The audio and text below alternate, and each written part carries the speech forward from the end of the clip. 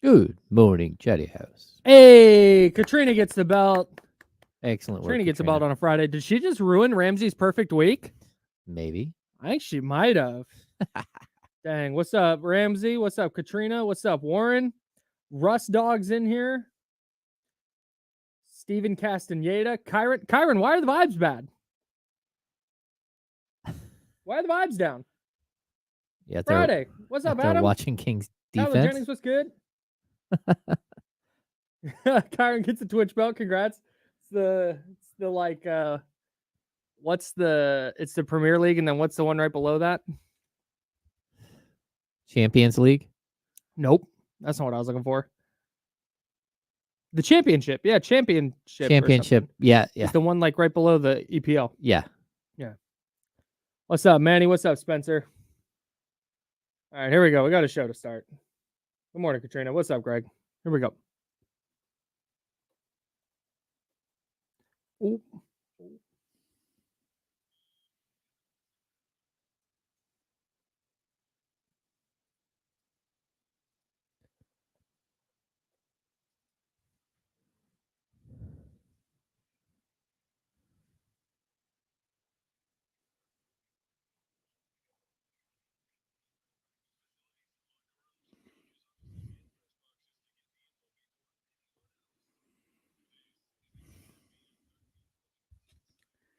All right, we got a lot to get to. We're gonna dispense with the pleasantries of a Friday. Vibes are up. He's James. I'm Kyle. We got donuts. We're sponsored by Jiffy Lube, and we're rocking with you until noon. Okay, so we've got Kings preseason stuff. We've got Week 7 of the NFL. We got a big Niners-Chiefs game. We have Unreal Baseball Theater in Cleveland last night to dive into. But this morning, a report came down from Michael Scotto with Hoops Hype that the Kings have waived Boogie Ellis. What does this mean? And B, was this something that you anticipated happening, James? Okay, so a couple of things. Number one, I have not had this confirmed yet, although Michael Scotto is a very good reporter. I'm going to guess that this is exactly what will happen sometime during today. Number two, I did a deep dive into what Boogie Ellis's Exhibit 10 contract might mean. And it really does come down to like how much guaranteed money do the Kings give him. If it's a true Exhibit 10 contract and he only got between like $5,000 and $75,000, there is a possibility that when he's waived, that they can designate him as an affiliate player. And if he decides to play in the G League, that he will basically go to the Kings G League. He'll play for the Kings G League. But when you waive a player, you open up a door. And that door can be a team claiming him off waivers for their main roster. That could be a team going and signing him to a two-way deal and stealing him away. Even if he goes to your G League affiliate as one of your affiliate players, if another team decides to offer him a two-way contract or promote him to the main roster, they can just swoop in and take him. It's kind of like the NFL's practice squad. Because he wouldn't have like a two-way protection with the Kings. Okay, so that makes sense. Yeah, the Kings two-way guys cannot be taken at all. Because they're under contract. They are. The team with the Kings. The Sacramento Kings. Yeah, it's a half and half contract, half G League, half NBA. So this means that if he does in fact get waived, that there's a possibility that he stays in the program. I was under the impression that he was going to have to go through the G League draft process, but upon further reading, if his Exhibit 10 is for less than 75,000, then he's actually eligible to go as an affiliate player. But again, we're going to have to wait and see. I do know that there are teams around the league that have been sniffing around him, like whether or not the Kings are going to keep him. And this puts the Kings roster, I mean, they still have to make other cuts, but like on guaranteed contracts, it knocks them down to, I think it's 14 at this point. Okay. And that's with, we found out yesterday, Doug McDermott's contract is a 1-year league minimum deal with a $750,000 guarantee. Okay. And Orlando Robinson is on a 1-year deal with a $500,000 guarantee. And there were a lot of teams like sniffing around Orlando Robinson for a potential two-way contract during the summer as well. And he chose to sign with the Kings on a regular contract, but he basically got that two-way money guaranteed. Okay. Is this something? This is kind of surprising, though. No, that they went this route. I mean, what was their other option instead of waiving him? Well, I mean, their other option was to like promote someone else to one of their other two-way players to a regular contract, or waive one of their two-way players and convert his Exhibit 10 contract into a two-way contract. Okay, that was a possibility, and then that way he would make the like $550,000 for being a two-way player. Right. But and their two-way players are Isaac Jones, Isaiah Crawford, and Mason Jones. Okay. Yep.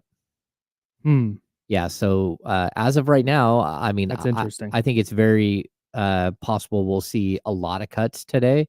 This might be their cut down day, and then like what we saw yesterday, there was a player that what was it, Antoine Davis, that the Kings may be signing to an Exhibit 10 contract. Again, they couldn't sign him to an Exhibit 10 contract until they had an opening, and this creates an opening to sign somebody else. And then when you waive them, you're able to give them a little bit more money for when they go to the G League. Interesting. Yeah. So Boogie Ellis has been waived, and he may be back with Stockton. He may go elsewhere. Yes. Got it. Yeah, a door has been open for him to go wherever, and there's a possibility he has. I've heard he has offers to go overseas. It's possible he'll go overseas, and he won't go to the G League. Yeah. That's the door's always open for that. Yeah, I think I don't want to be callous here, but dude's turning 24 in December. He was going to possibly be on a two-way, but probably spend most of this year in the G League.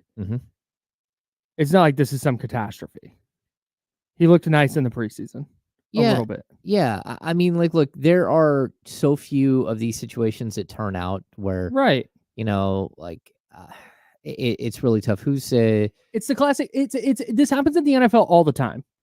You get an undrafted rookie who comes in and has some really nice fourth quarters in the preseason. Yeah.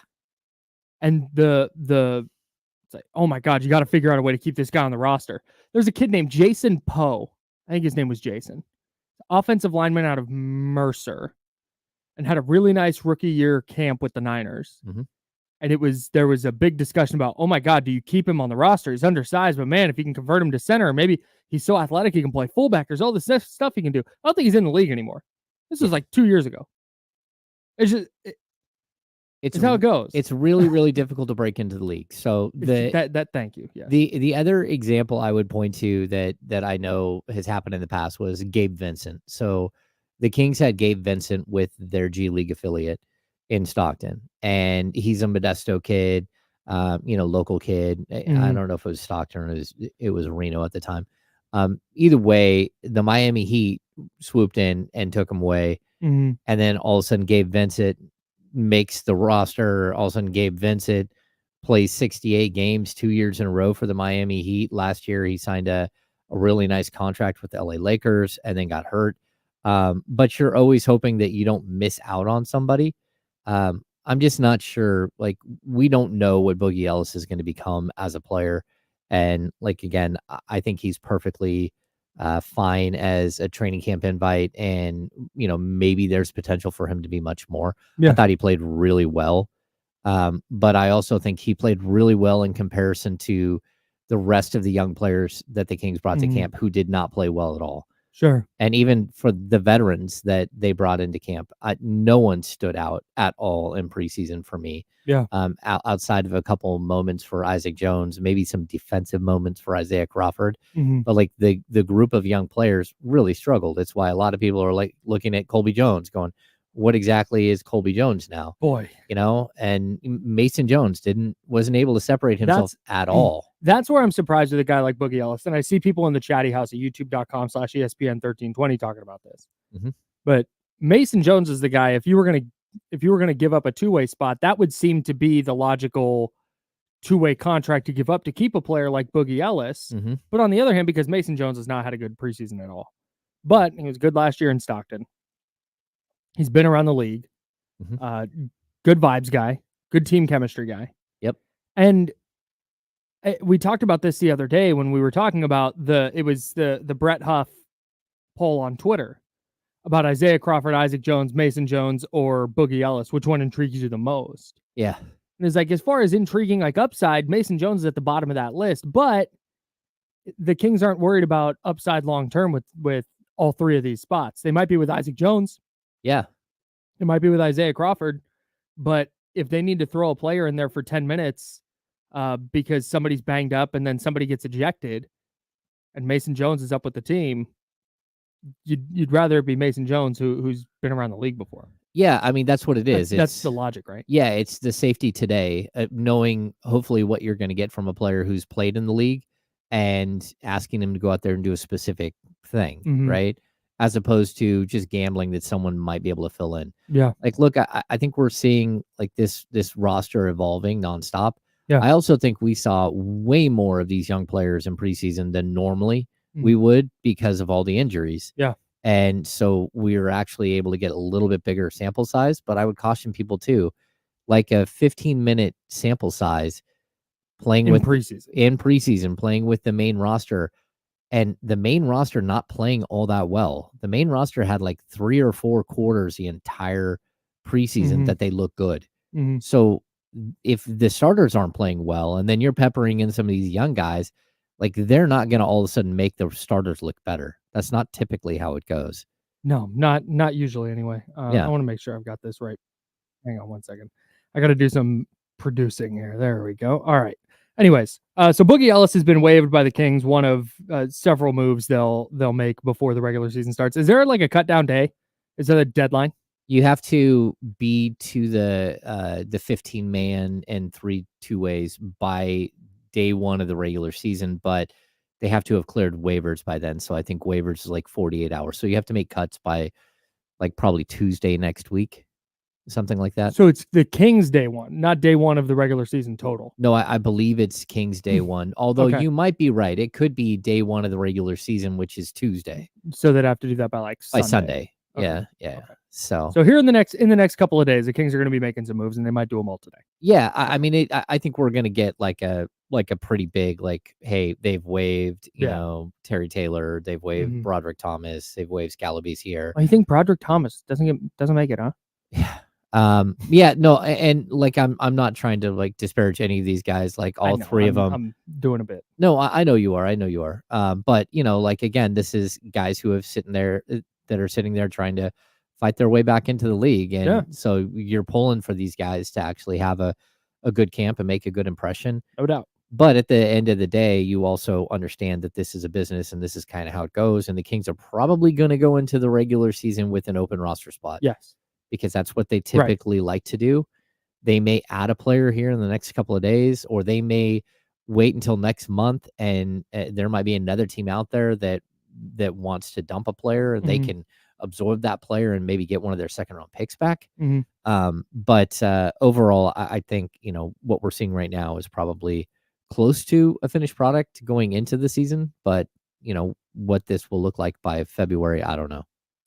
All right. We'll get to Kings roster moves whenever they happen. All right. The Kings played a preseason game last night, allegedly. 113-91, they lost to the Clippers. Look, man, it's yucky. You can tell me it doesn't matter. You can tell me that none of this counts, and I get against the official record, it doesn't. It feels a little yucky. Oh, De'Aaron Fox didn't play. I needed a win last night and got whatever the hell that was. Yeah, that wasn't fun to watch. Yeah, you know, we talk about this all the time, like the check-in games and stuff. Like there wasn't any last night, and that was a problem. I do think, you know, there are some things that we can look at from that game. And number one, Doug McDermott showed up and was like, "Hey, I'm here to shoot." Like, I got to get a full training camp in today. I'm going to play 16 minutes or however many minutes he played. Oh no, he played a lot more than 16, I believe. Yeah, I was surprised with how much he did play. And I was surprised that he walked onto the court and was just like, "Okay, I'm here to shoot." Well, dude, Kenny said it.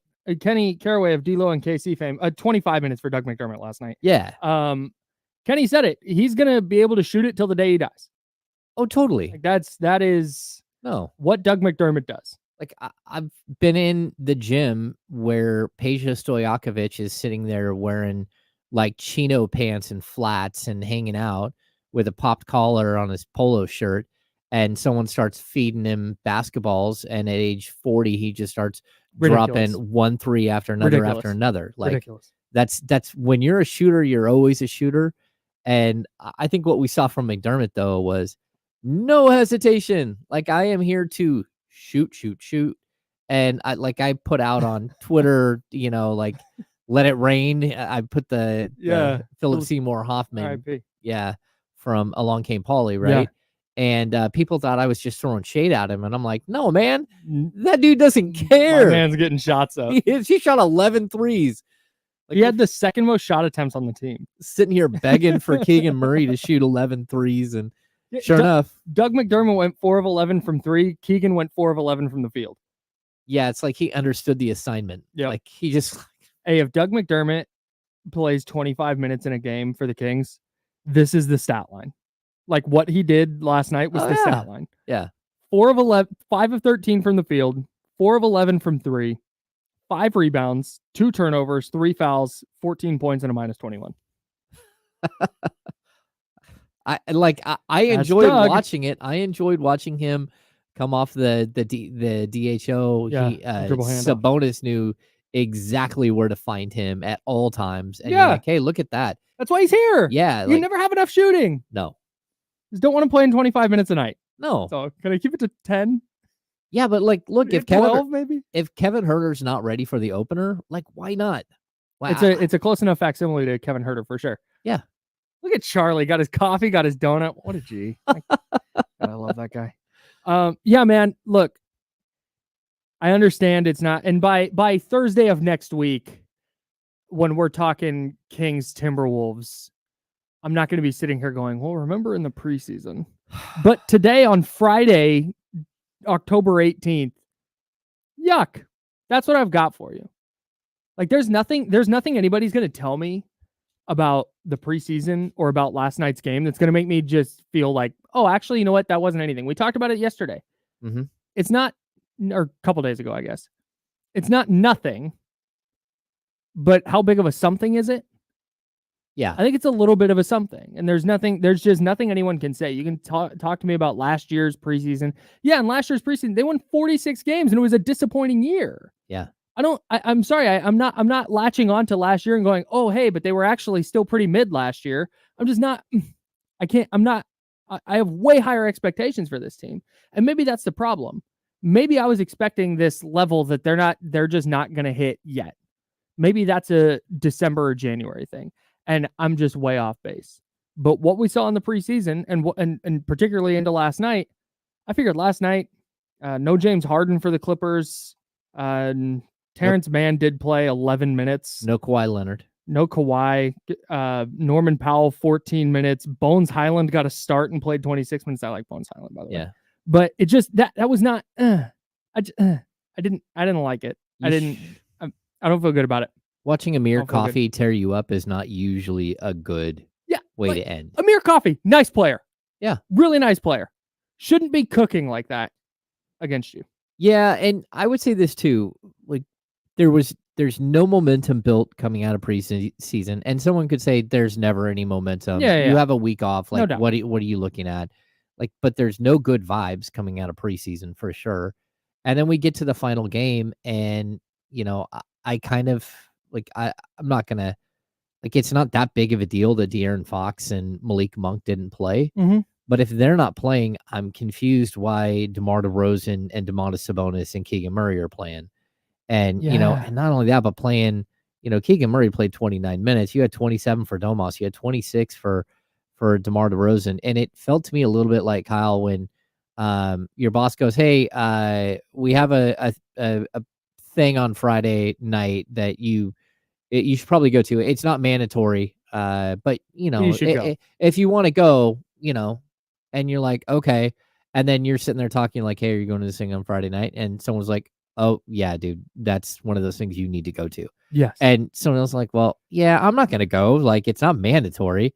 And you're like, oh, okay, so should I be there? Should I not be there? Mhm. I should probably be there, Yes. right? Mhm. And that's what this game kind of felt like. You had some guys that didn't play. Yeah, and it wasn't like, and maybe that was the plan, was to play those guys 10 minutes. Yeah. And then they just came out, and there was no point in that game. They were down 65-38 at the half. Oh, it was ugly. Like, man, what? Like, what? Yeah. So that's just, like I said, by Thursday of next week, we're going to be looking ahead and what does the rotation look like, and Fox and Monk and Sabonis and all NBA and all stars and this and that. That's going to be the conversation. Mm-hmm. But my job here on the radio, our job here on the radio, as we sit here on Friday, is not to talk about what we're going to think on Thursday. It's about what we think right now. And what I think right now is bleh. Hey, quote me. You can quote Kyle. And shout out to our guy, Gary Gerald. I don't know if you guys caught this, but during the telecast, they decided to go paperless there in the arena. So Gary was not getting his box scores. He wasn't getting anything brought to him. Not only that, their monitors weren't ready and up because they're still working out the kinks. So he's just winging it? So Gary Gerald had 0 box scores. He had 0 stats coming to him. They were able to finally eventually get a laptop up, and he was able to get some stats from someone who was helping him. But it was like a disaster. And at one point he's like, can somebody at least tell me, like, what are the Kings shooting from 3 at this point? Because it's 5 of 19 or 5 of 25 or whatever it is. And finally someone did.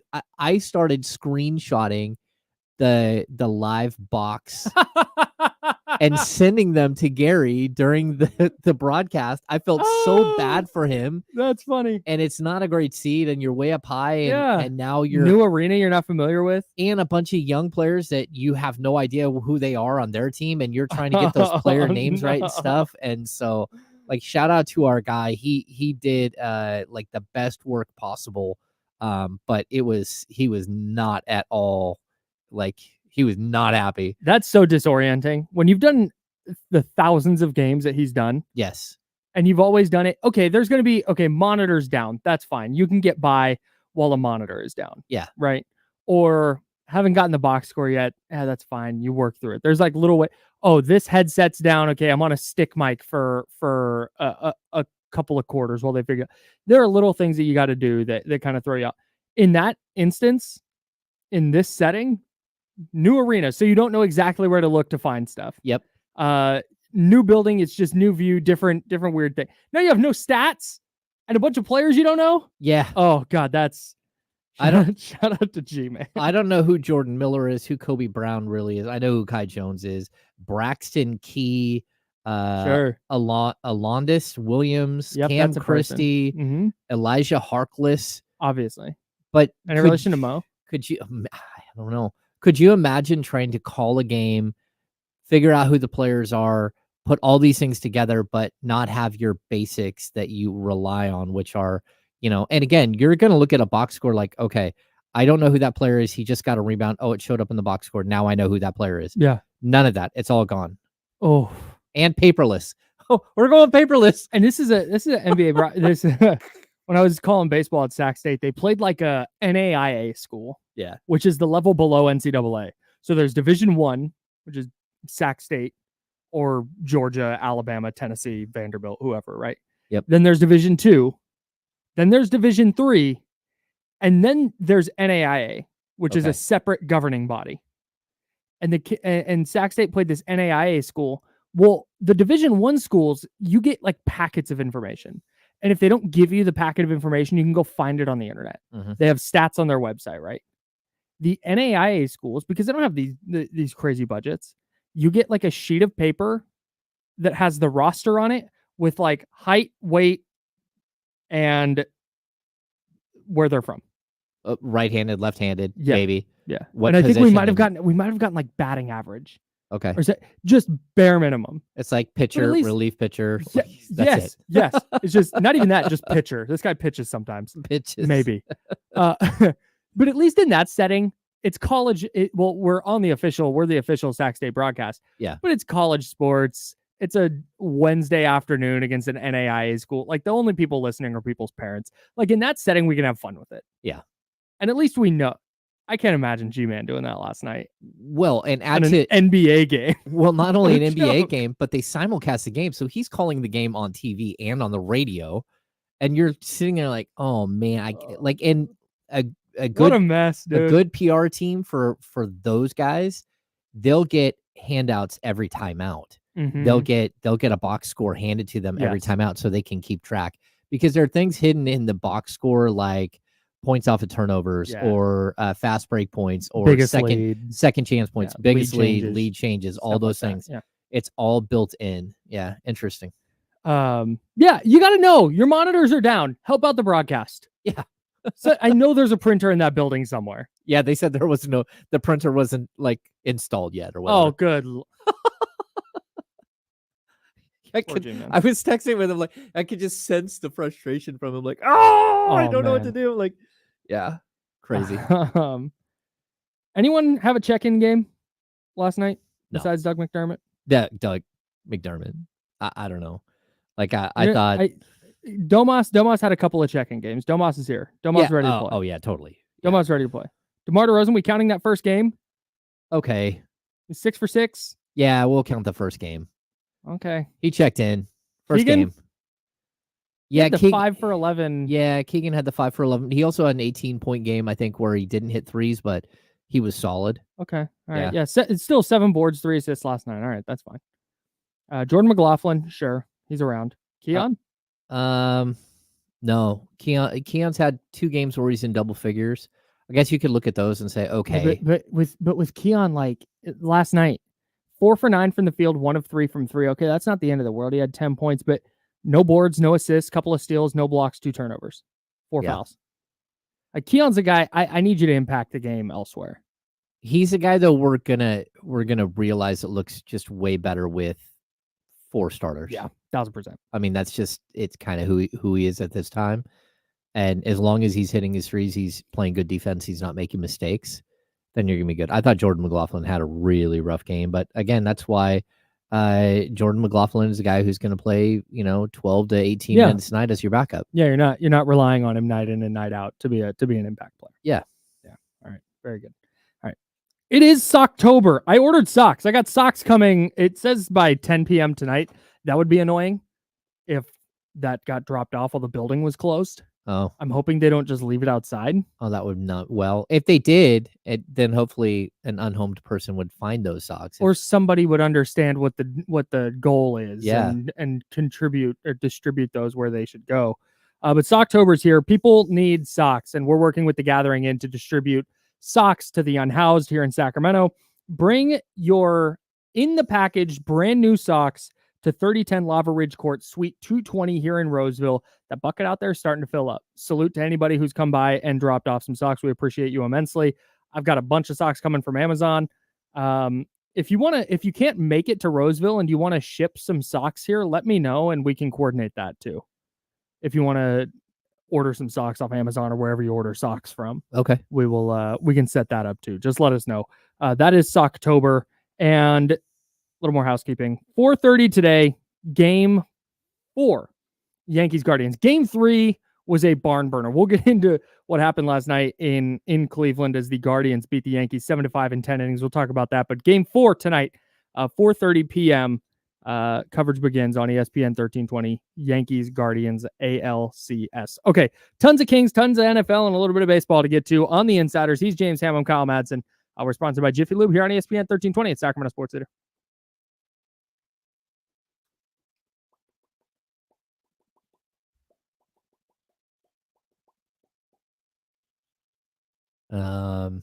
Hey, we don't have Faraz Siddiqui today, so no Fantasy Friday.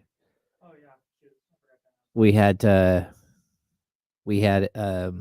a scheduling conflict. I think he's flying somewhere.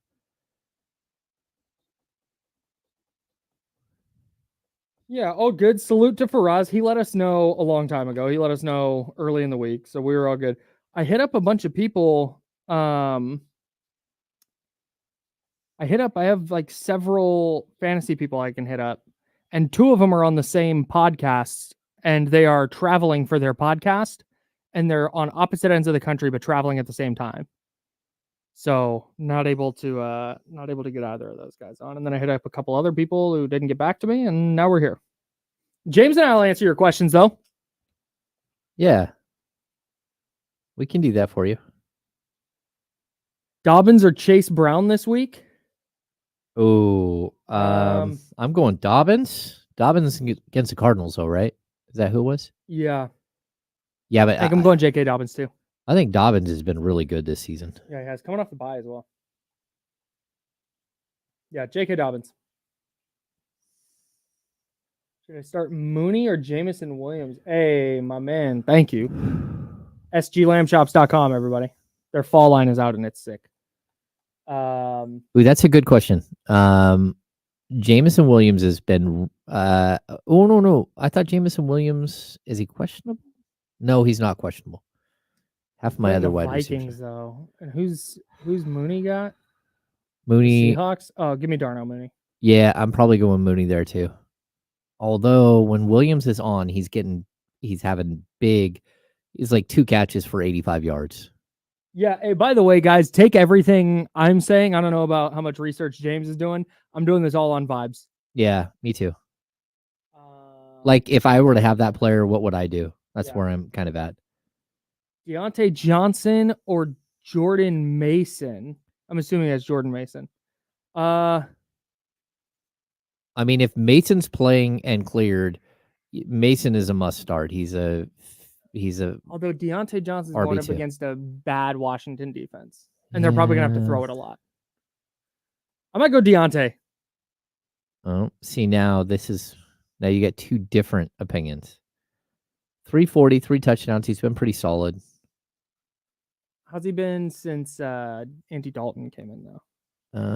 I can get that for you. He's 78 yards and a catch and a touch last week.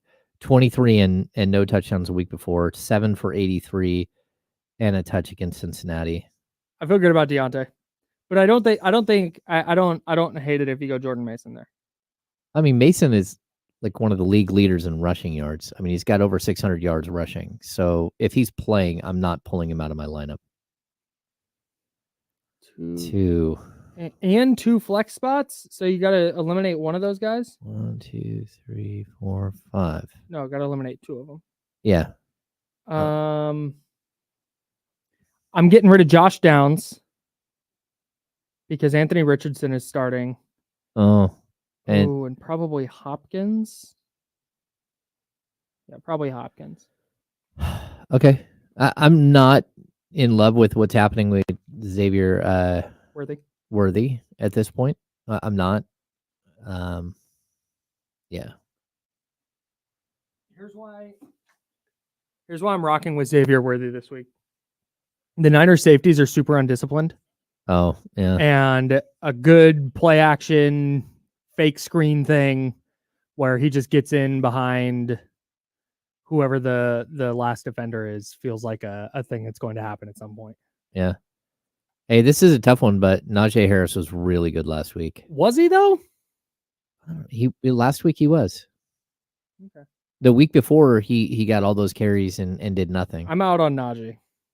I'm not sure that Guerrero is going. If Mason is healthy, he's not splitting carries with Guerrero. Guerrero might get like 8 carries, but don't forget this is Kyle Shanahan. If the dude's healthy, he's going to run him out there and just play him. That's a good point. All right, here we go.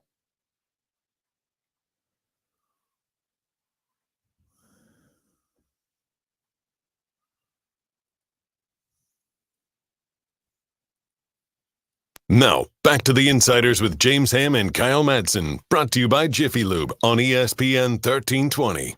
He's James Ham. I'm Kyle Madsen. Typically, 10:30 on a Friday, we've got Faraz Siddiqui of Upper Hand Fantasy for Fantasy Friday. Here we go. Excuse me. No Faraz this week. A little bit of a scheduling conflict. That's fine. He'll be back next week. We'll be good to go. We've been answering your fantasy questions. James and I have. Are we doing this with the in-depth research and knowledge that Faraz does? Not even close. No. Not even a little bit. Nope. But if you need a couple of guys to make picks off vibes, let us know. Yeah. YouTube.com/ESPN 1320. I have played. This is my 35th season playing fantasy football. I do typically play pretty well. So, Yeah, Najee Harris, 925 legend, Antioch legend for sure. I'm out. I'm out. I don't want any parts of him in fantasy. Manny asked, is Juwan Jennings healthy? Doesn't look like it. He'd a no-go in practice the first 2 days this week. I'd be a little bit surprised if he is a go this week against the Kansas City Chiefs. Yeah. So we can do that kind of throughout the show today. Yeah. Somebody has an intriguing fantasy question. We can get into it. Yeah. We're helping your teams. I know you're out on Harris, but I mean, he had 106 yards and a touch last week. He had 2 catches for 16 yards. How many carries? 14 carries, 106. And he's had basically 14 or more carries in almost every week this season. He just hadn't been very productive. I mean, that's kind of his whole career. The volume's there. He's just yeah. But that was a good week. He in my league, he scored 18 points this last week. So, and he had the big dive we talked about. Yeah, the dive for the touchdown. Yeah, that was nice. So I'm not totally out. All right. Anyway, very good. Hey, before we get back into Kings and get into the Niner game, because the 49ers are lying. The 49ers are lying out of their asses. Okay. And we'll explain here in a second, but I really want to talk about this baseball game because we got a doozy last night in Cleveland, Progressive Field. Cleveland's up 3-1 in the 8th. Okay. Aaron Judge, game-tying 2-run homer. Giancarlo Stanton, next batter. Solo shot. Crack. Yankees up 4-3. Yankees in the 9th. Gleyber Torres, sac fly, makes it 5-3. And it feels like this game and series are over. It just, the Guardians just can't quite keep up. They're just not in the same class as the Yankees. But hey, tip your hat. It's a good series, good season for the Guardians. And Yankees are going to go up 3-0 and eventually punch their ticket to the World Series. And then Cleveland gets a runner on in the 9th. There's 2 outs. And the big Christmas.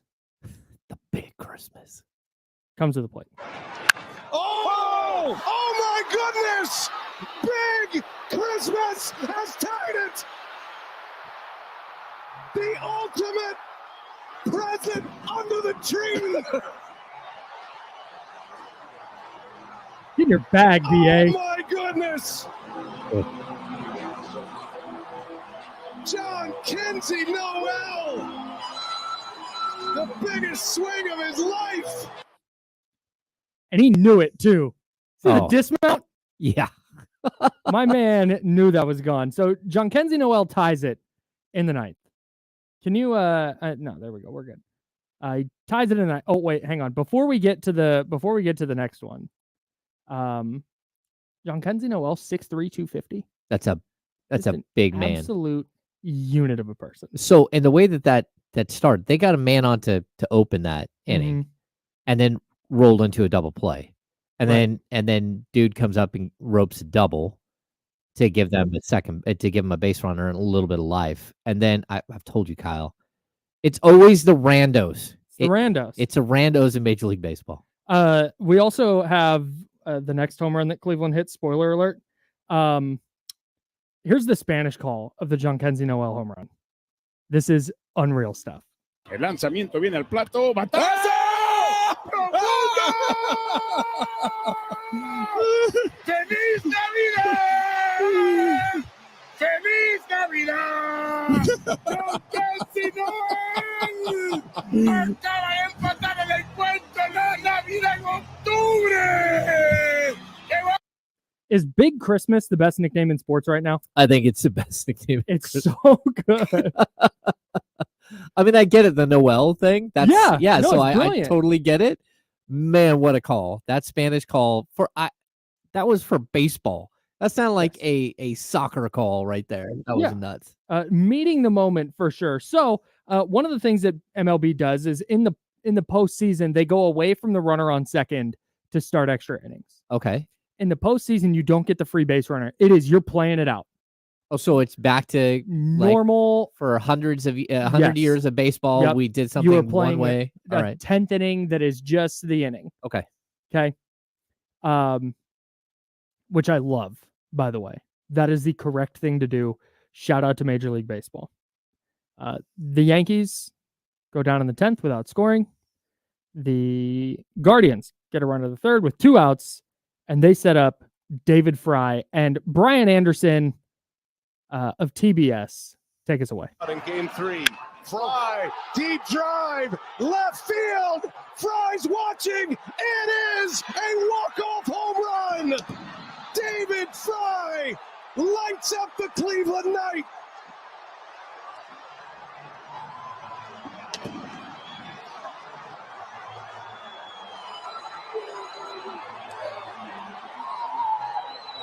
Incredible. And shout out to Brian Anderson for letting the crowd take it. Both times. Lights up the Cleveland night layout. Brilliant. Brian Anderson, friend of the program. Incredible stuff. And just an amazing baseball game too. Small note with the Guardians. Did you hear they make the Mario coin noise when a runner crosses the plate? Oh, no, I didn't hear that. Yeah, it's amazing. Oh, I just love everything that's happening. The call gave me chills, like both of them. He talked a little bit more the first time, but you have to because it's big Christmas. Yeah. But still, to let it breathe, let it have life. It's just such a great quality in a play-by-play call. Ah, man. Yeah. Great so stuff. Good. Great stuff. I love baseball, man. Playoff baseball, it's just a little bit different. Mm-hmm.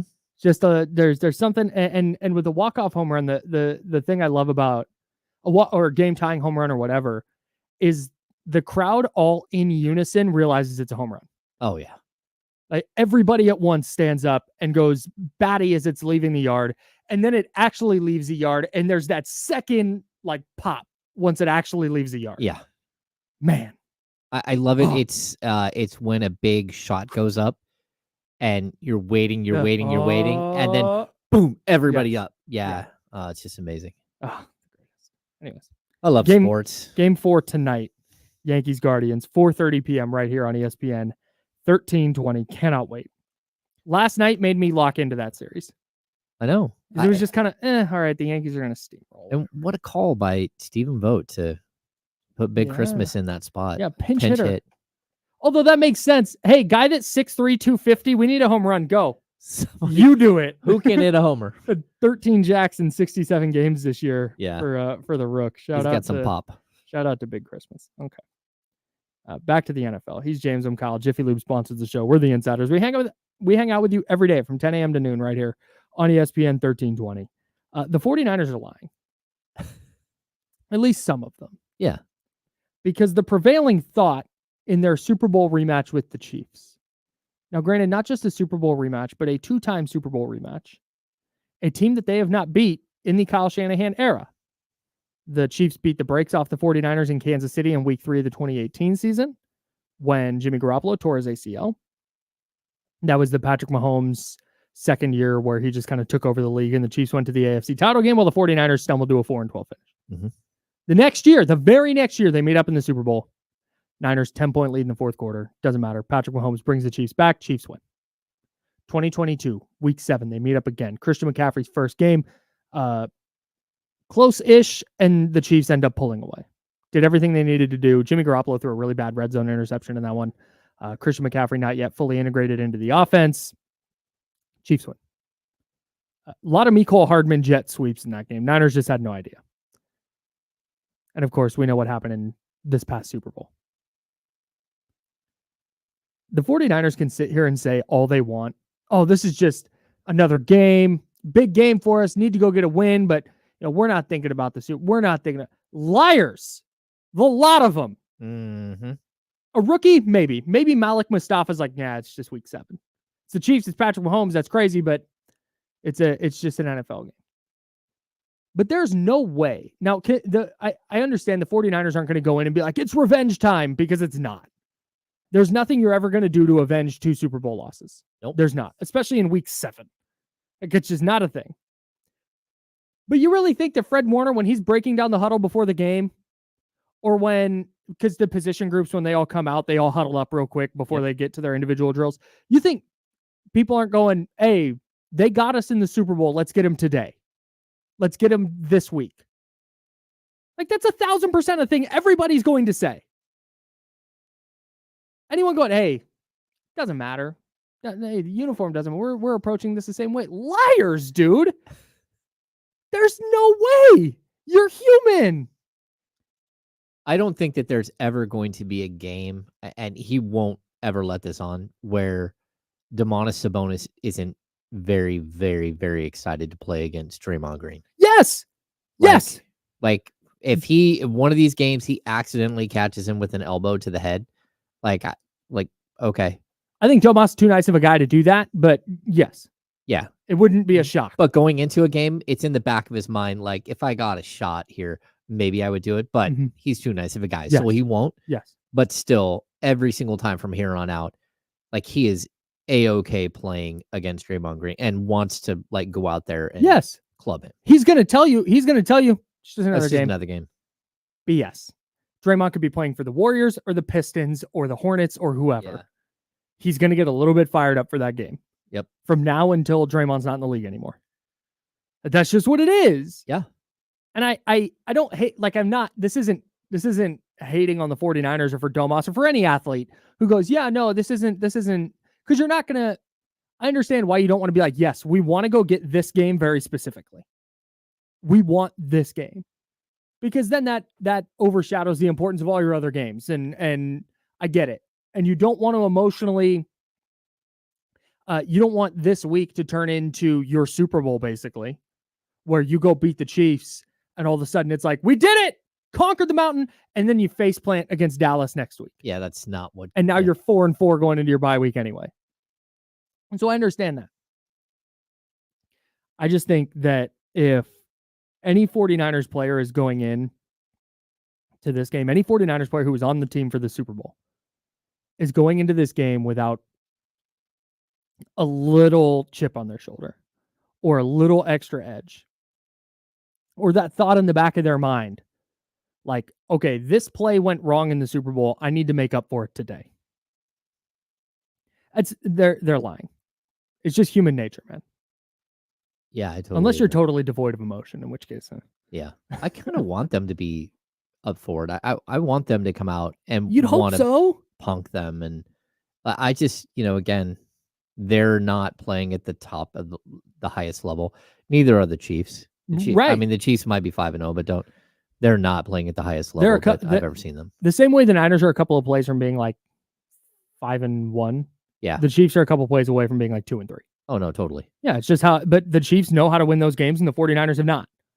Yeah, and there's also the fact that the Chiefs have just played teams that didn't come up with the like basic rudimentary plays. Mm-hmm. I mean, Mahomes has given up the ball in like crucial spots in the fourth quarter, like a couple of times where like in a tight ball game. Yeah, so you had week 1. I was going through this on Candlestick Chronicles. That's a podcast I host with Chris Biederman of the Sacramento Bee. We're going through the Chiefs schedule, and it's really funny because we keep talking about this. But Baltimore week 1, the Chiefs win 27-20 as Isaiah Likely's toenail comes down out of bounds.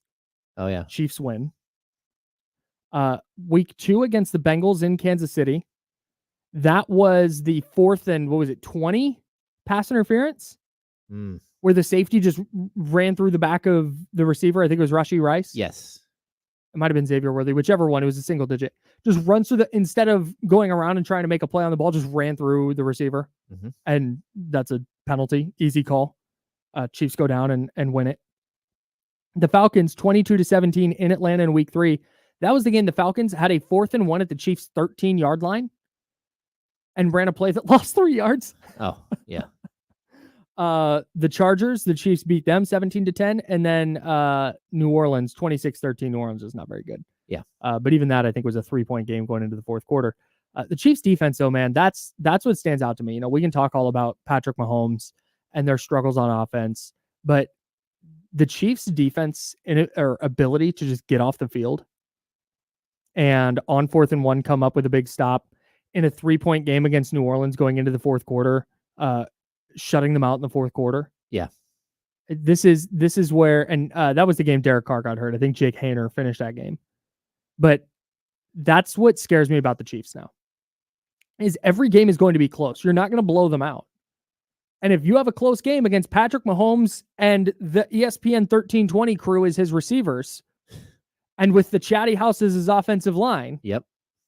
he's going to figure out a way to win it. He's still going to find a way. One possession game, either way, you got to score. Their defense is getting a stop. They need a score, and you feel good about Patrick Mahomes getting it. Oh, no, totally. And I'd say the one thing that separates these two teams right now that I've seen watching a ton of both teams is the simple fact that the 49ers on third down can't get off the field. Mm-hmm. Their defense can't get off the field on third down. And it's happened too many times this season. And the Chiefs, when they need a stop, come up with a stop. Mm-hmm. And that's the difference between being 3-3 and being 5-0. And it's just the little tiny things because, again, the Chiefs haven't blown anybody out. Even that Saints game, there was an opportunity there for the Saints to come back. Yeah. They just, again, they weren't able to pull it out, especially with Carr being injured. But, look, overall, I don't think that there's a lot separating these teams. But in the NFL, these little mistakes are what the difference is between being great and being a solid team. If the 49ers and Chiefs are evenly matched, which Vegas says they are, it's a 1.5 point spread. If these two teams are evenly matched, the reason you lean Chiefs is they have figured out a way to win all of their games, and the 49ers have figured out a way to smoke 3 of their games. Yeah. Against the Vikings, needed to stop, couldn't get it. Against the Rams, several things. Need to catch, need to stop, need to not have a punt return to the 50. Blow a late lead. Need to make a field goal. And same thing against the Cardinals. You're up 13 at halftime, and you can't put that game away. Mm-hmm. The Chiefs are elite at putting games away, and the 49ers are bad at it this year so far. They put a game away against Seattle. That's a nice start. But Seattle and the Chiefs are a long way away from each other. Yeah, there's a big difference. Big difference there. 916-909-1320, 916-909-1320 is the Elk Grove Kia talk line. We're talking Kings, we're talking 49ers, and we got Don. Don, you're on the Insiders. What's up? Hey, I hope it's okay if we switch it up and talk about the Raiders. Yeah, please. What do you got? So heading into week 6, you got Devontae being hurt and asking for a trade.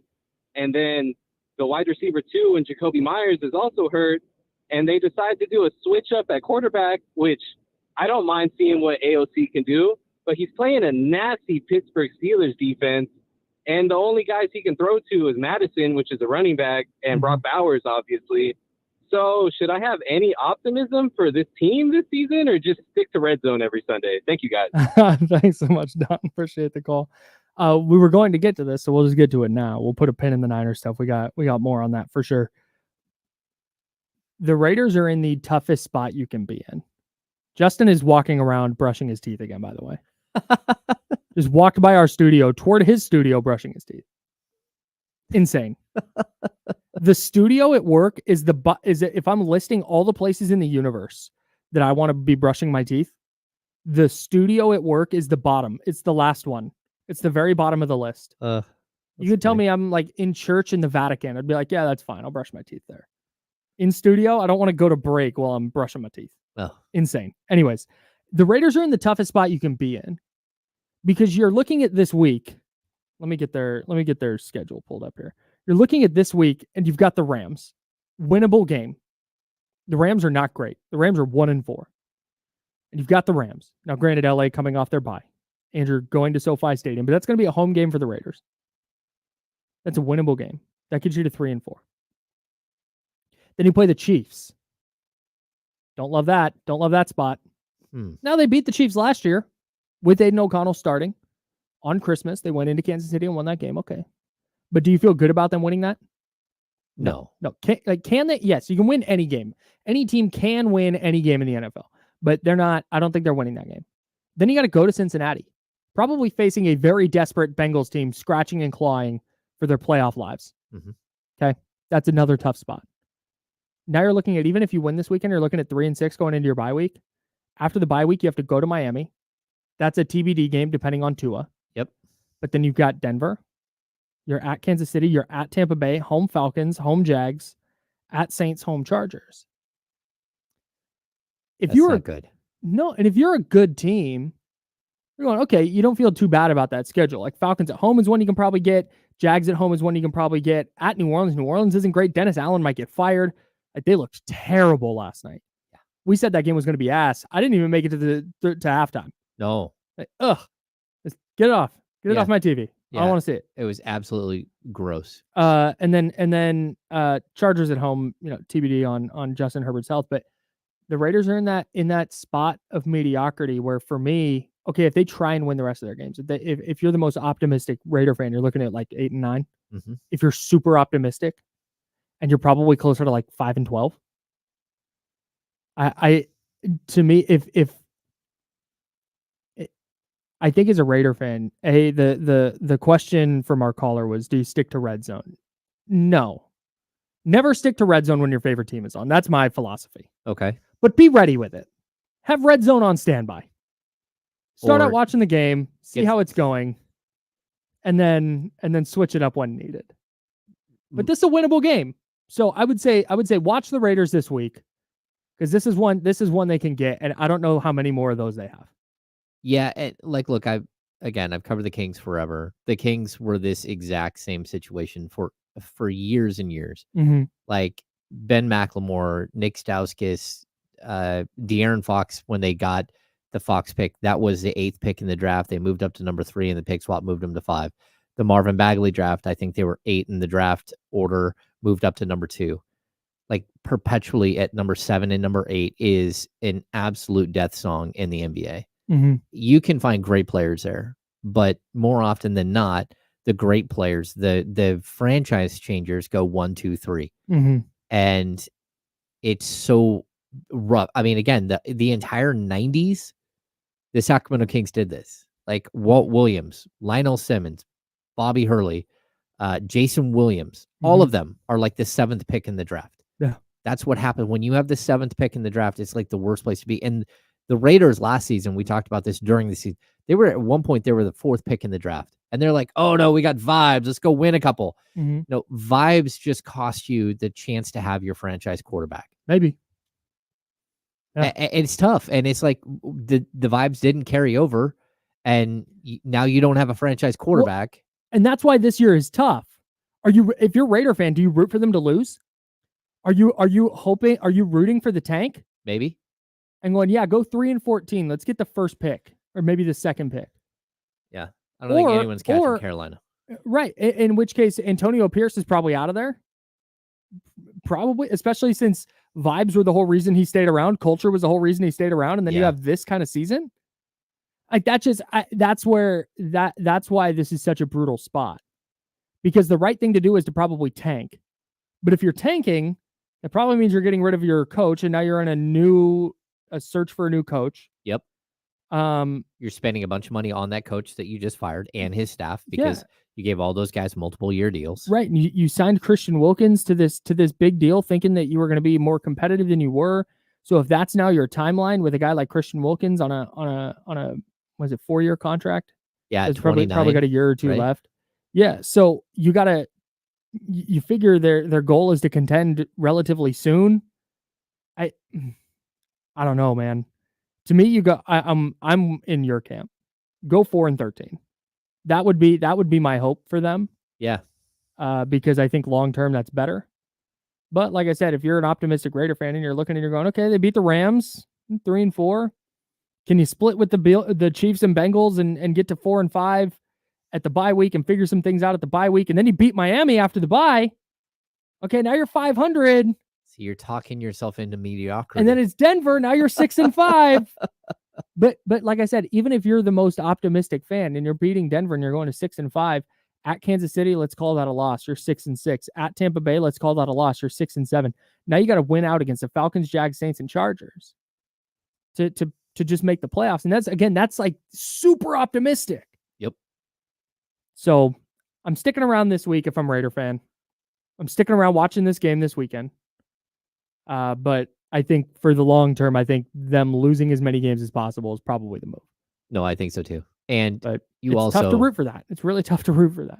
I don't think there's any shame in flipping over to the 49ers-Chiefs game that's playing at the same time. Yeah. Weird schedule this week. We'll talk about that. I see Mitch in New Jersey. I see you on the line. Hang in there, bud. We'll get to you on the Elk Grove Kia talk line next. And we got more We got more Sacramento Kings to get into as well. Also, what are they teaching at UNC Chapel Hill? I have questions. All that in the second hour. Sponsored by Jiffy Lube. We're the Insiders. He's James Ham. I'm Kyle Madsen. We're on ESPN 1320 at Sacramento Sports Center.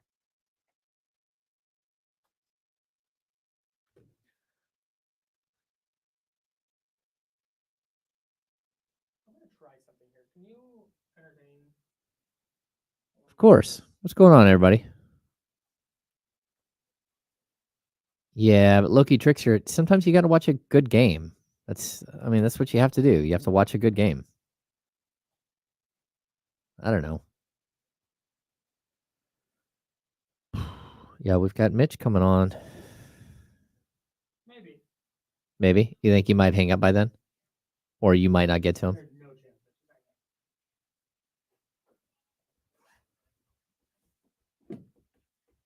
Let's see.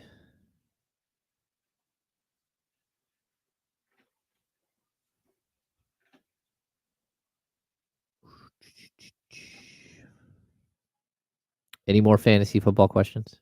Ooh, that's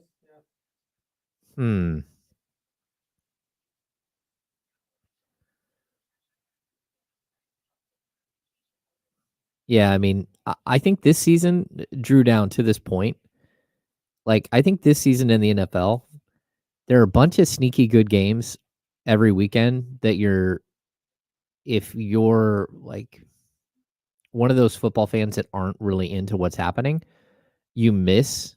Again, we talk about, what is it, the NFC North has been really good, but also the NFC South. Like, those games that those guys are playing in are absolutely a blast to watch. There's so many fun games. So I don't know. I think there's a lot of good stuff. Russ Dog, my fantasy football teams this season, I am 2-4 in my big league. We took a bad beat again this week, where we faced the guy who I think scored one of the most points possible.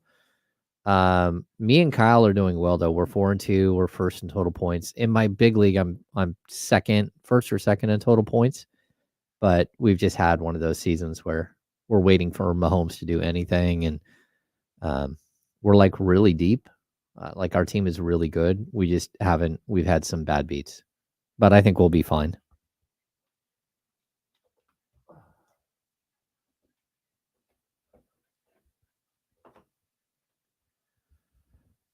Yeah, Bo Nix is working through some stuff as a rookie quarterback. But I do agree that I would rather have Bo Nix than what the Raiders have. Because at least you're gambling on a young guy who might develop. I don't know.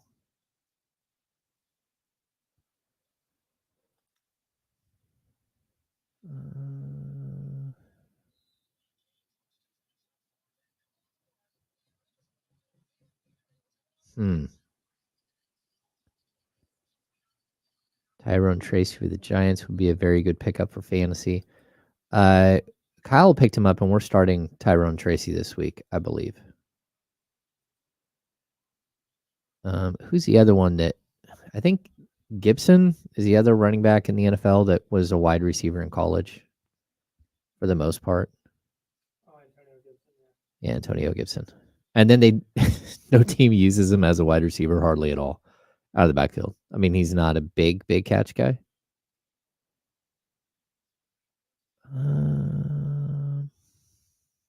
Yeah.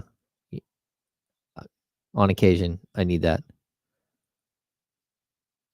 I don't have great hearing, so sometimes when people come on, when we pull in callers, if you have a bunch of background noise, like the white noise sound, I can't hear anything. All right, we're coming back.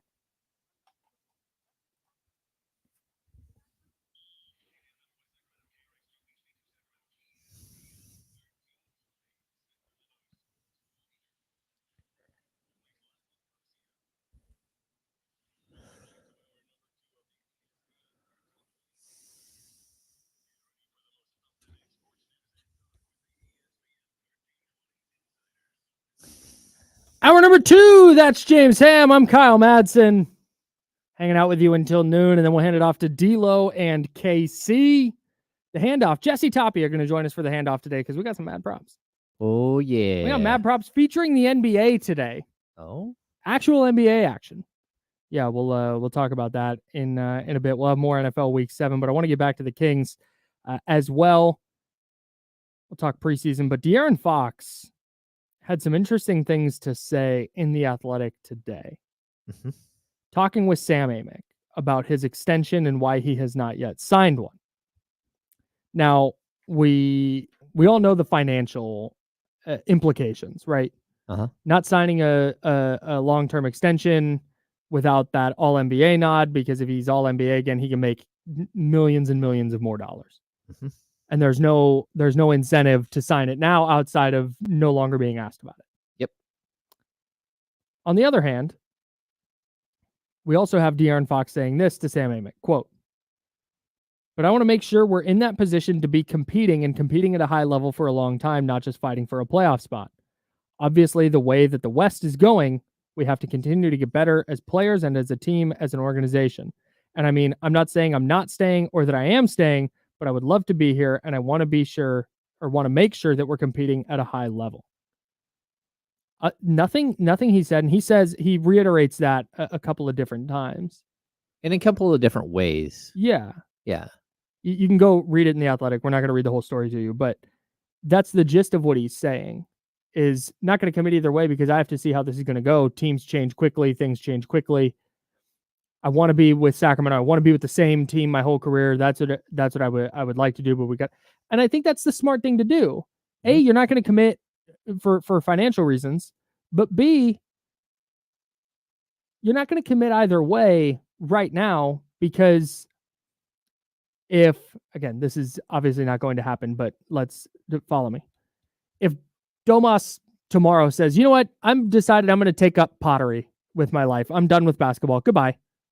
And DeMar DeRozan says, you know what, I've been doing this for a long time. I don't want to do this anymore. Goodbye. Let's just say after this season, not tomorrow, after this season. And Malik Monk says, I want to get traded. Trade me. That changes the calculus a lot for a player that wants to be competing. Mm-hmm. And again, I don't think those things are going to happen. And De'Aaron says later in the piece that they're moving the right direction. They're doing all the right things, which is, I think, kind of the vibe I get. Yeah. I didn't take issue with anything he said. I don't take any issue either. And he references Jason Tatum and Bam Adebayo. Jason Tatum, of course, won a championship last year. Bam has been to 2 finals. Mm-hmm. And saying, like, look, they actually have like this path where they've got somewhere, and that's why they signed their extensions. Mm-hmm. And he's like, we're not there. Mm-hmm. And I get it. I mean, this is year 8. In his first 7 seasons in the NBA, he's made the playoffs 1 time. Yeah. And in order for him to reach the pinnacle of a player of his skill level and everything else, you need to win games. And you can't just say, well, it's not, De'Aaron Fox has no fault in where the Kings have been the last 7 years. You can't say that.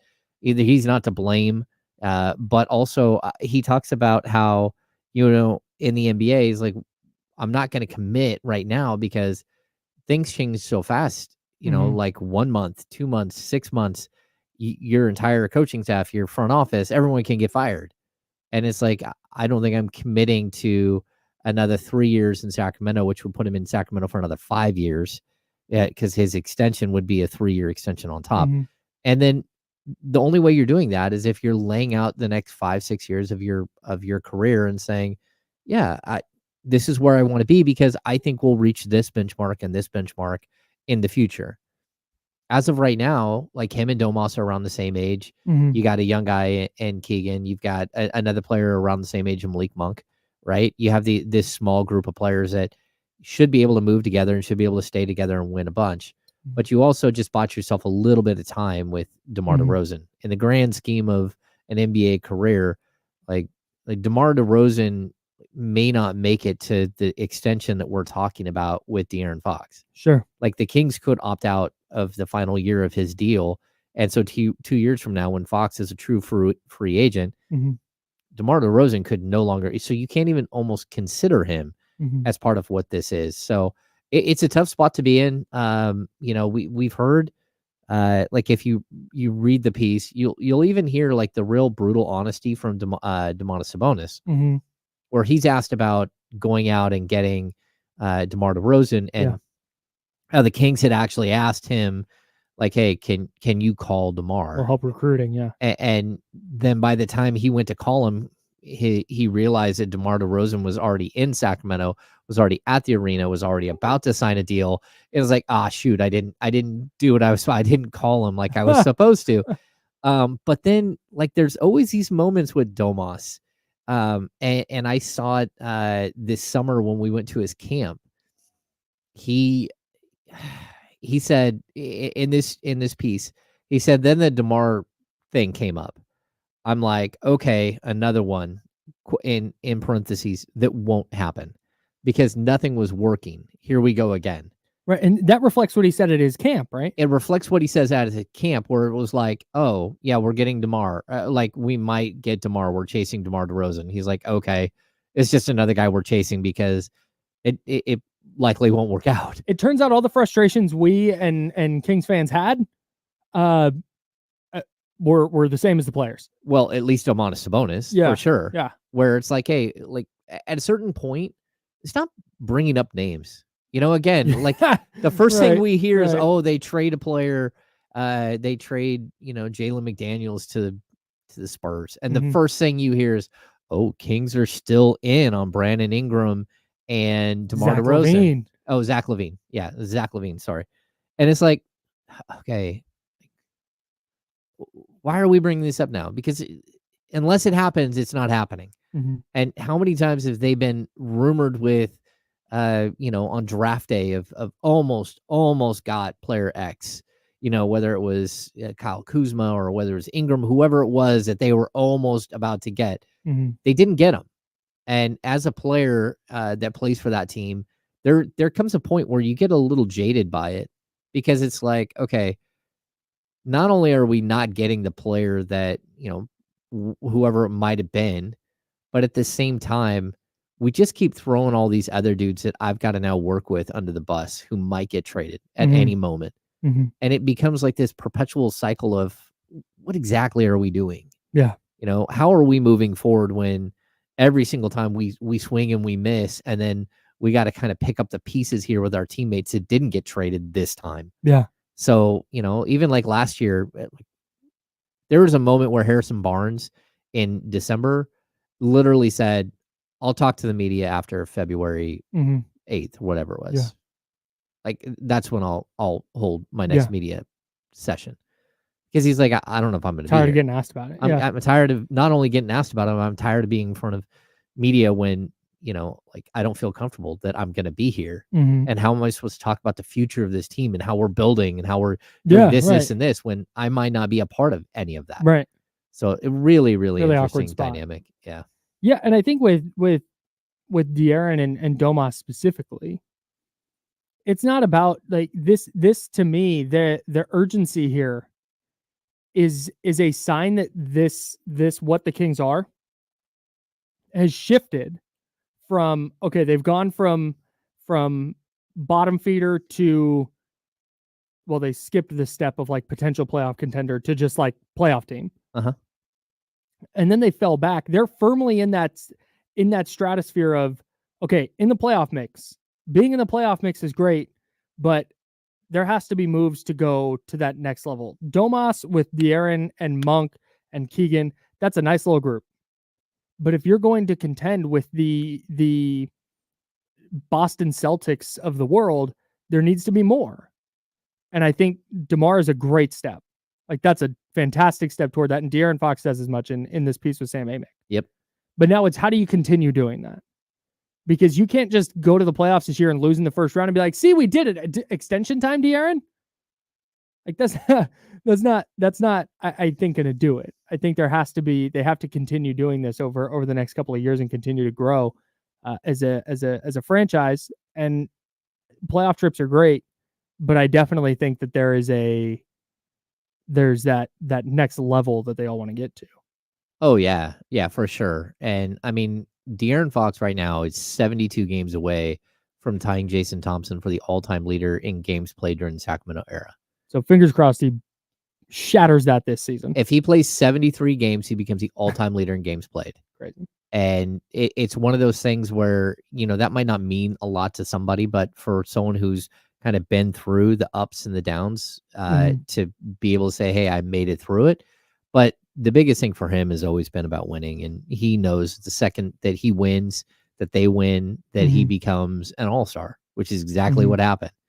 And so you're always left with this, like, okay, how do I keep winning, or can I win here? And I think, after last season, it's a reality. Like, there's no guarantee this team makes playoffs this year. Yeah. We can talk about them as like a 50, 51, 52 win season, but there's no guarantee at all that that's what happens. This team could, like what I've talked about with some of these other teams, whether it be the Clippers or whether it be the Warriors or the Lakers, it could take a step backwards. Like, the Kings could be one of those teams. They could win 43 games this year. They could win 42, and like things could get a little dicey. And then what happens? Yeah. Then who wants out? Who? So I think the tenor of a franchise can change so quickly, and I get it. I get why Fox feels that way, and why Sabonis feels like we're always swinging and missing. Like, and at the end of the day, you have to. We will judge these guys at the end of their careers, Monty McNair, Wes Wilcox, at their end of their tenure with the Sacramento Kings, with not the moves that almost happened, but the moves that did happen. The move for Domantas Sabonis, absolutely brilliant. But then what are the other moves that you have to do to get over the top? Signing Malik Monk to a 2-year deal. Yeah. Absolutely brilliant. Yep. Even trading for Kevin Huerter. Like, he had a bad season last year, but in year one, Kevin Huerter, that was a very, very good trade. Yep. That cost you, a draft pick. But, again, I think that there's a lot of ways in which we always think that the Kings are being so active, and it's because they're mentioned in every single story. Yeah. It's not because they've actually done Yeah. all that much. Yeah. And so if I'm the players, I feel the same way. Like, at what point, bring me a deal when it's done. Yeah. Don't ask me to call another player, but bring me that's Kyle Sox. Yeah, it is. Come on. Kyle Sox showed up. Fired up. Shout out to Socktober. Yeah. Yeah, dude. And that's, and I think with Fox specifically, since he's the one we're talking about with his extension and why he hasn't signed it yet and stuff. I think if you're De'Aaron Fox, Matt Moore wrote about this in his Kings season preview. Matt Moore, not bullish on the Kings, by the way. No. If you want optimism, don't go read what he had to write on the Action Network. But he does say, like, De'Aaron Fox is an elite player. De'Aaron Fox should be a superstar. And I think if you're De'Aaron, I'm going, okay, we're building something here in Sacramento. This is my what's the word? Like, territory. Yep. This is my corner. His kingdom. Yes, for good pun. Because he was how old was De'Aaron Fox when the Kings were awesome? 6? Oh, I don't even know if he's that. Well, he's 20. He's 26. So 2 or 3? Yes. So right. Yeah. So he doesn't. There's no as long as De'Aaron Fox, there's not been like a dude in Sacramento. Like, we know all about Vlade and Peja and Bibby and all that. Like, we're there. But there's not been that dude in Sacramento in his lifetime. Yeah. So I think he relishes that. But then as he's been here in Sacramento, he watches Jason Tatum from his draft class take this meteoric leap into winning a ring. He talked about Bam Adebayo in this piece. Anthony Edwards came in way after him, making this meteoric rise to be like the face of the league. Luka Doncic came in after him, has taken this huge leap. And he looks around and he sees Devin Booker a year before him. Devin Booker's before or him. 2. I think it's 2 years. Yeah. But I think he looks around the league and he sees all these guys that it's like, why am I not there? Why am I not in that conversation? And it'd be a logical thought because he should be. When you go look at all the things, like I said, Matt Moore laid it out in the Action Network. All the numbers are like, this is one of the league's premier scorers. Yeah. There are not that many dudes in the league better at putting the ball in the hoop than De'Aaron Fox. Yes. If De'Aaron Fox played for the Knicks, De'Aaron Fox would be the face of basketball. Look, man, last year, 18 of the 19 top scorers in the league, 19 go from 1 to 19. 18 of them made the All-Star team. The guy who at the time of the All-Star break, I think was number 8 in the league in scoring is De'Aaron Fox, is the only one who didn't make the All-Star team. Like, you look at last year's scoring leaders, De'Aaron Fox scored more than so many of these guys that are considered like face of the league. And it can't just be about points per game. No doubt. But when you finish number 8 in the league at 26.6, 0.3 behind Jason Tatum. But that's the kind of, like you said, it's not everything, but that's the kind of stuff that does matter to the casual fan. Yeah. Is going to go and look at points. And that's like, again, are we going to assess every player? Are we going to rank players based on points per game? No. But that's the kind of thing that gets eyeballs. That's the kind of thing the league is going to market. And if you're not going to be in New York or LA, you have to be in the playoffs year after year. You have to be contending. Yes. And so I get why Fox is looking at, he's going to have his own shoe. He's looking at all these other guys making these leaps into Ja Morant. Another one. Yeah. Has his own shoe, made this leap, and granted he's had his own stuff, but I think he's going, that should be me. How do we get there? Yeah. And again, it might be that Sacramento can't be the place that does that for you. And but at what point do you look at your career and go, maybe I'm never going to get that? Again, it's a tough place to be in. But I still think that he's bought in. I still think this is where he wants to be. Like, he's established himself. His wife and kids are here. Like, they've established themselves in the community. They've got friends. They've got family here. They've built their own community. And what they want is to win.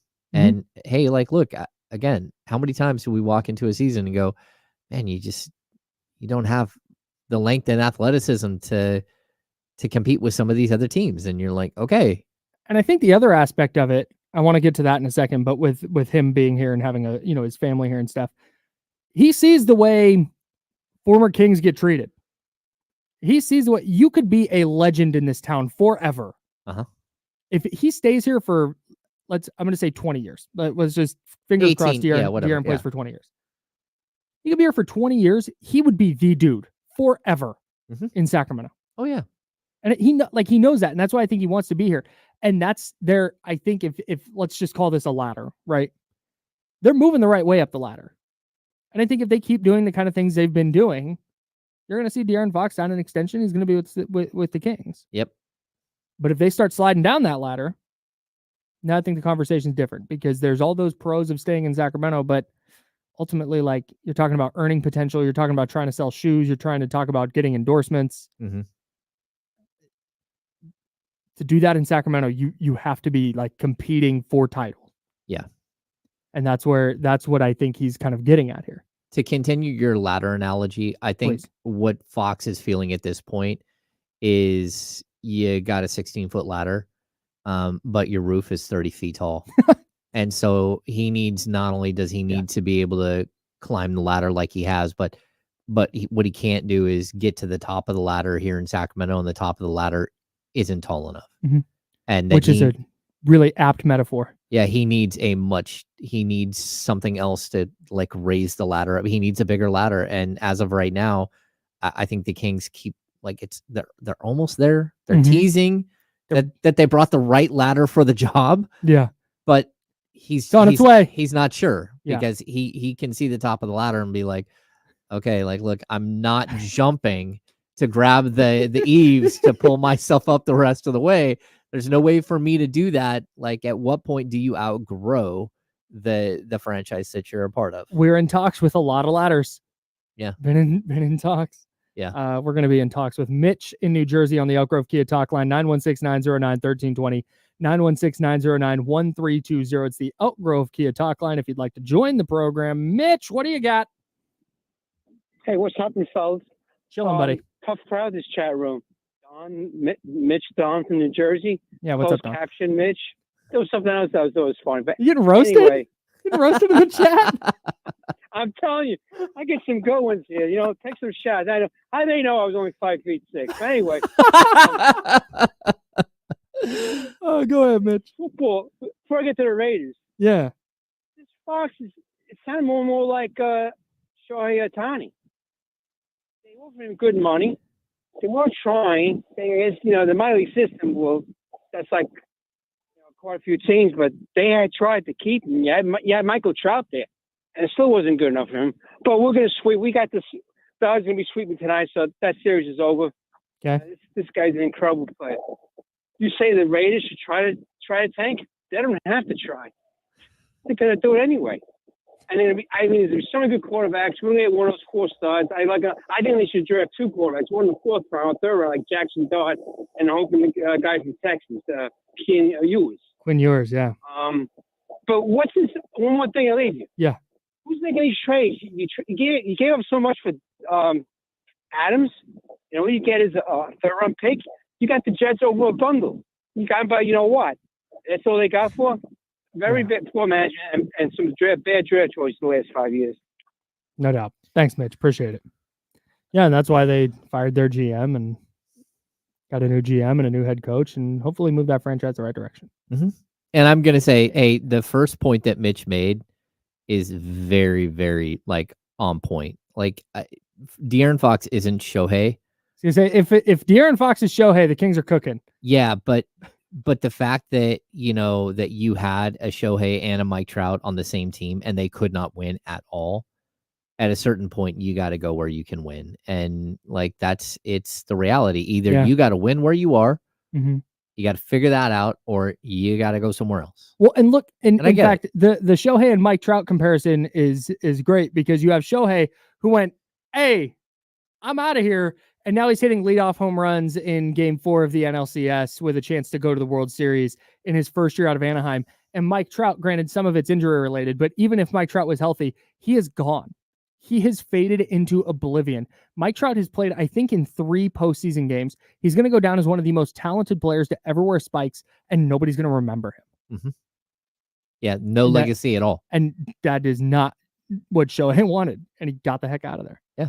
And again, at a certain point in your career, I understand it, and I would never hold it against a player in that situation. Would I be bummed out if he's not here? Yeah, for sure. But would you understand it? Yes, you would understand it.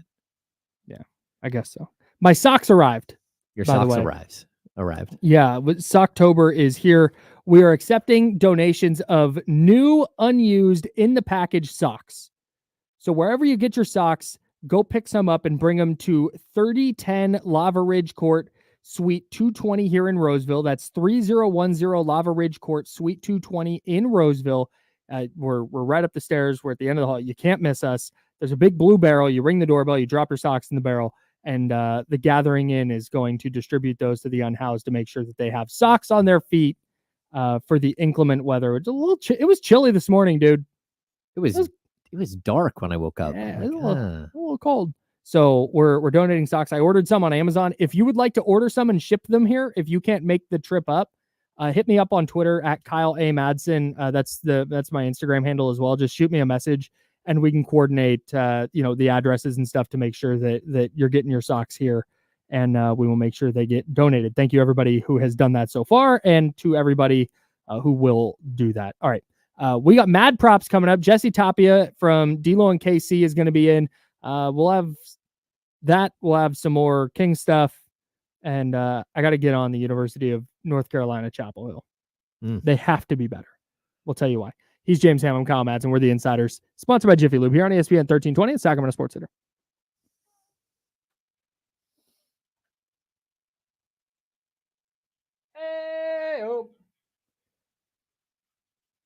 Hey, kill the mics for 1 sec.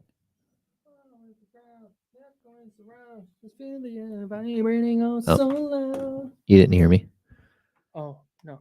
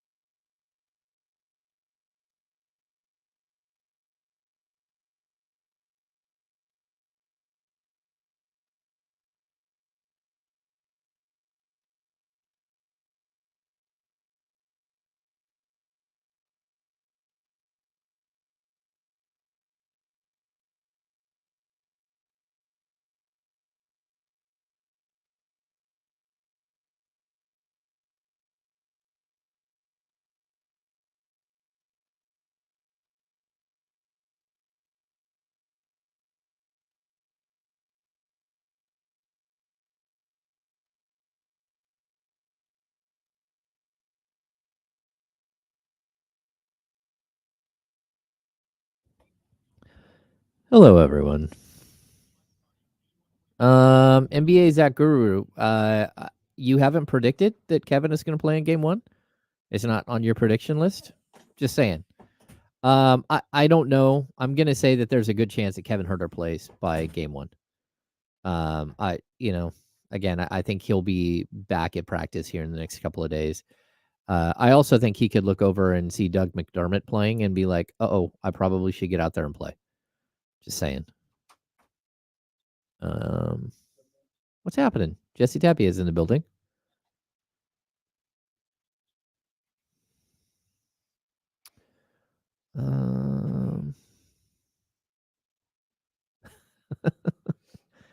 Chatty House, you guys are funny. Rustdog, Penny Hardaway had some issues as well. Like the couldn't stay healthy thing is like, yeah, okay. But I've heard too many stories. Any plans this weekend? We have Kings practice right after this today. And then Kings practice probably tomorrow, probably have Sunday off. There's a good chance that I am going to be low key this weekend. Because the season is starting, and once that happens, I just get beat down. So I don't think I'll go on a weekend bender and then walk into next week like Dragon. That would not be good. Then again, this could happen. Thanks, Drew Down. That's very possible. Rustdog, that's a perfect thing to do. It's going to be chilly. I'll say that. But you have to remember that I live at like 1,800 feet of elevation. And so like I live on a little lake, and every day is kind of like living in Tahoe for me. Uh-oh. Kyle's throwing socks around. Not anymore. Oh my God! Here, you do that. So we stopped double clicking. No. Jesse Tapia, everybody. Chatty House. Oh, but you're not in the. Oh, yeah, they can hear me. Chatty House. Oh, that was me. Chatty House. Take 3. This thing is like wrapped within an inch of its life. Oh, that's amazing. Look at that. I think this is 32 pairs of socks. I think it's like $40. Should you? And they're like wool socks. Yeah, should you be opening it? Are you going to be able to get them back in the pack once you do that? Just saying. Oh yeah, shoot. I guess I don't want to. That looks quality. Kyle. I just wanted to get the tape off it, but I don't know if it's taped shut. Okay, no, it's vacuum sealed. Okay, I see what's happening. Okay. What's up, Bryce? Norm. Drew Down. JT Low. I know exactly where Placer High School the campus is. My sons play soccer there all the time, and I've been to a basketball game there, I think. This is the most tape I've ever seen on a thing ever. Oh. Zabo Davis, does not Scooter. look like cocaine. What are you talking about? Hey, if this is what your Coke looks like, find a new dealer. That's right.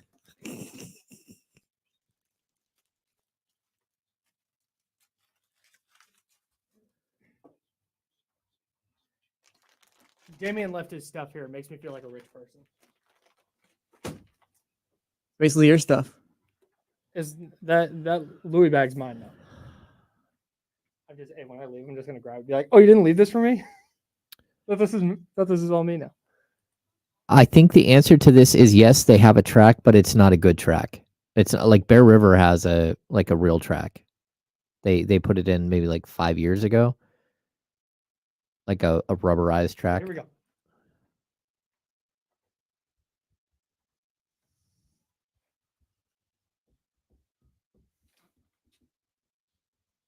Now, back to the Insiders with James Ham and Kyle Madsen, brought to you by Jiffy Lube on ESPN 1320. James Ham, Kyle Madsen, and Jesse Tapia here for the handoff. D'Lo and KC coming up at noon. Jesse is in here every Friday.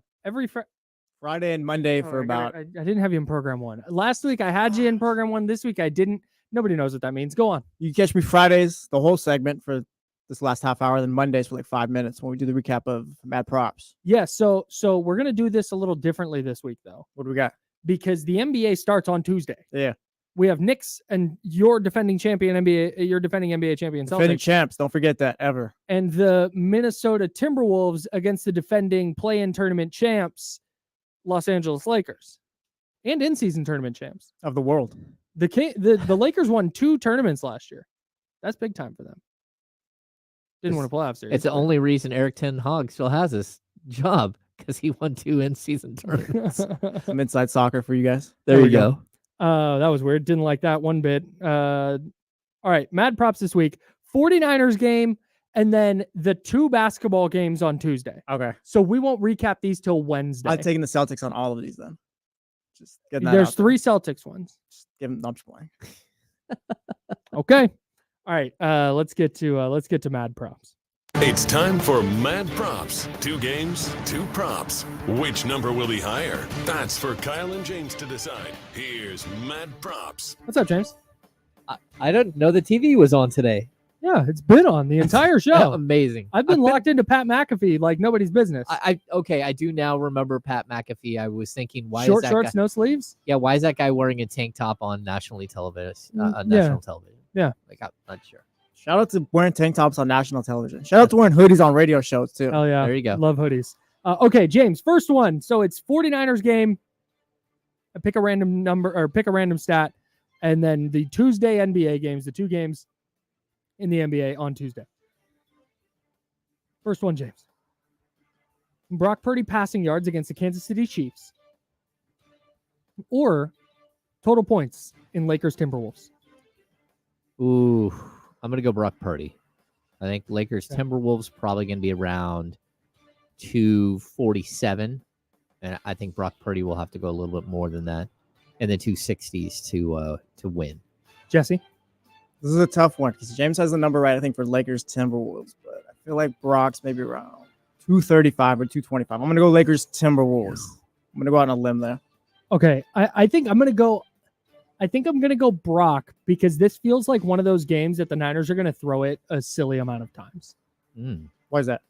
Because I think it's gonna be close. I think it's gonna be kind of a defensive battle, and I think Kyle Shanahan is. I think the Chiefs are gonna play the run, and whenever teams do that, Kyle Shanahan's like, "We're throwing it.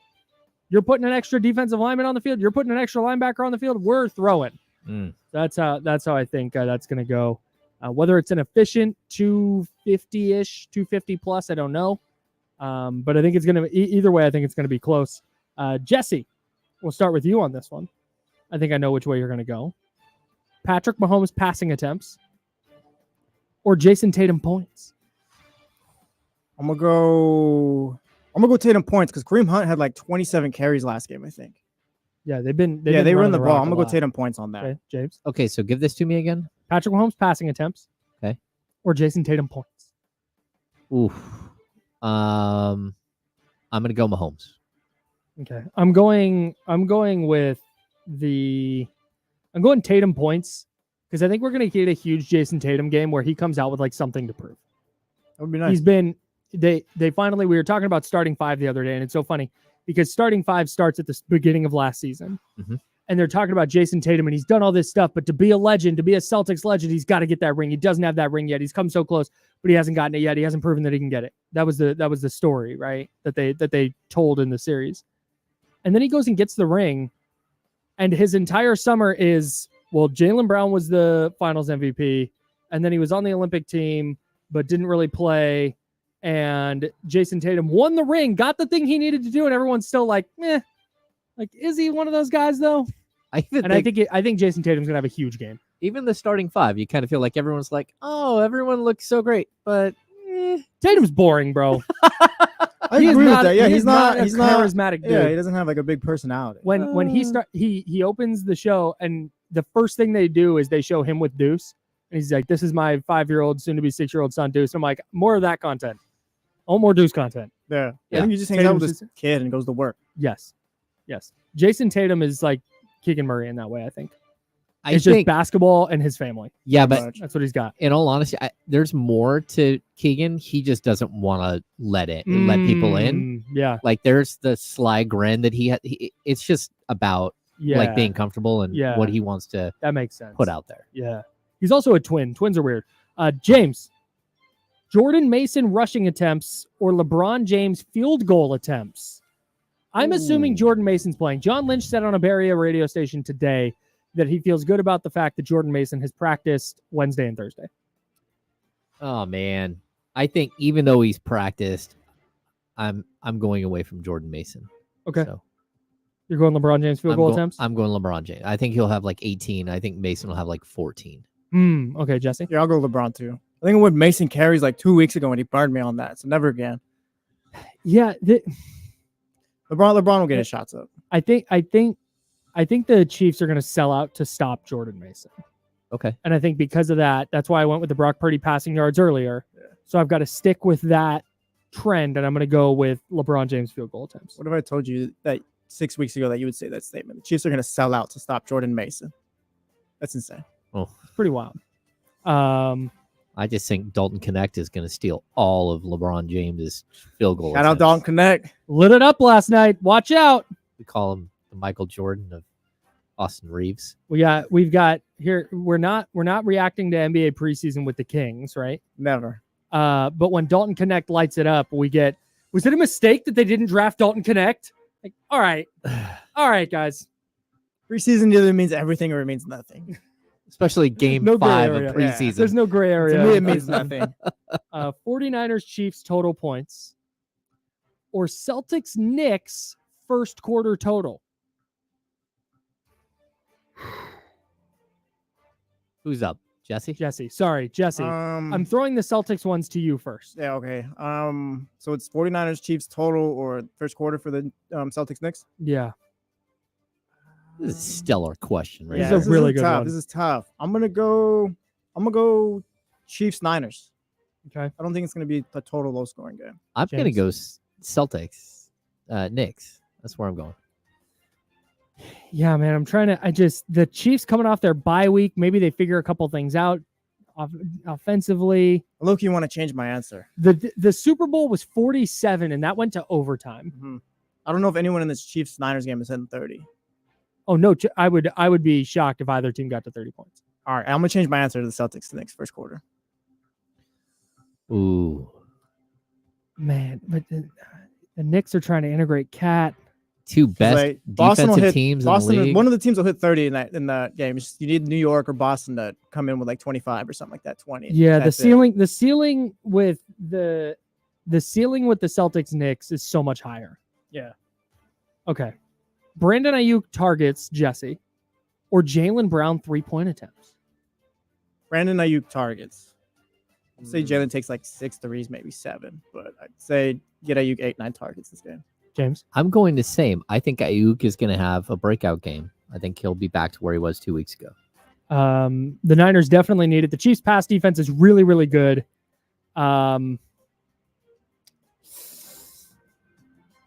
Sake of the bit, I'll go Jaylen Brown 3-point attempts. Jaylen Brown's going to come out trying to prove something. I hope so. Yeah, the Jays are going to come out, and I think Jason Tatum's going to have like 40, and Jaylen Brown is going to put up a bunch of shots. Oh, yeah. Kyle Madsen said it first. Yeah, you heard it here. This was a solid week of mad props, too, by the way. Thanks, man. We got one more. Oh, we got one more? All right, I'm excited, then. Fred Warner tackles, James. Fred Warner tackles against the Chiefs, or Anthony Davis rebounds against the Timberwolves. Oh, God damn, that's a good one. I am going to go Fred Warner tackles. I shouldn't. No, I'm going Anthony Davis. I'm going to go Fred Warner tackles. Ooh. I'm going to say Rudy Gobert and Naz Reid are going to beat up Anthony Davis, get those rebounds, stuff like that. AD will have like 8-9 or whatever, but let's say I think Fred's going to be all over the place. We might if the Niners are going to have any chance to win this game, they need a huge Fred Warner game. So I'm going Fred. I think Fred's going to step up. I think it's going to be close though. We might get it. We might go bang on the number there. All right. That's Matt. Oh, we've never gotten to the point where the beat drops. Is this the end of the mad props or? Yeah, it's like 3 minutes left in the bed. Oh, gotcha. All right. All right, that's it. So we'll tap back in on Tuesday. Yeah. Or Wednesday. We'll update Monday, Yeah. recap Wednesday, then Mad Props again Thursday because we'll have the Kings game Thursday night with the 49er game. Oh, okay. Or do the Kings play against Saturday? Yeah, they play We'll do Saturday against that. the Maybe Lakers. we'll do that. Okay. Yeah, Anyways. because we do have a special guest on Thursday. Yeah, it's true. Okay. All right. Oh, wow, can't That's wait fine. to see who it is. We have a special. I think we We're can going to say say it. who it is. It's Yeah. not. The Jerry Reynolds is going to come in and talk 40 years of Sacramento Kings basketball. Hello, Jerry. Yeah, we're talking Kings basketball going into their 40th season. Why not bring in a franchise legend? Yeah, we're going to bring in a guy that like literally came here with the team. I was from gonna say, is like Kansas Jerry, City. like the guy, like he's the Kings guy. Yeah, I mean, him and Gary Gerald both. Mhm. I think that Jerry wore so many hats. You know, he was a coach, he was a GM, the coach again, player personnel director forever, then television. I don't know. When I think Kings, I think both of those guys. Somebody said we should let Jerry cuss. We're not going to do that. Just give him a little cuss and hit the dump. Maybe during the Little breaks. Oh, during the breaks for sure. Yeah. Get at this point. Okay, Jerry, when you're in program 1, don't say any bad words. Maybe we get Jerry Reynolds' favorite cuss word during the break. Oh, that'd be kind of fire. I'd love that. Yeah. Who won the preseason for the Kings? You're Us, 'cause leading the it's over. preseason. Yeah. I don't know. Good The Monsters answer. of Bonus played well, I thought. James?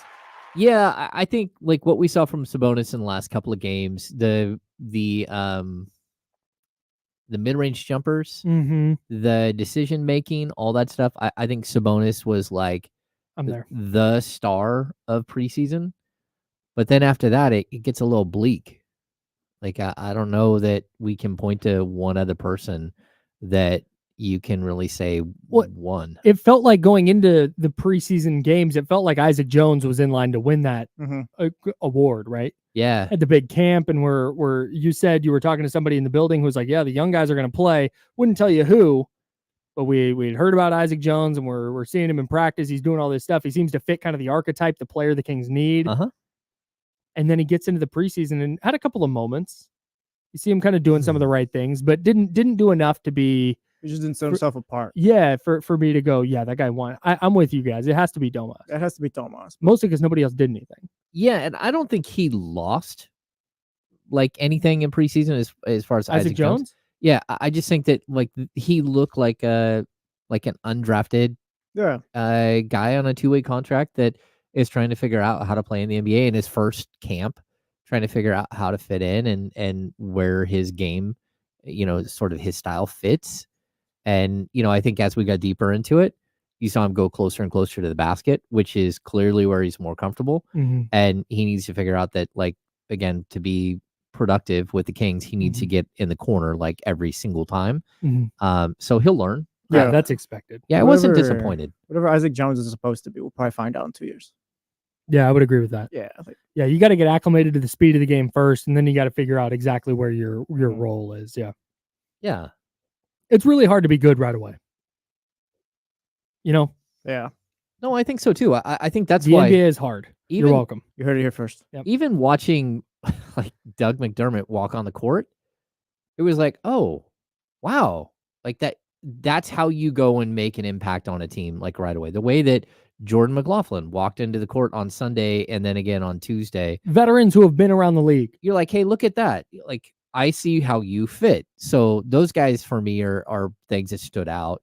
But then when it comes to the young players, I'm not going to cook them. No. There's honestly with the undrafted and like the second round picks, there's nothing to really expect. They have to develop. Yeah, and that's what I think there was this excitement about Isaac Jones specifically because you heard, oh man, he's in the crash zone. Oh, and he hit a couple of threes, and you're hearing all this stuff, which is really exciting. And that's the maximized version of him is a rotational player, right? The 6'8" Keon Ellis. Yeah. Is what we're talking about. It just comes in and has this impact in this way where he's not going to be a star, but he definitely has a role. And I think that excitement built for what the next year and a half, 2 years might look like. Not what game one of the preseason. Isaac Jones was not getting rotational minutes this year. No, not off the bat anyway. I don't think so. There could come a point where he does play. But again, I kind of, if you're projecting him, you want him to develop into Naz Reid. and that's kind of like what your idea is for him. And I don't know that that's who he's going to be. I think he'll be a variation on that. But still, I like what I've seen, and nothing about what happened in preseason has changed my mind on him as like a potential prospect. Yeah. I think that he's a guy that easily could have been a second-round pick and easily could, be a player who makes it into the NBA at some point in his career. And there are players that the Kings have brought in, Mhm. even in the last couple of years, that I did not feel that way at all. Like, what are we doing here? This guy is not an NBA player. He's not going to be an NBA player. And why is he here and other people aren't? Yeah. So, yeah. So removing the guys from the conversation, Isaiah Crawford, Isaac Jones, etc. Did anyone lose the preseason to you? Honestly, no, I don't think so. I mean, like Us, because we had to watch it? Sure, yeah. If you sat through every game, sure, yeah, you're one of them. But like Kevin Huerter and Trey Lyles, like you probably would have wanted to see something from them. They're hurt, so they're out of here. Yeah. I'm sorry, but I'm not going to hold the preseason against Malik Monk, your two All-NBA guys, DeMar DeRozan or even Keegan Murray at this point. They are good till game one for me. So as far as that, like the second round picks, undrafted guys, yeah, I'm not holding anything against them. So no, I don't think anyone lost it. Okay. I think that there was, two guys. I think Jalen McDaniels clearly lost the preseason. Yeah, I guess, yeah. True. And go ahead and leave. Because he didn't stand out as someone who could play. And at least not for this team. And then the other guys, I think that there was an opportunity for Mason Jones. And I think that it's like he's still going to be a G League player. He's still going to be in Stockton. He's still going to bounce back and forth, and he's still a two-way player. But at the same time, you were kind of like, okay, man, this might. He's the exact player he was last year. Well, yeah, but you open camp, there's no Jordan McLaughlin. There's no Kevin Huerter. There's no Trey Lyles. There's no Devin Carter. You have opportunity. Yeah. Will you take advantage of your opportunity? And the answer is, I don't feel any differently about him today than I did after watching him in Summer League. That's it. There's not like some rush to get him on the roster. Nope. Yeah. So yeah, I think I'm there with you. There was hope for, man, last year, really good year in the G League. Good energy guy. Can he just find a role and contribute? And I just don't think he did. And that's a bummer. Yeah. Throwing your boy Colby Jones in the chatty house. How do you feel about him? Okay, that's the other one. Yeah, Colby Jones is not the leap I was at, because my excitement with Colby Jones in his rookie year was, hey, he knows what he's doing. The speed isn't there yet. He's got things to work on for sure, but like he knows where to be on the basketball court. He knows how to play the game. And having that feel is like 70% of it. But on the other hand, that also came with the idea that, okay, he's got a really good floor. Now he's got a good foundation to build off of. And I just don't think he's building quickly enough. The player I thought he would be at this point is just not where he is. I haven't seen that much growth from him since year one. Do you think the expectations might have been unrealistic on him? You can throw Mason Jones, I guess. Because like we see it, like they're second round guys, probably from me, G-League yes. guys. So it's like how, like I don't know, like they're watching guys like that develop is always tricky. I feel like because it's like what can you really expect? Okay, so I feel like that we saw very quickly that he does have like a feel for the game. Yeah, but then what you have to do is you have to back up the feel for the game by developing the other skills. And what we can't keep thinking is you're a jack of all trades and master of none, but your level of what that is too low. Yeah. Like in order to be that at the NBA level, man, you have to be really, really, really good at so many things. What's his elite thing that he does? He does not have one elite skill. The only thing and if it is, it's his feel for the game. And you can see where he's kind of a guy that the ball bounces to all the time because he's always in the right spot. But there has to be something else. Yeah. And that's where, again, the guys who don't have a natural, like the 3-and-D guys, like Keon Ellis, I need you to hit threes and I need you to play defense. That's it. Don't do anything else. Yeah. It's easier for that guy to fit in than a guy who is like, I'm here to do all the dirty work all the time. It's like, okay, but you don't stand out doing just the dirty work. At some point, you do have to have at least one or two elite skills. Yeah. Yeah. I'm right there with you. Okay. We have like a minute and a half, and I want to get to this Drake May thing really quick. Drake May got asked today, why English fans, because the Patriots are playing against the Jaguars in England, why English fans should support the Patriots. And he said, well, it's right there in the name, New England. Take a history class, bro. This is your starting quarterback? Do you understand what happened with New England?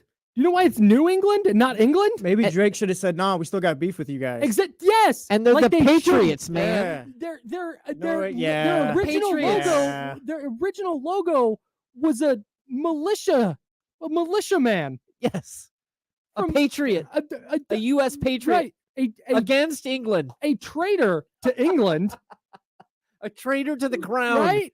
Yes. They fought a war. Maybe Drake should have said, "Yeah, we just don't rock with you guys." Still. Yes, that's 1,000%. Honestly, it sucks to be here. Or it could have been like, hey, what he should have done is be like, hey, I know we had beef back in, I know that 1776 stuff was tough. The Declaration of Independence, not your fave, but your beef is with France. Yeah, France is where your beef lies, and we're good now. We have mended those fences. We have built those bridges. Just walk across that bridge and become a Patriots fan. Low key reignite the beef.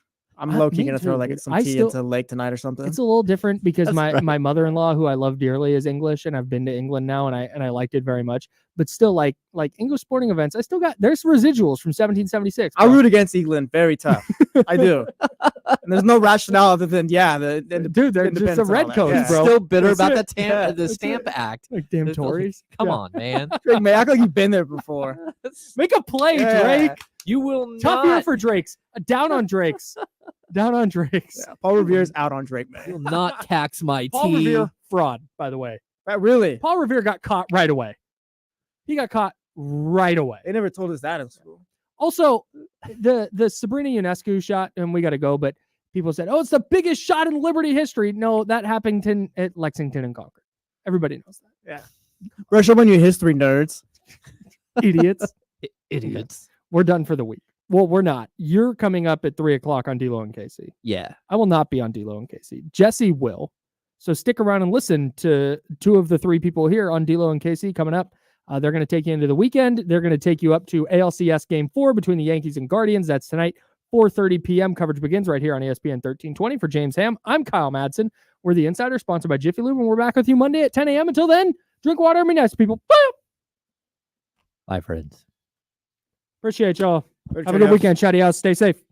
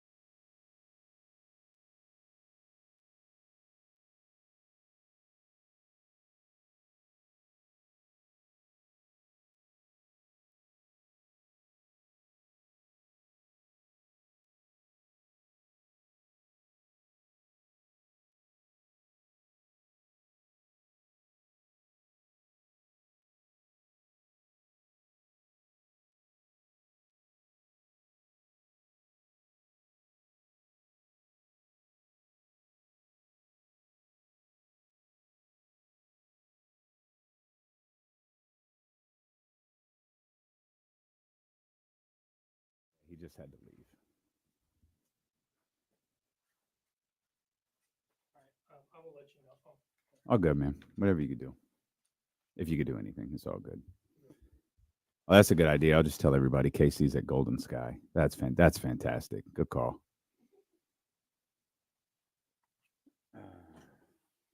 Hey, appreciate you, Norm. I was proud of that victory. Proud of my wins. Oh man, don't be blurry and get these.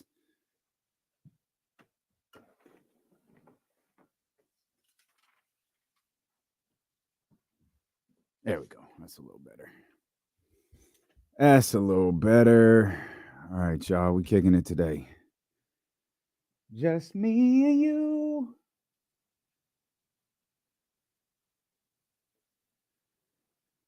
We could always kill time by playing music. It is Flashback Friday of all. I'm sure it'll be on the podcast, Scooter. They do a great job with their pod.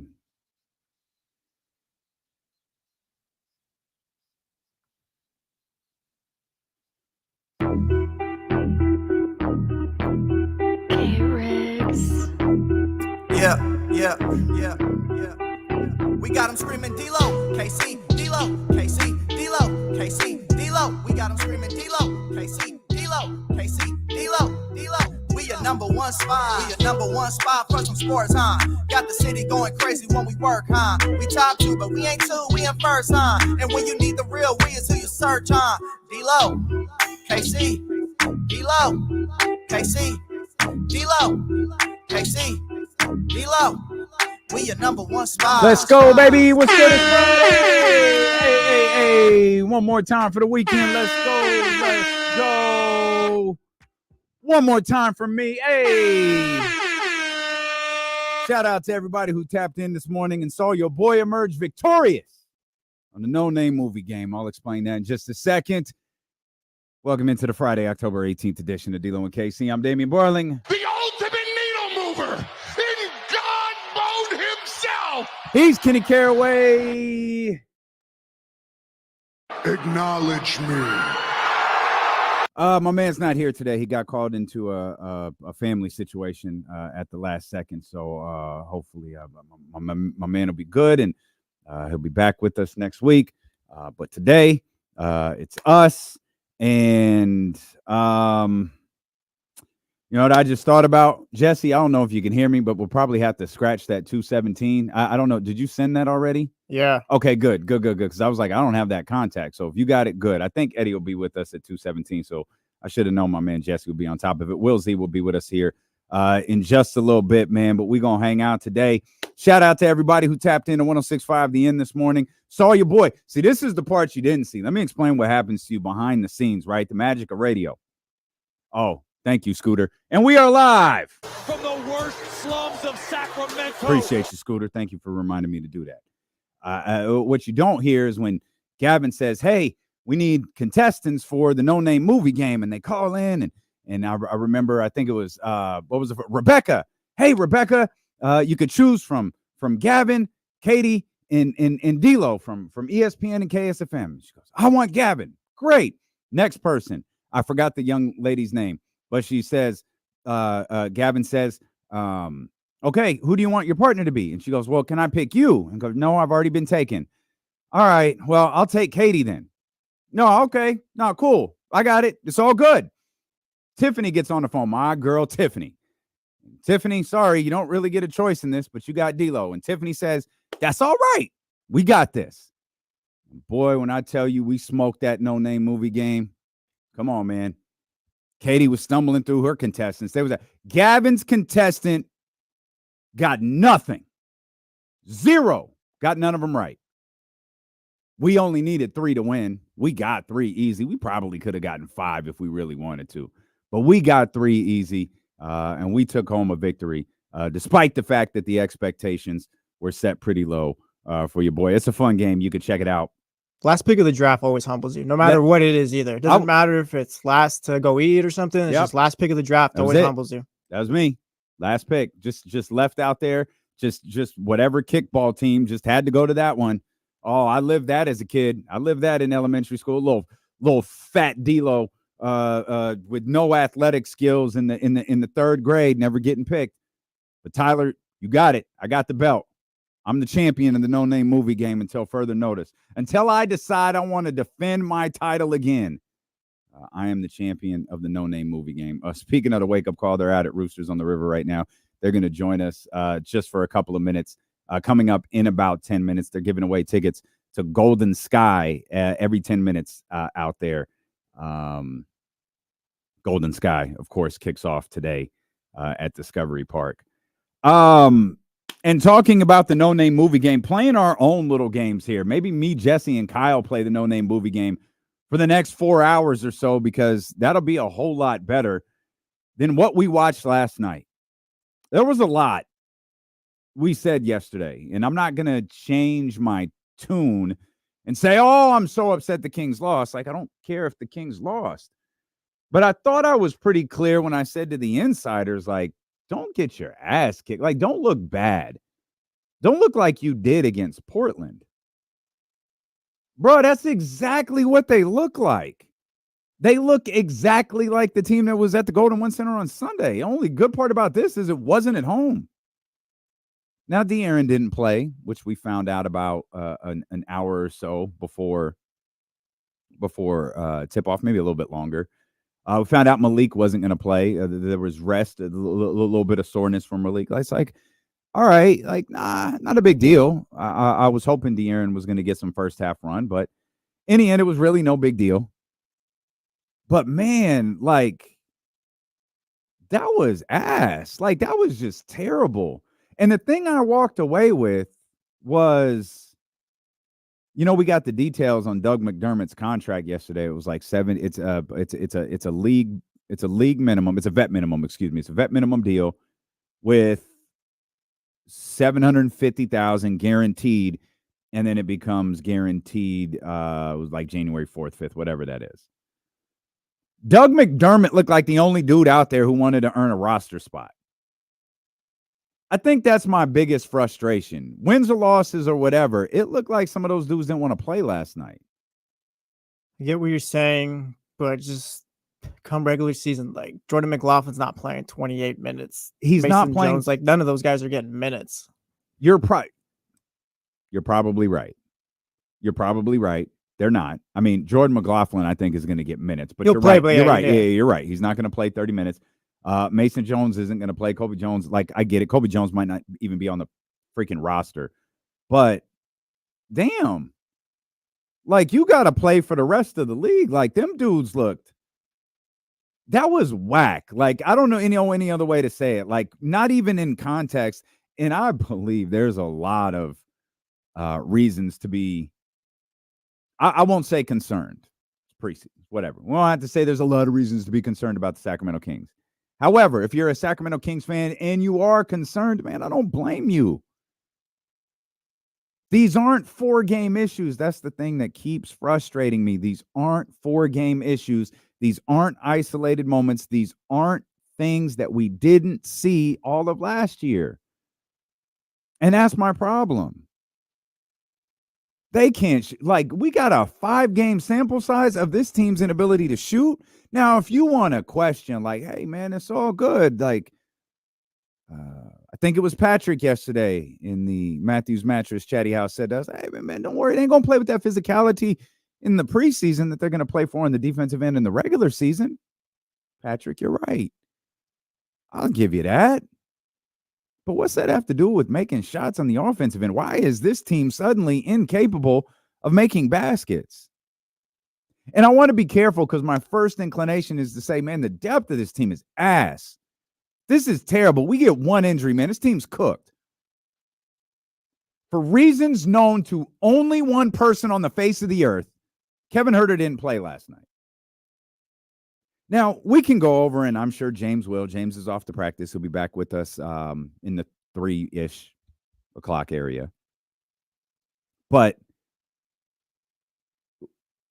what was the reason Kevin Huerter didn't play? De'Aaron Fox told us on the podium, we all got the notice. Jordan McLaughlin's been cleared to practice. 1 day passes, Jordan McLaughlin practices. Another day passes, he plays in a basketball game. Now I get it. Jordan was around, 5 weeks ago playing basketball, 4 weeks ago playing basketball. Like he got hurt just before camp. Like, I understand that his injury is recent, but so we just can't play Kevin Huerter because he got injured 6 months ago? At some point, the dude's got to play basketball. Why didn't you let him play last night? Doug McDermott stepped off a plane in Los Angeles, put on a Kings uniform, and just started chucking shots, and every Kings fan was excited. Kevin Huerter couldn't go out there and take shots? Oh, and I'm going to spend some time on this one today. And I might need your help. Elk Grove Kia Talk Line, 916-909-1320. Anybody. Anyone. Explain to me. In a situation where we believe there's a position up for grabs. Maybe there's not. Maybe there's not. But we believe there is. In a position where we think there is a spot in the starting lineup up for grabs. Explain to me what Keon Ellis has done over these 5 games to earn that starting position. Explain to me what you've seen from Keon Ellis this preseason to tell me, he's the man. Because we like to just make all things true. Oh, it's preseason. It's no big deal. Let's look back at what Keon did last year. Okay, let's look at it. Let's look at what Keon did last year. Keon played very well. Don't misunderstand what I'm saying to you. The Sacramento Kings did not wind up in the position that they wound up in because of Keon Ellis. However, if we're going to point to the absence of Malik Monk as the reason that the Sacramento Kings didn't make the playoffs, let's look at the guy whose role had to increase. Keon's role increased with the absence of Kevin Huerter as well. The depth at that 2-guard position was completely eliminated. So we talk about how bad the Sacramento Kings played at the end of last year. We talked about how bad they played after their 2-guard depth was completely wiped out, but we continue to sing the praises of Keon Ellis. I understand we can do these things in a microwave. We could do these things in a bubble. We could do these things and we can say, well, Keon Ellis actually did play really well, but the Sacramento Kings didn't. Great. We're wiping the slate clean now. We got 82 games ahead of us. No one is going to be satisfied with a playing spot. No one's going to be satisfied if this team falls short of the playoffs. Explain to me what Keon Ellis has done to earn the starting position. Because the best thing that he's got going for him is the fact that I still believe Mike Brown hates Kevin Huerter. We'll come back. We're going to have some honest discussions today. Me and you. Elk Grove Kia Talk Line, 916-909-1320. You can just hang out and listen. But we're going to talk through all of these emotions, all of these frustrations. We're going to get ourselves ready for next Thursday when we believe that switch is going to be flipped and everything is going to be better. We're going to talk through it all. We're happy that you're here with us. Stilo and KC, brought to you by Sky River Casino on Sacramento Sports Leader, ESPN 1320.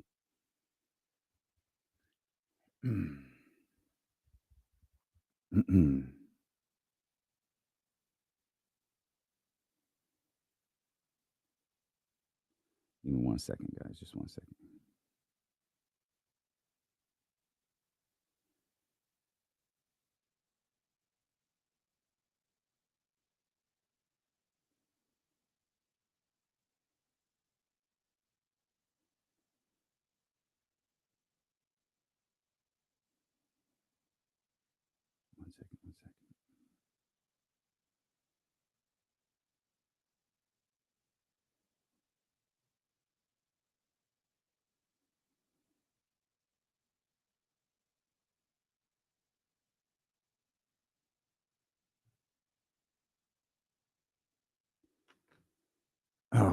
All right. We in here. Let's see. I sent that link to Katie. What else do I need to do? Got my box. Oh, you know what we should do? We should get some Keon notes up real quick.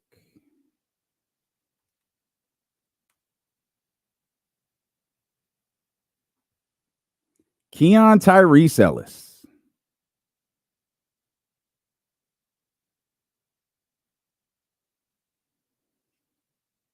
Oh, they don't have his. Oh, come on, basketball hoops. Basketball reference, I should say? Shoot. Y'all good, man? What y'all got?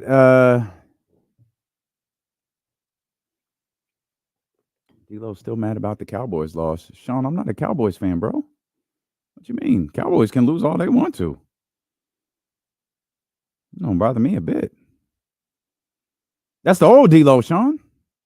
Okay, all right. Hold on, good kid. I see you. I'm gonna start that.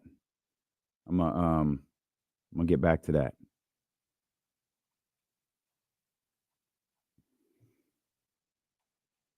Oh, there's our crew. Look at this crew. Hold on. Let me hit that button and this button. There they are. Look at this duo. What's up, buddy? You're okay. There's a lot of music playing.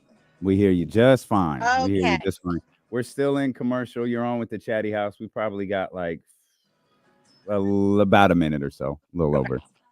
Hi, Chatty House. Oh, I have a. Uh-oh. Well, that didn't go well. You're gone, Katie.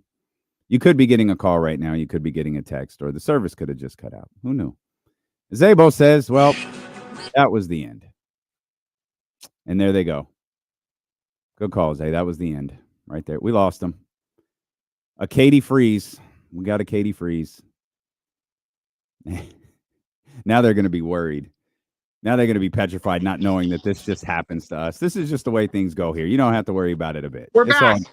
There we are. We're back. Believe it or not, I got a phone call from somebody that wants to give me a home equity line of credit. I 1,000% believe you, because Katie just throws her phone numbers into anything and wonders why my her phone number, my credit card number, whatever. Nope. I do have. If you want to hack Katie, you probably could. Oh, sure. Yeah. Ask the Chatty House IG why they're not following me, but they are following Gavin. Yeah. So it's the actual Chatty House Instagram account. Yes. Is that right? Manny, you need to fix that. No, it's fine. It's fine, Manny. Manny, it's totally fine. I just I immediately jumped to, well, I guess the Chatty House just hates women. Oh. Gavin, don't say that. Well, there's no other explanation. Well, just say that they hate me, not all women. All right. Well, then you know what? That's a fair point. The Chatty House just hates Katie. No, the Chatty House loves Katie. The Chatty House loves Gavin. They're big fans of the wake up call. We've learned that because, and I'm going to tell you why in just a second because we're coming back. Okay. That's called a tease. What a pro in the industry. That's a pro. All right, we're as they just talk through that, talking about, oh, what a pro. Like, no, we're live. We're on the air. No, this is Katie and Gavin from the Wake Up Call. They're out at Roosters on the River. They're giving tickets away to Golden Sky every 10 minutes, all the way till 1 o'clock. Everybody head out there. Grab your tickets for one of the biggest music festivals in the country, the biggest country music festival in the country, happening right here in Sacramento. But I did spend the first 10 minutes of the show gloating about my victory this morning. Wow. On, wow. No way to get invited back. That is no way to get invited back. That's all right. You know what that means? I leave as the champion. I've never lost at the No Name movie game. So until I lose, I am the champion. Me and Tiffany. How do we know, though, that she wasn't a ringer? She wasn't really good. Yeah. Literally, no one picked me. Hey, Gavin, can I have Gavin? No, I've been taken. All right. Well, I'll take Katie. But that's how it was. And Or is that how you planned it? Yes, I set up what lines Gavin was going to select, and me and Tiffany rigged it. You're a mastermind, right? I am indeed. Tell everybody. I am indeed a mastermind. How are things looking out there at Roosters on the River? Great. We got a whole bunch of people here. I always feel bad whenever we do these things, and there's people who showed up before we even showed up, and they haven't won yet.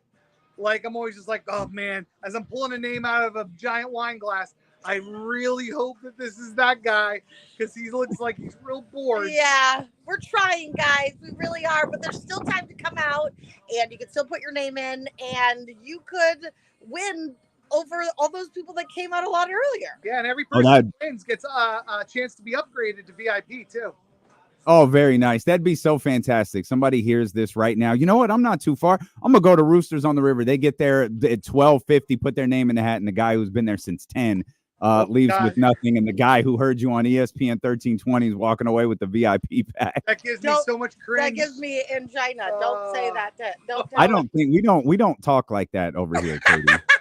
We do not use words like that over here, ma'am. I don't know what you guys do on the wake-up call, but they're frozen. So what's happening right now for those that are watching, Katie is getting a call right now from someone who is trying to upgrade her mortgage or something. Go back. I can't remember.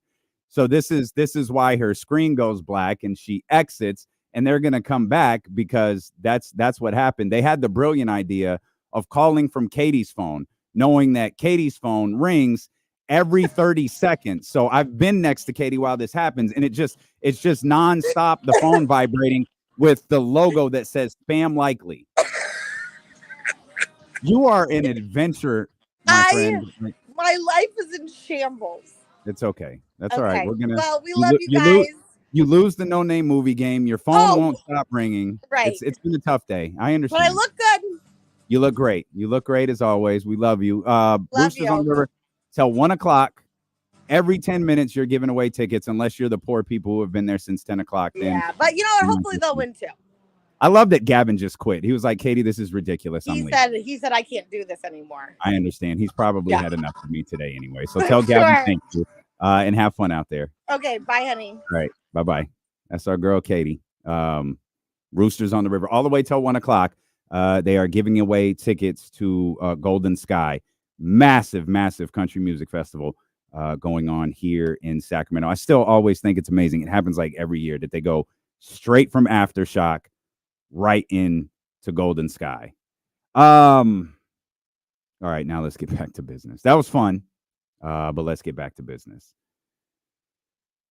I posed a question about Keon Ellis, and I asked what he has done that makes you feel like he should be the starting two guard for the Sacramento Kings.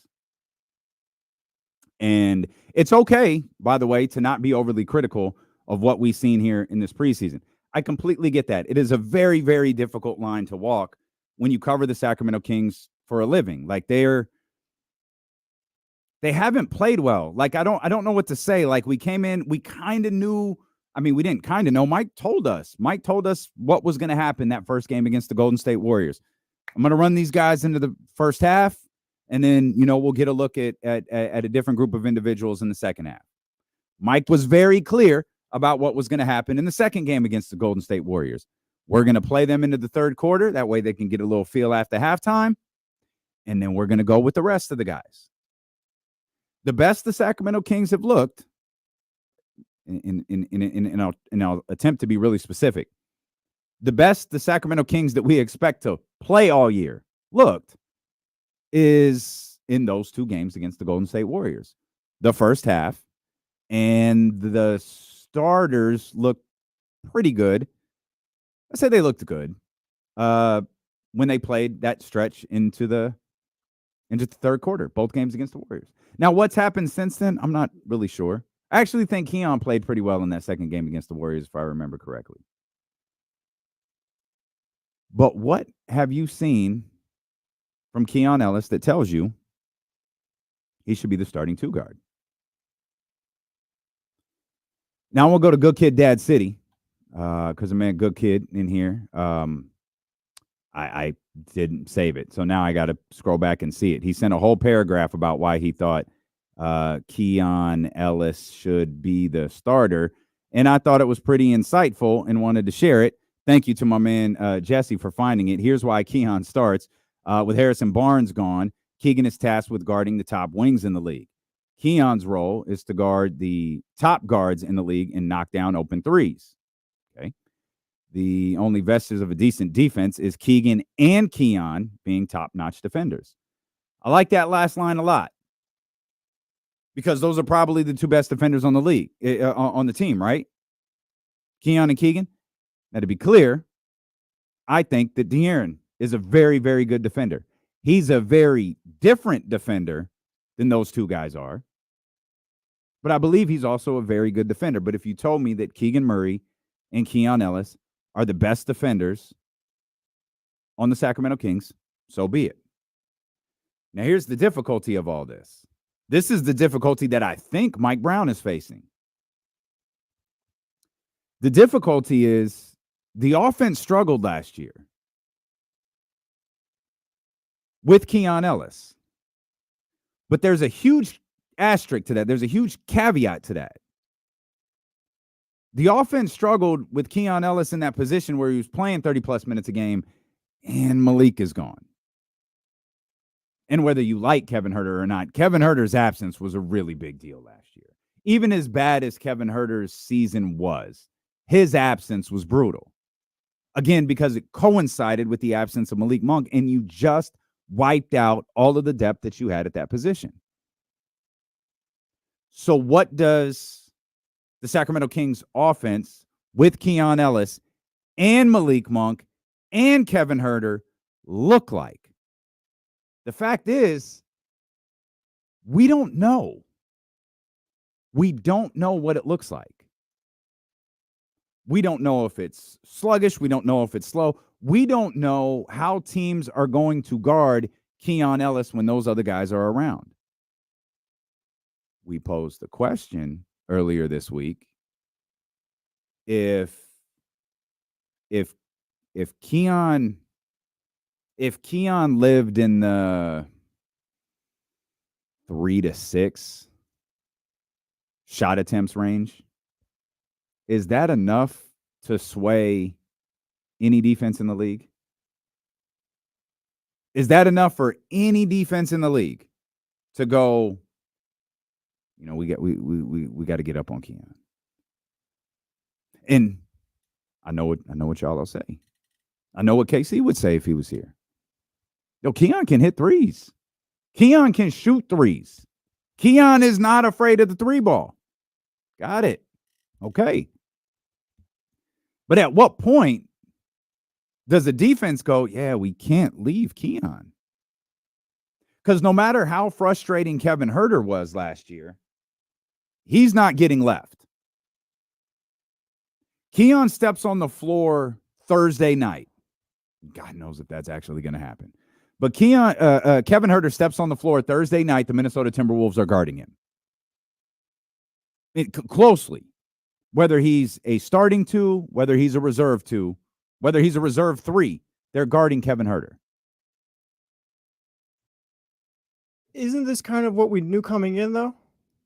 With Keon, like, he's not someone who's going to attract the defense, but it's kind of like, all right, if they're going to leave you open, you have to knock down shots. Yeah, but that's what I mean. What if he's not?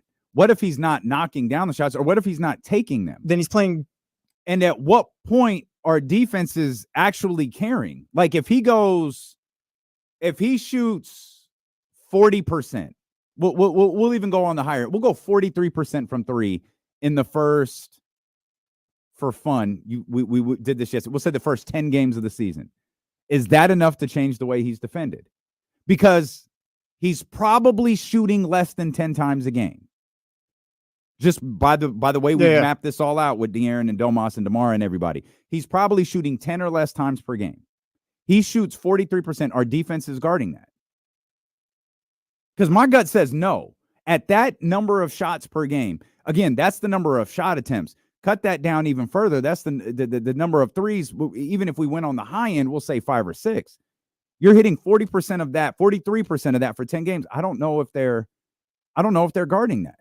I think you live with it at that point because, like, keep it a buck. Like, Kevin can shoot, no guard him. But how many times last season when he wasn't shooting it, which was a lot, it's like, yeah, he brings nothing out here. We were cheering on Kevin because he was able to get 3 rebounds and stuff like that. And that's the biggest concern. If Kevin is shooting, and I think there can absolutely be a middle ground between what Kevin Huerter did in year 1 versus what Kevin Huerter did in year 2, and he could be extremely valuable to this team. The end of conversation is if Kevin Huerter last year is Kevin Huerter this year. If there's no conversation to be had because of the reasons that you just laid out. Kevin Huerter is, forgive the aggressive expression, he's just dead weight. And the Kings can't have that. And you can't be rooting for Kevin to, dive on the ground and get a loose ball. Go get a rebound, get a steal, do something. Like, no, you need to score. You're the biggest two guard that this team has. Like, you've got to be able to knock down shots. And now you've got DeMar pulling defenses away. You got Domas pulling defenses away. No one is leaving Keegan Murray alone. You've got to hit those shots. I think, like you said with Kevin, like there's a middle ground they got to find, because I don't think he's going to get back to what he was the first season. Because if you look at his overall numbers in his career, he's a 10 to 12 point scorer. That year, this first year with the Kings, he hit 40% from three, but every other year he hasn't been above 39% in his career. Like, he's mainly a 38% 3-point shooter or whatever, and 10 to 12 points per game. Like, that's fine. But I mean, ideally looking at it, like, I think the job is just Keon's at this point, because he could do something else too. I think Keon will be able to knock down his shots, and we're not expecting much out of Keon on the offense. Like, it's gonna, like, the offense might not focus on him or whatever, but DeMar and De'Aaron, like, that's where they work. That's what they're here for. I got you. Like, we moved on to Keon because of Kevin, how he was playing. That's how we got there. Like, he got hurt and all that, but he was not good last season.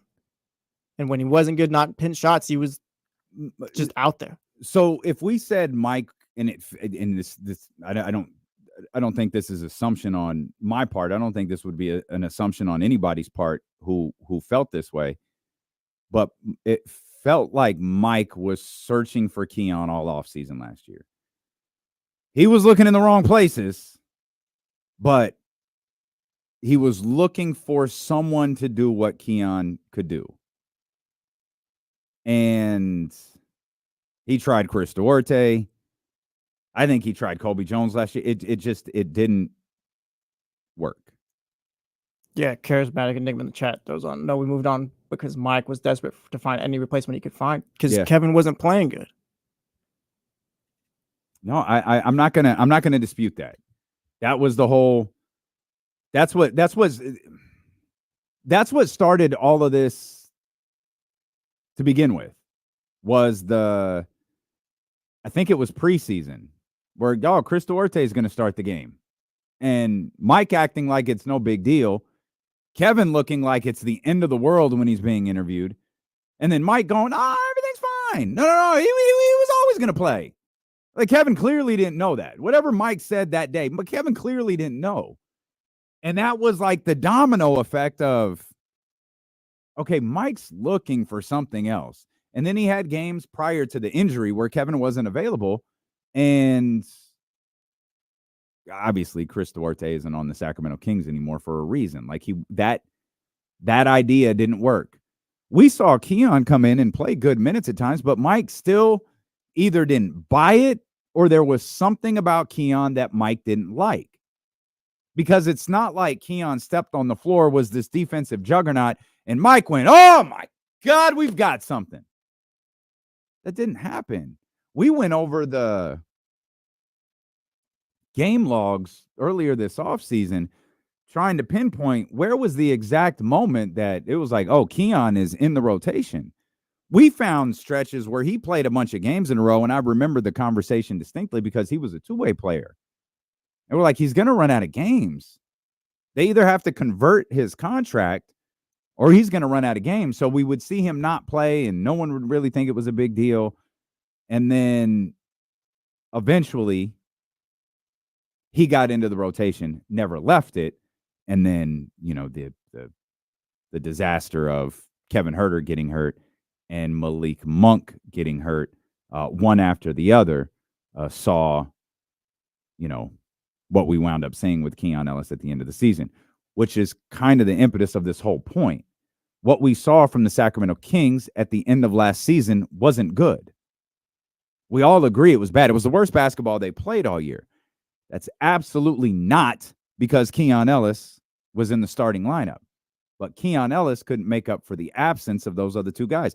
Not that any one person could, but, and we have tried to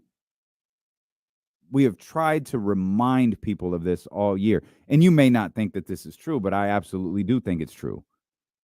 It wasn't just the absence of Malik Monk. It was the absence of Malik Monk and Kevin Huerter.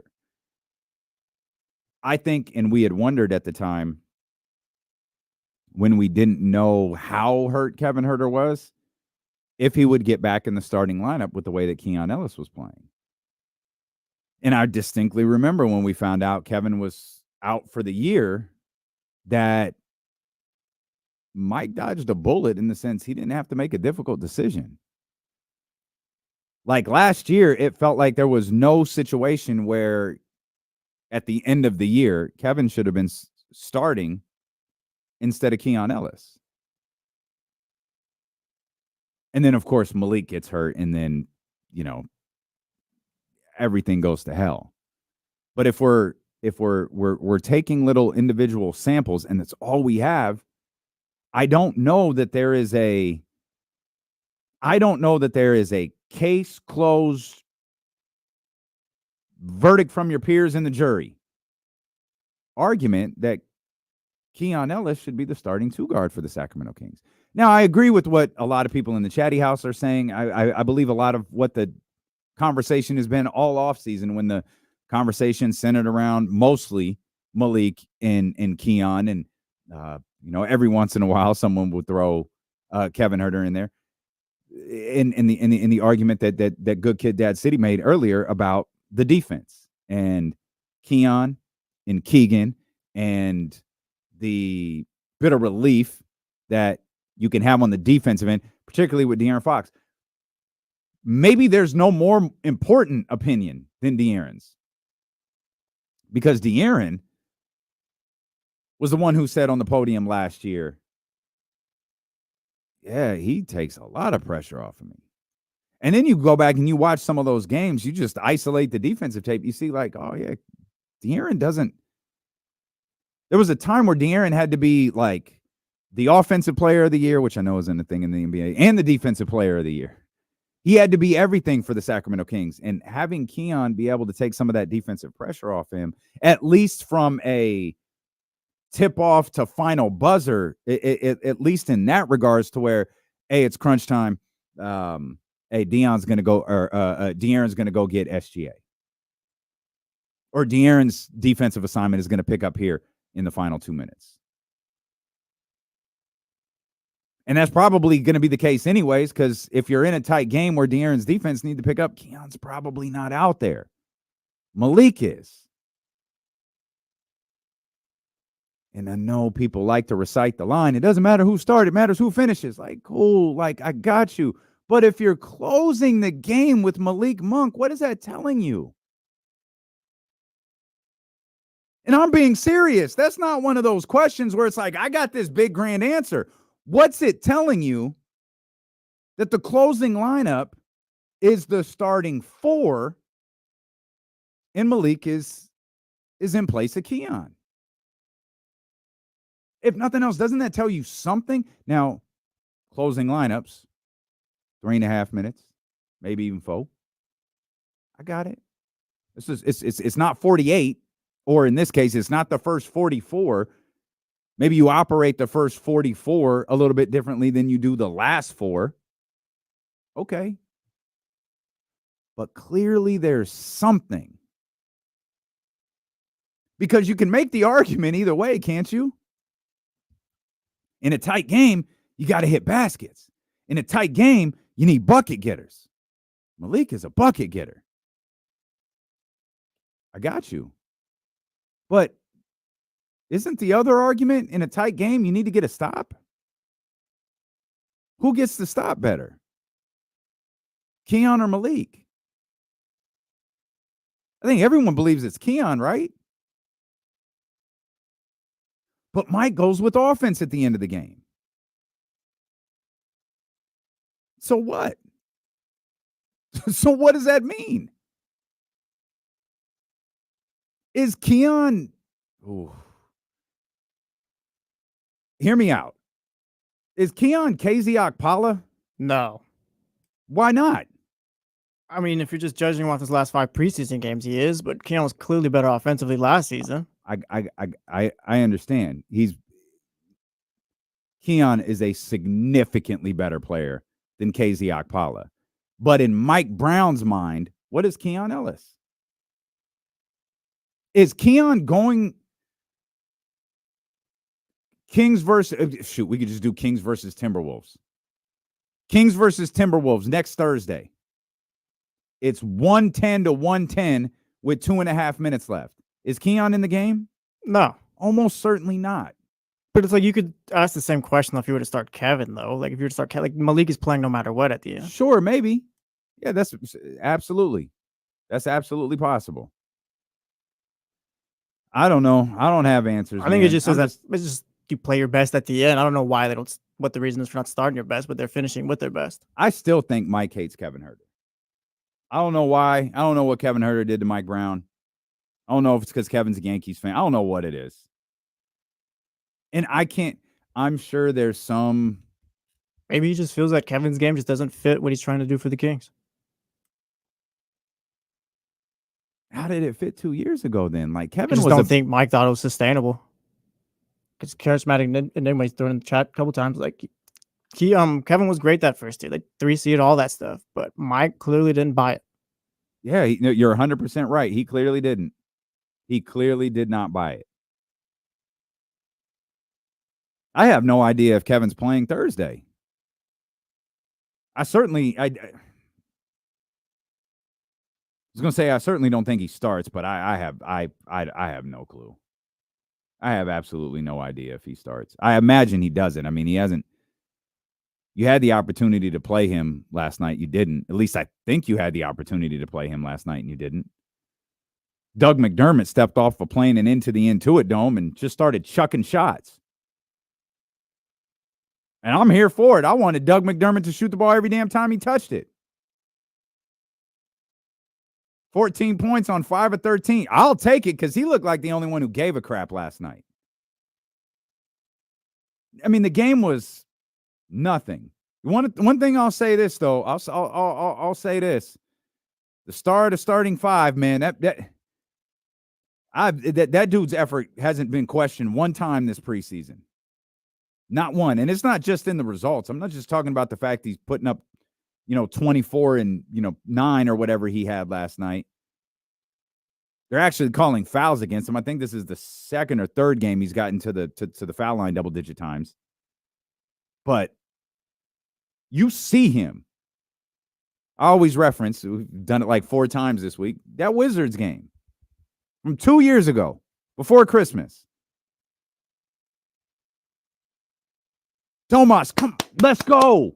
Trying to rally people in the fourth quarter. He was doing the same thing yesterday and the day before and the day before that. Domas's energy, leadership, all of that stuff. None of it in question. I was really disappointed the way the Sacramento Kings looked yesterday. Again, I don't care that they lost. Very clear yesterday, though, with the insiders. Just don't get run over. Malik or De'Aaron's absence notwithstanding, it doesn't matter. James Harden didn't play for them yesterday. Jesus Christ, Terrence Mann played 11 minutes. He's an actual player for them. And the Kings got run out of the gym. Again, it wasn't just Malik and De'Aaron. It was also Kevin and Trey. Those guys didn't play. We'll come back. Will Z joins us. He'll tell you how bad this has all been by the numbers. I apologize. That's SI's Will Z. He joins us next here on Sacramento Sports Leader, ESPN 1320.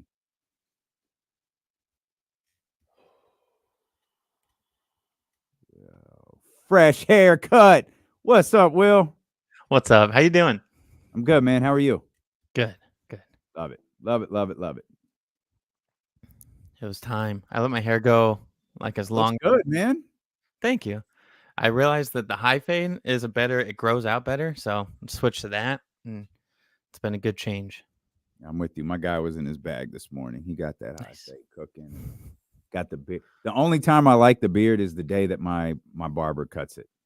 When he cuts it, it's like, man, this looks nice. And then like a week later, it's like, man, I need to shave this. This is stupid. It took me so long to learn how to maintain the beard. And I still feel like I don't know what I'm doing with it. Yeah, I'll never. Rough game last night. Not good. It's brutal. And there's something different about like having to watch a game to the end instead of like, oh yeah, I'll watch it.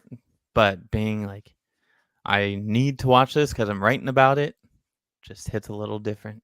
Mm-hmm. Yeah, man. Not fun. Not fun. Oh man, we might drop we might drop a couple records today, Russ. We might drop a couple records today. Have some fun.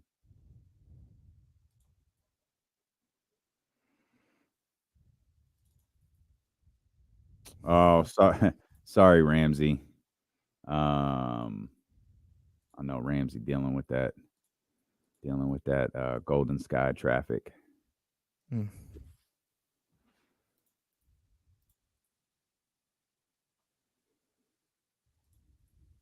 Trying to find some numbers on Keon to figure out what's going on.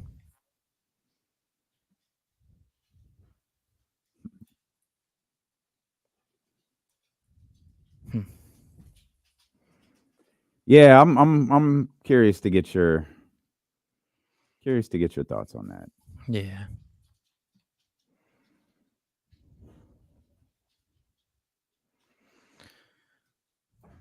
Appreciate it, Russ Dog, with the guitars. Those are Hannah's. It's fun. We started playing music with Kennedy, and she loves it. She'll come up and just slap the guitar strings. It's great.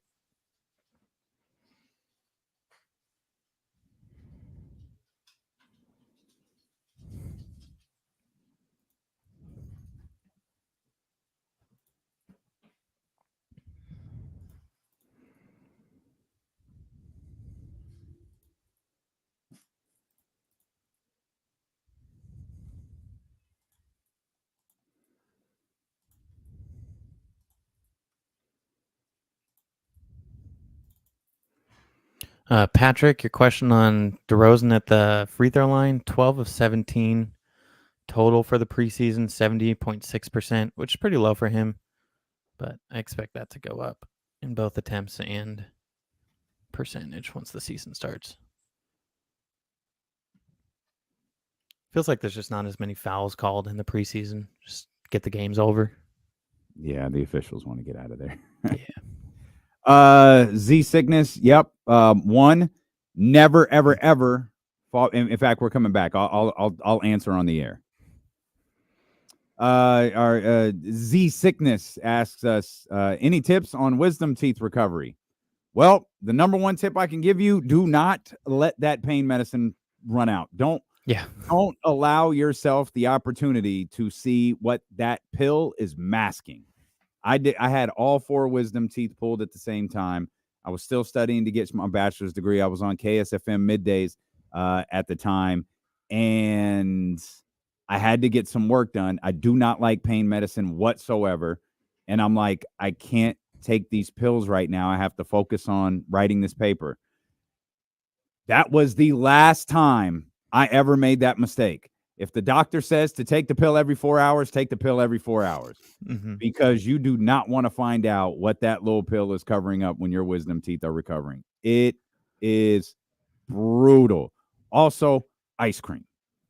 Yep. Mashed potatoes. Fine. But for me, it was just ice cream. Just buy all the ice cream, and I'll be good. I got my wisdom teeth also pulled out. Yeah. Hannah was 36 weeks pregnant, and I had to get emergency wisdom teeth surgery. So we were just hoping that the baby didn't come early, and we were good. But yeah, I had so much Jamba Juice. Just be prepared for what you're gonna eat, because and don't drink that Jamba Juice out of a straw. No. And the second the doctor says, "Hey, the pain should be subsiding," that's when you wane off of that medicine, and that's when you throw, because that stuff is that medicine is horrible, absolutely horrible. But that pain was worse. Oh dear God, the pain of having the wisdom teeth pulled. Get better, Z Cygnus. That's tough. Also, D'Lo and KC, a good cure for the pain of having your wisdom teeth pulled. Will Z with us. Sports Illustrated. Will Z with us. Got a really unfortunate text from Will last night. Well, this isn't ideal. Nope, and it wasn't. It was not good. We got the one thing that we were just hoping we didn't, and that was an ass whooping. And Will, I don't know. We don't really need to focus on last night's game. Just what did you see this preseason? I don't know. It all started so exciting and so good. Feels like just yesterday I came on and we're like, DeMar 6 of 6, like offense is flowing, and then it felt like it never progressed after that. And maybe that's because they were running just kind of the free flow offense. But it looked kind of like the same thing on offense over and over and over again with every different group that was out there. Just Sabonis at the top of the key, back cuts, screens, and it's good. You see the offensive flow, but it didn't look like there was much variation to what they were doing. Maybe that's scripted. I know Malik dropped some hints that they were kind of saving some stuff for the regular season as well, but it just nothing. There wasn't like an exciting moment. There wasn't an exciting like player. Like there's no singular moment or player that really stands out other than DeRozan's first game, and maybe Jordan McLaughlin getting his first game. But like, is there anything that stands out to you as like the moment of preseason? No, there was no moment. Like well, they were all bad. Like there weren't any good moments. If I were to pick something positive that I liked, obviously the offense in the first game looked like everything we dreamed it would look like. It was relatively short-lived. I don't think it didn't look bad in the second game against the Warriors at all. It didn't look like it did in the first one, but it didn't look bad. I think the one, again, if you're making me search for a positive takeaway, it is probably Jordan McLaughlin and the fact that like I think he's gonna have a pretty important role here. Like he just seemed to have stepped right in and looks like a really solid ball player right out the gate. Yeah, and the little things, he wins his minutes. It's exactly what you want from like a backup point guard, I think, within that 10 to 15 minute range, give or take. Might be a little more than that, but just looks consistent. Last night it was a lot of minutes for him. I don't know if he could have done more, but he's not out there running the offense when he's out there. He's out there with kind of working off of Sabonis and everything. So he's not coming in to be your leader. He's not going in to score. He's doing all the little things, and he looks great in that role. Keon Ellis, I know you've been talking about him. I got some numbers that are interesting. So he last night, again, I like to take a peek at advanced ratings for games, and it's just part of a story. I know that some people don't like it because it's really a team stat, but individualized. But it tells part of a story. If you look at last night, Keon had a net rating of positive 4.9. All the other starters were in the negatives, and most of them, I can't say that. Most of them vary in the negative. With McLaughlin negative 36.4, DeRozan negative 33.3, Keegan negative 12.9, Sabonis negative 5.3. So Keon was the only starter that played positive minutes. Part of that too, I think, is he got some run in at the end of the game. But if you look at the preseason as a whole and the net ratings, Keon is the only Kings player actually with a positive net rating of 0.4. Fox is second at negative 1.8. So the advanced numbers are showing that Keon is being effective. I don't think that translates as much to the eye test. And part of that, I think, is just the Kings as a whole aren't shooting well. But it appears he's affecting the game well. I know he's been really active in the deflections, but it doesn't feel like he's being as effective as it shows, which I don't know what to make of that. I don't either. The hell do you want me to do with that, Will? I don't know. Preseason numbers are just so hard too. Do you know what the number? This is terrible to do live. Do you know what that number that you just gave us, what that was for him last year? Yeah, let me check. Because and again, and here's the tough part, Will. I don't know what that tells us, and that's kind of really what sparked the whole conversation. Is will openly acknowledge that the Kings were really bad at the end of the year because Malik and I'll say, not everybody will, but Malik and Kevin weren't around. Mm-hmm. Well, that's Agreed. where everything kind of like escalated with Keon. And obviously, Keon was good, but he wasn't good enough. So with the expectations that everybody has this year, what is the best role for him? And the fact is, there is no sample size whatsoever to tell us, because where Keon was playing, at least at the height of his powers last year, Malik and Kevin weren't around. And then when Malik and Kevin weren't around, Keon had moments where he was very, very good, but he was still relatively in and out of the lineup.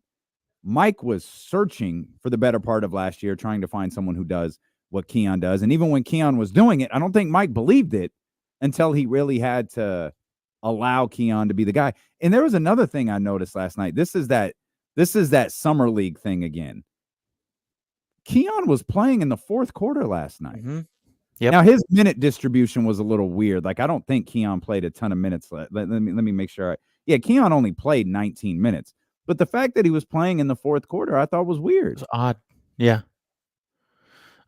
So to give your answer, last year he was at a net rating of 5.5, which was third highest of the kind of key rotational players. Alex Len was first, Trey Lyles, and then Keon, followed by Fox.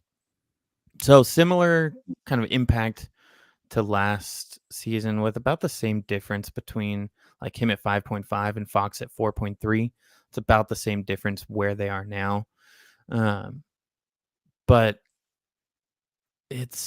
and Kevin Huerter, for comparison's sake, was 2.5.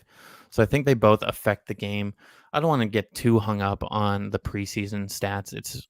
They're really hard to look at preseason stats and take too much from them. But at the same time, it's the only new information that we have. So I was trying to toe the line there. But so let me ask you this. Are you know the numbers better than any of us, but numbers are just numbers. You can manipulate them to mean whatever you want them to mean. With what we've seen over the last 5 games, with the way that the season ended last year, are you concerned about what this team looks like this year? Yes, a little bit. I'm concerned that they don't have enough offense off of the bench. And part of that, I think, can really change with Huerter and Lyles coming back. But you see all of their role players. If you take out, we have the 4 starters of Fox, Keegan, Sabonis, DeRozan, and Monk. Like, those are your key offensive players. Throw in Huerter and Lyles. So when one of them goes down, all of the other players that can come in and take their spots, Mason Jones, Isaac Jones, Colby Jones, McLaughlin, Len, they're all defensive players. Like, you can't expect them to get more than 6 points or so. So I worry that if injuries happen, which probably will throughout the season, I don't know if they have enough offense to bring in. Their top guys are really good on offense, and I think we know that. But you are asking those kind of top 4 or 5 players to score 80 points on any given night. Like, multiple of them have to be on for the Kings, I think, to score enough. I think they have that ability, but the injuries are concerning to me when you look at the roster as a whole and kind of that back end of the rotation and what they can provide if they have to step up and play bigger minutes. Will Z of SI with us here. You're listening to D-Lo and KC on KIFM West Sacramento, 98.5 FM, KRX, QHD2 Sacramento, ESPN 1320. Always live on the free Odyssey app. Will love this. Head over to trainwithmap.fit/ESPN 1320. Take advantage of the free nutritionist consultation that they have just for you. Take advantage of the free macro calculator that they have there to determine what types of foods you should eat, how much protein, how much carbs, how much, based on your goals, based on your size, based on your training regimen, all of that stuff. It takes all of that into account and gives you, it's a very generic tool that works really, really well. But if you really want to get in depth, take advantage of the free nutritionist consultation. And of course, you could click on the map nutrition link and get your strength enhancers, your fat burners, your cravings crushers, your protein powders, all of that good stuff. It's trainwithmap.fit/ESPN1320. It's almost difficult, Will, to admit that, like, yeah, like I'm a little concerned about the way that this looked, especially with the way that the first game went. But I don't think there's anything wrong with that. I don't think there's acknowledging, like, yeah, it did. It looked really good. And I think the biggest thing, like, if you really wanted to, like, discount the preseason or, you know, the preseason in its totality, I think you could, but the one thing you'd have to acknowledge is the offense clearly can be hot and cold. Starters, rotational play, whatever. Like the offense can clearly be hot and cold, which is something we saw last year. Yep. And I think that's if I were to dumb everything down into a single concern, Will, it's what we've seen over these 5 games are some trends that we actually saw last year.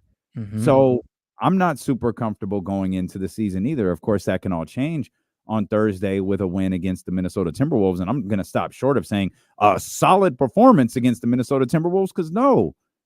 Y'all think this is a 50-win team. Y'all think this is potentially a top 4 team. You think DeMar DeRozan has changed the futures of this team. Great. Then a good showing against Minnesota is not going to be good enough on your home floor to start the season.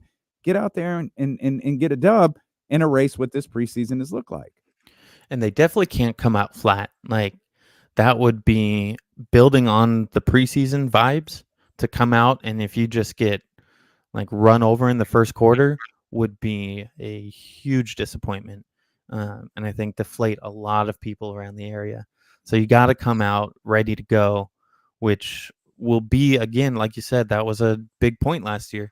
So something that I think a lot of us will definitely be watching.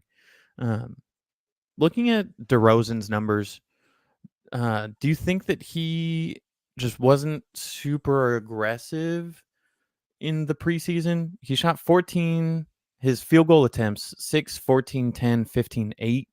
I think that when he was brought in, it was kind of he will help the Kings when they get stagnant on offense. Yeah. When games like last night, and especially against like Portland, it felt like a game where someone needs to get going, and I expected it to be him, and it didn't really feel like he did. Maybe that's a scheme. I don't know what their plans are for games, but I think I expected him to take over a little bit more than he did in any of the games. I'm with you. I was really, again, I don't want to, I was disappointed yesterday because I thought if even for a half with De'Aaron gone, with Malik, this is your game. DeMar and Domas. And it looked like, and I said this to start, well, it looked like a game no one wanted to play except for Domantas Sabonis and Doug McDermott. Yeah. Doug McDermott was going to get his Just shot. not shy. Yeah, and I'm all for it. Like, he looked like he gave a crap. Yep. Domas looked like he gave a crap. DeMar, and I'm not going to be, DeMar, 36 years old, Hall of Famer, he looked like he wanted to get through the game. And I don't fault guys for that. And that's my own, like, misinterpretation of what was happening. Because when we all got the alert that Malik and De'Aaron were out, it was like, all right, DeMar and Domas go get this. Maybe shut them down at halftime, let the rest of the guys do their thing, but let DeMar be the king, so to speak, for that first half. And it didn't happen. But I don't have a direct answer to your question, man. I have no idea. I don't know if it was the flow of the game. Again, he looked like the greatest player that ever wore a Kings uniform that night against the Warriors. And then it just, you felt like, okay, he's settling in a little bit in the second one. And I do wonder if once the Warriors games were done, they were done. And, obviously you had that horrible game against Portland in the middle of the Sunday afternoon and like Utah, and now you're traveling. Now it's a road trip. And it's just like, man, let's just get this over with. We're already watching film on Anthony Edwards and Julius Randle. And and this group that many people think are going to compete for the Western Conference Championship. Yeah, and I also wonder if maybe it's going to take DeRozan and Sabonis a little more time to get their two-man game going than we originally thought, in the aspect of when DeRozan is handling the ball in pick and roll situations, because a huge key for him and Vucevic last year in Chicago was the little like drop-off pass for the pick and pop. Vuce would shoot it. Like, he got a ton of looks off of the pick and roll from DeRozan. And we know Sabonis, he's been shooting the mid-range more in the preseason and more threes, but it's just not something that he's going to automatically go to. So last night it looked like the Clippers were really doubling DeRozan hard and kind of switching two onto him and leaving Sabonis. And it maybe some of that chemistry just isn't quite there yet, which is understandable. It's 5 games. So hopefully that's something that will grow with time as well. We've seen the dribble handoff game work, but what's the pick and roll going to look like in the long term? Yeah, it's a great rhetorical question because I don't have an answer to it. Yeah, time will tell. I mentioned how all of the parallels to last year, if I lump this all together, was my biggest concern of the preseason. Do you have one in particular where you're just like, this will get better. This will get better. But man, this is tough. I do. It's their interior defense has been like abysmal so far in the preseason, which is not ideal. So they're doing a really good job of limiting looks inside. Opponents are only shooting 15.2 field goal attempts in the restricted area. That's the fewest allowed in the preseason, but they're hitting at a 72.4% clip, which is 5th highest, with 2 of the teams ahead of them being the New Zealand Breakers and the Radio Farm apologies for probably saying that wrong, but 2 non-NBA teams. So they aren't showing. It's a glaring weakness. The attempts are good and limiting those looks. I think part of that is their penchant for going for deflections and steals, and that's where we're going to see them make the biggest defensive strides this year. But you have to be able to add a little bit of resistance inside in terms of affecting those shots, and that just really didn't pop up in the preseason. Keon start next year. Very nice. Very nice. I think he has to. Yeah. Okay. It's hard to imagine Herter going in cold without any game action in the starting lineup. Do you believe in my theory that Mike actually hates Kevin Herter? Yes. So many that's a quick yes. There's so many little things where the way he talks about it, it's like, oh man. When they tell me he's ready to play, he'll play. Mike, they told us 3 days ago, dog. Yeah. All right, man. I don't know why I thought he was going to play last night. When they said, no, Doug McDermott's available to play. Oh, Kevin's got to be playing. No, we're good. We don't need Kevin. We got Dougie McBuckets tonight. Not enough threes to go around. It did feel good. Him and Keegan, Dougie McBuckets and Keegan on the floor together. I really like. Those are 2 lethal shooters out there, and they just look. You can see the size when it's like, oh, we have 2 wings playing now. Yeah, it's great. Like, it feels so foreign to us, but I like the combo of Keegan and McDermott, and I'm really interested in the lineup of those 2 and Kevin Herter, and throw in probably Sabonis and whatever point guard. But the 3 high volume, high efficiency shooters on the court is something that really intrigues me with the idea of those 3 players. What do you think of Keegan this preseason? I thought he looked good. Nice and aggressive, which I think is the kind of the step that we're hoping he takes. He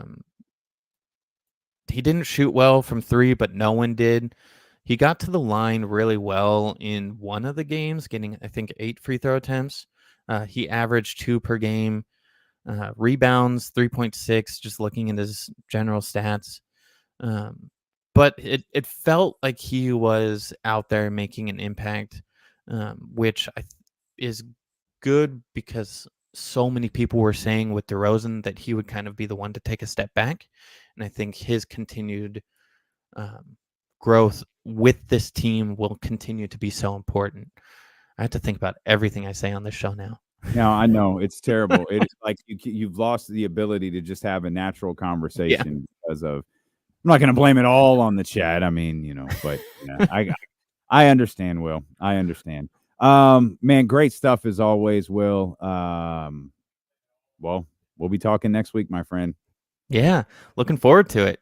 Yeah, regular basketball is back. Sean Cunningham just tweeting, hearing from sources, DeMar DeRozan is not with the Kings at practice in Sacramento due to personal reasons. His absence is not expected to be long-term. Again, that's from Sean Cunningham. Kings practice is actually going on right now. Sean tweets, hearing from sources, DeMar DeRozan is not with the Kings at practice in Sacramento due to personal reasons. His absence is not expected to be long-term. Again, that's from Sean Cunningham. The Kings are practicing now. If we have any sound from that, we will certainly bring it to you. Will, great stuff as always, my friend. We're excited for the season to get here, and we'll talk more next week. Thanks, Damien. Appreciate it. Have a good one. You bet. That's my man, Will Z, right there. Super proud of everything Will got going on over there at SI. Well, I guess that's a little bit of news right there. DeMar's not at practice. I also imagine this is probably a relatively chill practice, given the fact that the Kings just played in Los Angeles. That's DeMar's home. He may have just stayed an extra night or two, knowing Kings probably have maybe tomorrow off.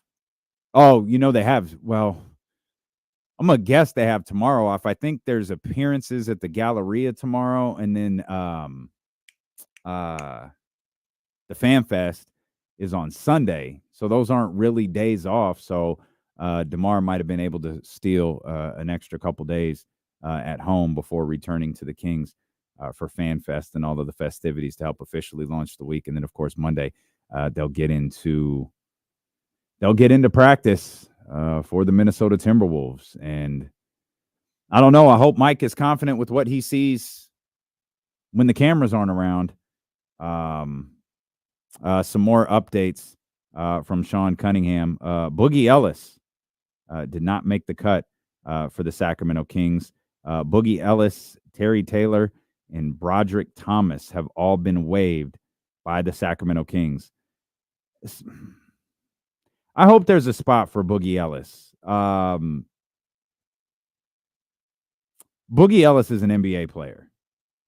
Boogie Ellis is absolutely an NBA player. I hope there's a spot for him somewhere, at worst, the G League program. But I hope there is a spot for Boogie somewhere in this league, man. I liked what I saw from him on a couple of different occasions. Obviously, things are happening around the NBA. More importantly, things are happening around the Sacramento Kings.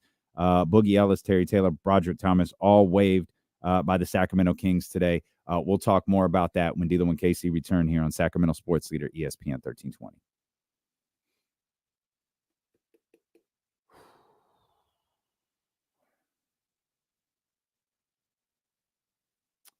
Yeah, I'm with you, Stephen Brown. I thought Boogie was pretty good.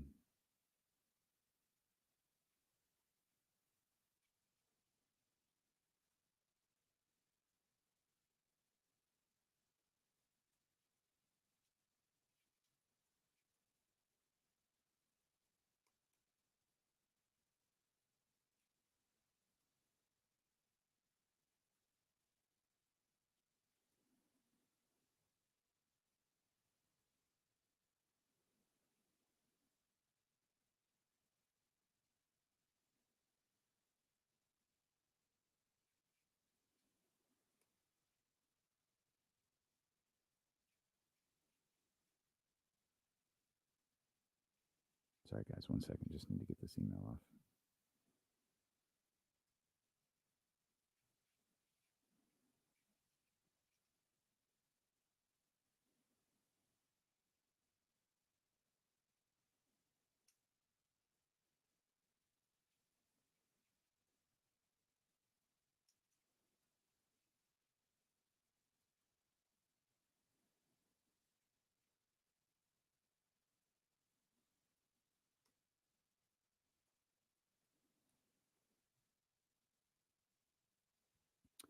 Andrew, we got something brewing starting next week. Dead serious. Prize Picks with D-Lo and KC starts next week. And that's a shoot. Prize Picks with D-Lo and KC starts next week. Michigan, that game on Sunday is going to be disgusting, but good luck to the Colts, I guess. That's Colts and Dolphins? Yes, sir. 10 o'clock. Make sure you're there. Game of the week. Is Anthony Richardson playing? Yeah, thankfully. Jonathan Taylor's out as well.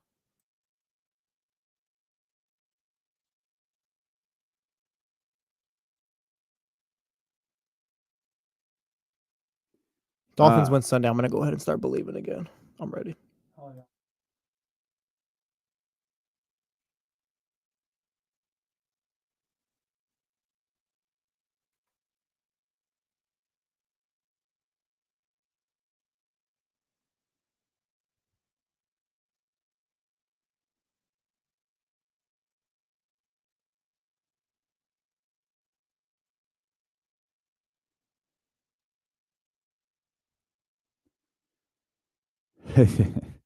Comeback is going to be epic. Comeback is going to be epic.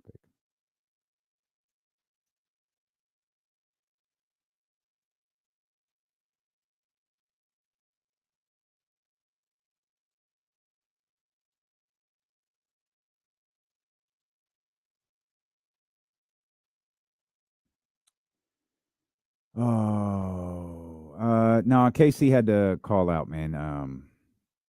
Casey had to call out. He's good, but he'll be back with us. Nope.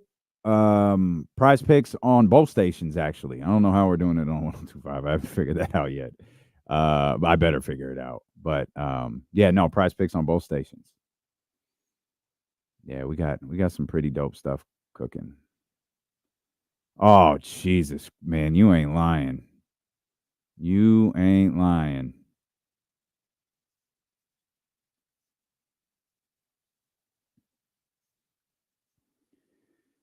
Shout out to Sky River Casino, man. We have our next 2 live broadcasts booked.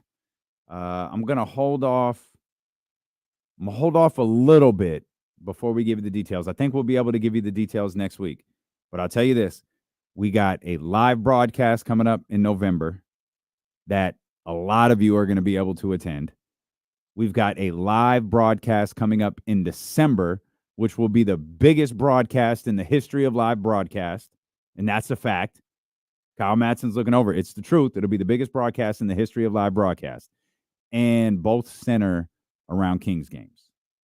So we got you. Oh, it's going to be so much fun. I'm really excited for the one in December.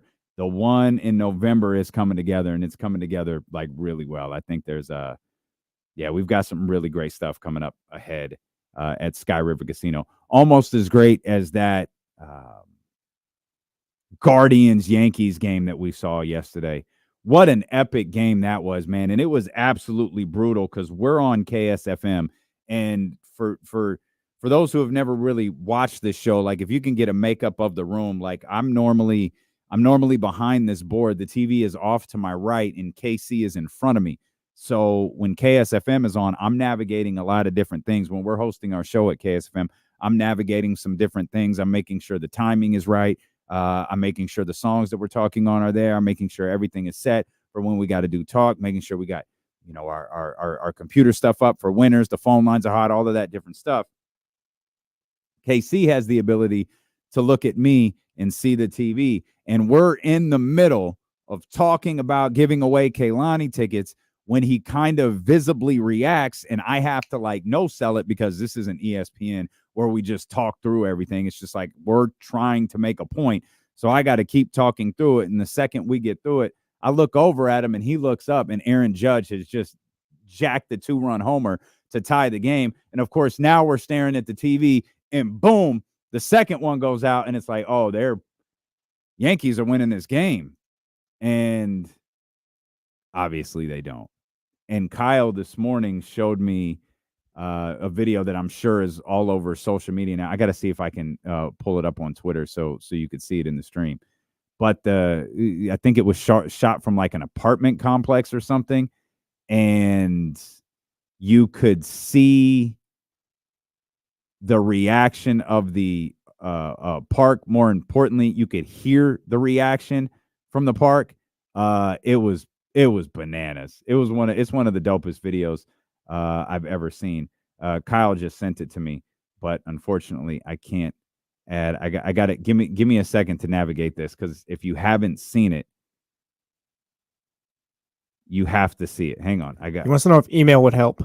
No, having it on your Twitter account would help, because that's where I find everything. I just navigate your Twitter account, Kyle. I don't know if you know that or not, but I do. So if there's any weird views on your Twitter account, that's what it is. All right, I think we may. He said he just retweeted it. He just retweeted it. My man, Kyle Matson. Okay, I'm going to pull this video up for you. But what an incredible game, man. And then you have the Dodgers, who are just beating the absolute crap out of the Mets.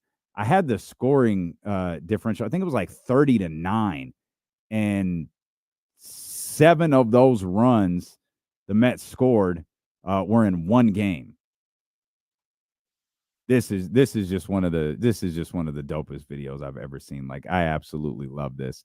And I'll let the audio play as well. You could see this is a word when that home run was hit.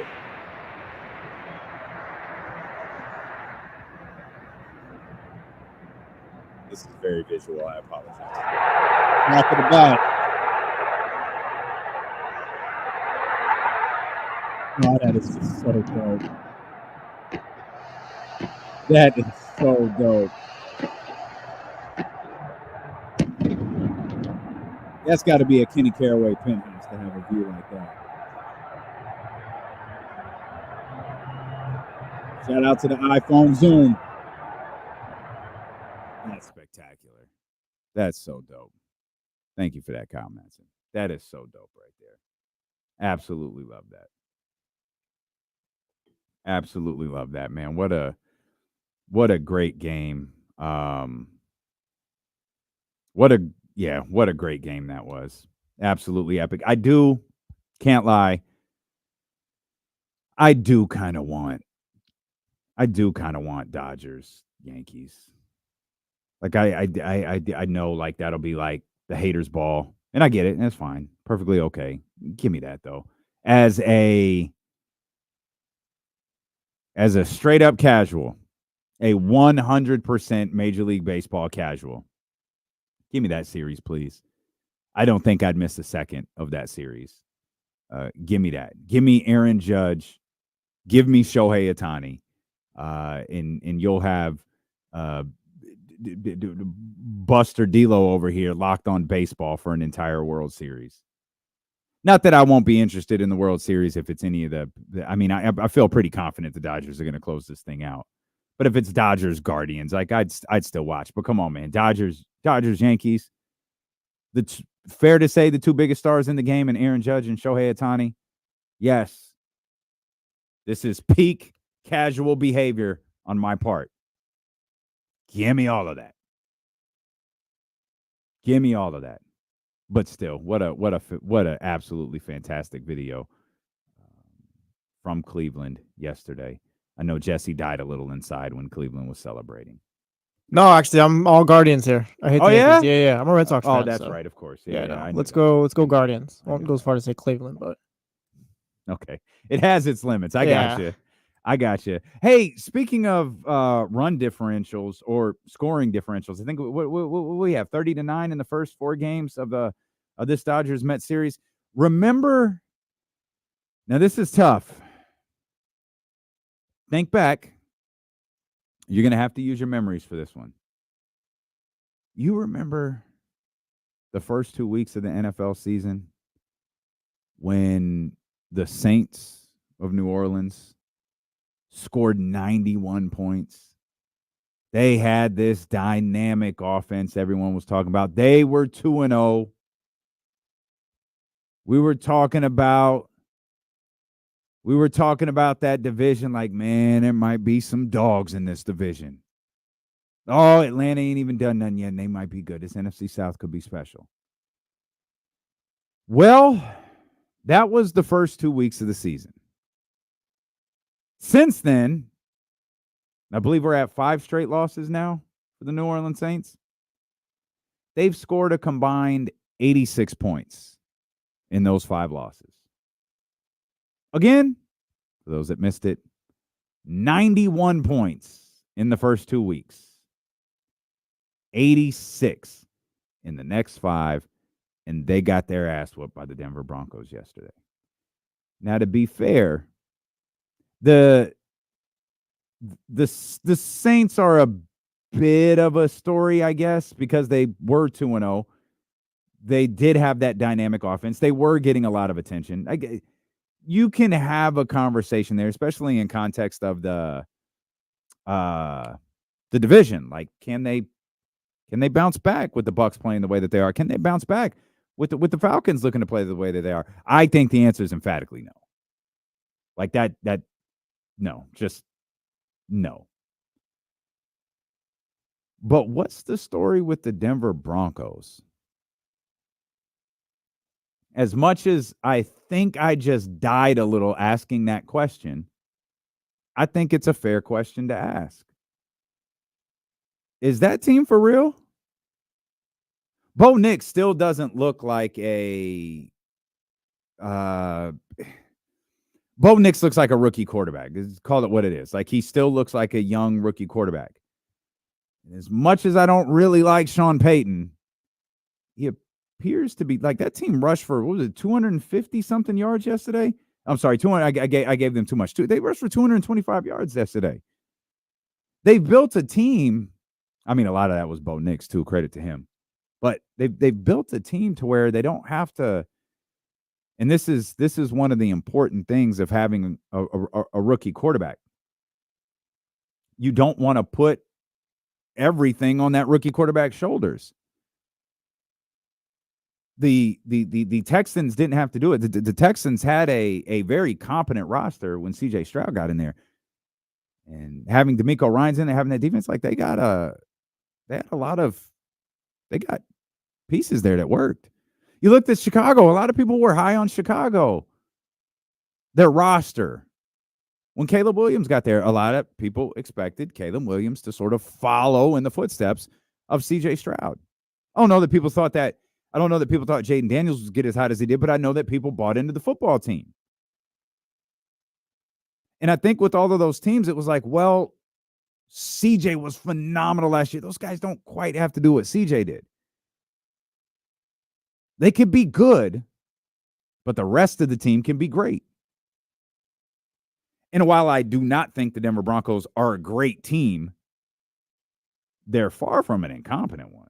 Bo Nix, his first 2 games, threw 4 interceptions, 2 in each game. They went 0-2. Since then, he's only thrown 1. I think they got 4-1 since. And you know what? Again, I will die a little. I got to give Sean Payton credit for that. Like, maybe Sean Payton is best suited to work with a younger quarterback like Bo Nix, a player that you can work with and mold into your style of offense. And Sean Payton, I think, does have like a style of offense that he likes to run. Again, I'm not the biggest fan of his, and I'm not the biggest fan of his behavior when he got to Denver. Again, he wasn't wrong. Nathaniel Hackett stinks. But still, head coach in the league, man, you don't do that. But this team's playing well. And I'm gonna stop short of saying, "Woo, watch out for Denver," and just say, defense is good. Got Bo Nix kind of keeping it clean, not making a lot of mistakes. You could be in really good shape right there. You could be in really good shape. Broncos just absolutely beat that. I got to that game late. Oh, actually, be straight up with you, between baseball and King, I forgot the game was on. I got home. I was getting settled, getting ready to put on. I was going to put on. I think it was Lakers Suns last night, and realized, yo, there's a football game on. Go to Amazon, and like Drew Brees is in the booth, and I'm like, I'm good. And it was already a blowout at that point. The Broncos were already beating the hell out of the Saints. It's like I'm good. I'll stick around for a little bit. I'll catch the condensed version of this game. And I think that's the simplest way to describe it. Bo Nix looks solid. Elk Grove Kia Talk Line 916-909-1320. Old E, what's happening, baby? Yes, sir. What's good? What up, boy? Man, I tell you what, you hit on everything about that Broncos team right now that I was just thinking myself. Sean Payton, really? Anyways, I'm sorry. The reason why I called in was to talk about that game last night with the Indians and Kenny's Yankees. Oh my goodness. Oh, the Yankees. No, that was League, the movie. Yeah, that was that's the Guardians, and it was one of the best games I've ever seen. Like that was legit. Well, it was certainly. I can't say I was locked into all 9 innings, OD, because we've got work to do. But in terms of a dramatic conclusion, I think Aaron Judge's home run was in the 8th and on. Yeah, come on, man. It ain't gonna get much better than that. And that's why I say, Oldie, give me the casual's dream here. Give me the Yankees. Give me the Dodgers. Give me that in the World Series. And I'm gonna be baseball expert here. I'm gonna be locked in. 916-909-1320. If you want to get into these phone lines, obviously KC not here today, so if you want to be a part of the show, you most definitely can. Jake Gaden says the Kings have signed Sharif O'Neal. Huh. Okay. And yes, that's exactly who you're thinking it is. The Kings have signed the son of Shaquille O'Neal, Sharif O'Neal. O'Neal is at practice today. He'll be waived tomorrow, and then he'll sign with the Stockton Kings. All right. Sharif O'Neal headed to the Stockton Kings. 916-909-1320. Say we got Titus there. Titus, what's happening, baby? Hey, what's up? I got a couple things real quick. Hey, but on that Sharif O'Neal, I hope if we keep him or whatever, I hope he get booed soon as he get there. Remember, his daddy called us the Queens. We ain't gonna forget that. You feel me? So we're not ready to bury that hatchet yet? No, okay. Because when he got the 1% ownership, he didn't do nothing for us. I don't even know if he had a full 1%, Titus, but I'm with you, brother. I'm with you. All right, but look, we get McDermott, right? That I think that's probably just to help with the 3-point shooting, because we're not tripping on Herter. We might end up getting rid of him. We might end up dumping him off. Yeah, yeah, Titus, it's hard. What you think? Nah, I mean, a lot of people asked that yesterday. I think you're. I don't know what Doug McDermott's role is going to be here with this squad, right? Like, I think he's gonna play sparingly. I don't think we're coming in talking about a Doug McDermott game. I mean, maybe we are. Like, he's a dude who shoots the threes. Like, he could get hot. He could come in. He could cook. And then the next day we're talking about, like, yo, Doug McDermott had, 13 points in 7 minutes or whatever. Like, I could see that. I know a lot of people were curious if okay, I'm gonna rephrase this. I know a lot of people were curious that if Doug McDermott's entrance meant something about Kevin Huerter's exit. I don't think that it does. I mean, there's a solid 6-year difference between the two players. Like, I think Doug McDermott is a fine player to have on your roster. Like, I don't envision a scenario where, like, he works to me. Like, I can't, me personally, I don't envision a scenario where he's not with the team the rest of the year. I know it's the $750 vet minimum and then becomes guaranteed like sometime in January. All right. Like, all right. Like, I expect, like, I think he's going to be, I think he works. Like, how many times last year did it feel like Mike was searching for something? How many times did it feel last year that the Kings couldn't get anything going and it felt like Mike was just searching for a spark? Doug McDermott's a shooter. Like, you don't, Mike's not going to have to yell at Doug McDermott to shoot. Shots there. He going to take it. But I don't think it has anything to do with a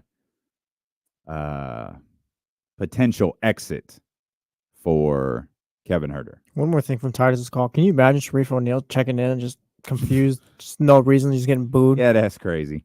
Don't boo Sharif, man. Sharif ain't do nothing. Don't boo Sharif. Now Shaq's stint as the Kings owner, yeah, like I have my own feelings about that, but Sharif ain't do nothing to nobody. I mean, Shaq had Domantas Sabonis as the 42nd ranked player in the NBA on his top 50 list. Oh, did he really? Behind Tyler Hero, I believe. Oh, for goodness sakes. Come on, man. You could boo Shaq all you want to. By the way, did you see the video the Kings posted where they're asking players and coaches to pronounce caramel? Yeah. Caramel versus caramel. Yeah. Did anything in that video stand out to you?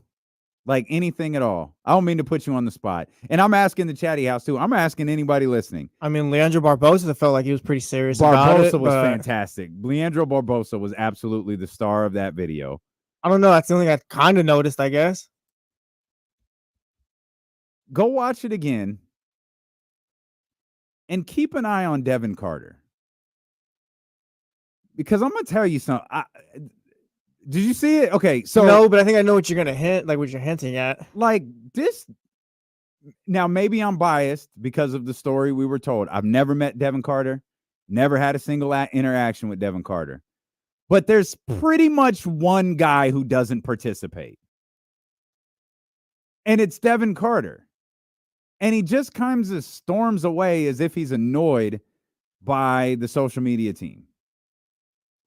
And like my hope is Devin Carter's a dope dude. But man, I watched that like, come on, bro, like have some fun. Like, are they gonna make him dance or sing or I think they have a dance off at the Fan Fest on Sunday. They're gonna make him dance? I don't know. Watch the video back and tell me. Maybe I'm overreacting. Maybe that's all it is. Maybe I'm the jerk. I'm gonna defend Devin. I think he says it as he's walking away. Does he? Yeah, because the player he's with says it or whatever. You can hear it like faintly, like as he's walking away. I think he says it. He doesn't stop. But I think he says it. You cutting him some slack, but okay. I'm defending. Okay. I'm defending him. That's what I said. I was posing it as a question. That's the question. That's all it was. We look back at the film, and yeah, he had an answer. Okay, that's all we're doing is we're broadcast journalists here. That's all we do. We got TC there, 916-909-1320, Elk Grove Kia Talk Line. TC, what's good, baby? Yes, sir. D-Lo, what's up with my brother, man? Actually, what's up with my two brothers, man? I know Kenny ain't in, Jesse in the back. What's up, baby? What's going on, man? TC? Oh, just vibing. Hey, listen, D-Lo, hey, I told you I was going to kick back on the Niners, bro. I'm just going to let this season shake out how it's going to shake out, and we're going to talk about it. You get me? I'm with you. Yeah. I'm with you. Yeah, Nothing wrong with that. Yeah, they 500, barely got to 500, but we ain't talking about them. We talking about the Kings, right? The band is gonna be okay. I was watching the game last night, and I said, you know what? I said they gonna be okay, bro. They gotta get jamming. The team gotta get like once they get like about 10 games under their belt, like you and Kenny always talk about, D-Lo, Jesse, like the team is gonna be all right. This ain't kind of be panicking. But what I am kind of low key panicking on, I'm gonna be honest with you, and we talked about this before, D-Lo, and you just spoke on it. Devin Carter, bro. I'm not liking that dude's attitude. If he's coming in like that, bro, we got a bigger problem on our hands. That's all I got. All right, TC. That's my bad. That's okay. That's me. I should have asked Look what you did. I should have asked you to look at the film privately without doing it on the air. Look, TC, I think that reaction is a little extra. I don't think we have to feel any particular way about Devin Carter. I don't think he did anything. We were just curious. I was just curious. Like everybody seemed to have fun with it. DC had a lot of fun with it. Obviously Barbosa was scientifically breaking down the pronunciation of the word, telling us how it was pronounced in other countries, which I love. But I thought Devin Carter looked. I asked the question. Jesse reviewed the film.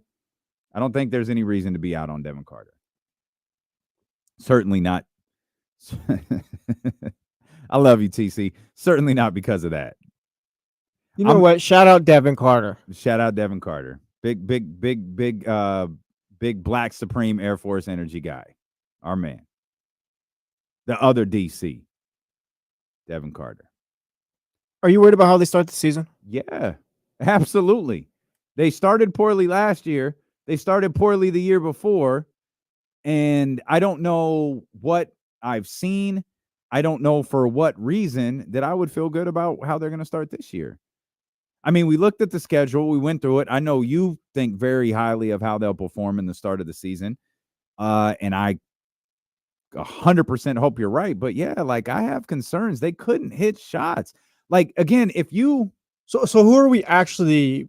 Like, just get into the details of it. Are we worried about like Keegan hitting shots? Well, I'm worried about the Sacramento Kings hitting shots because if you question the physicality of the defense in the preseason, fine. I disagree a little bit, but fine. Like I hear you, and I think it's a valid point. A shot is a shot, and they couldn't hit them. Like I think they shot 30% something like from the field yesterday. That's not even from three. They shot 34%. 26% and 79%. I just think when it's game one, it's like it's a little bit more organized and all that. It's like guys who are supposed to be playing are playing. Like it's Fox. Like I think Fox and those guys are going to flip a switch. So that's why I guess I'm kind of not too worried about them. No, you're probably right. Like you're probably right. I think my biggest concern is the shot dropping. How does that percentage suddenly change? Because we can talk about like the 3-point defense and all that. That is a last season problem too. That's a Monty McNair needed to fix that if anything. Because I don't think signing DeMar, whoever they brought in, was like, oh yeah, now it's going to be a lot better this year. Yeah, and think about what Will said earlier. Will was talking about their interior defense. That's probably not changing because it's not like the group's getting taller. It's not like the Kings are getting more length before Thursday gets here. And that's probably going to be one of their more difficult size matchups is Minnesota. So, yeah, like, I'm concerned. James Ham says Trey Lyles is on the court after Kings practice, but he's wearing a red jersey. Jersey watch is underway. I believe that means no contact. I believe that's what means Trey Lyles being out on the floor is still no contact. No word if Kevin Huerter's got a red jersey or even a Kings jersey. We'll come back. James Ham will join us following practice. Any sound that we're able to get from practice, we will certainly bring it to you as the season approaches next week. We'll talk a little bit about the 49ers and the Chiefs coming up. Also, what league pass teams are you guys hyped for? We'll talk about that. Steve and KC, brought to you by Sky River Casino and Sacramento Sports Leader ESPN 1320. Okay.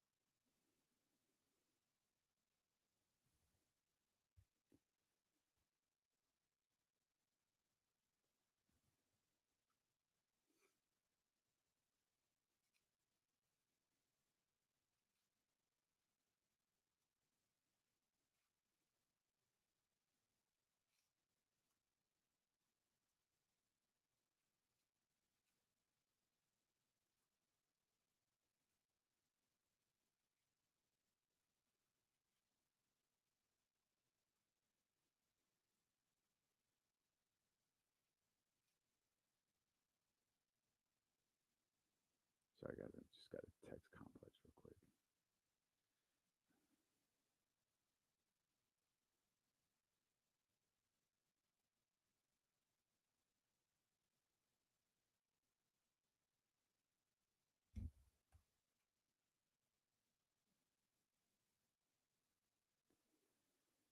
Oh, appreciate you, Manny. Thanks, man. Uncle Loon, what up, baby? Casey's just out for the day. Y'all doing halftime hangouts again? Yeah, Matt, we'll definitely do that. Anytime we're there, we'll always tell you during the show. I mean, we'll be there Thursday, or I'll certainly be there Thursday. But yeah, we can send out tweets and all of that stuff. But yeah, we always like doing those, man. Those are fun.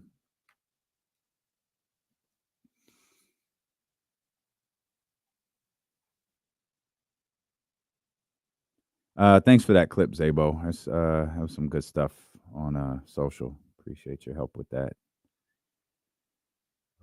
Appreciate you, Gwitty Cube. Thanks, dog. Thank you.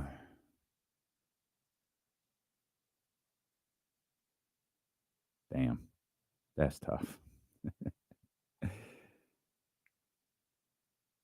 All right, Primo J. I see you.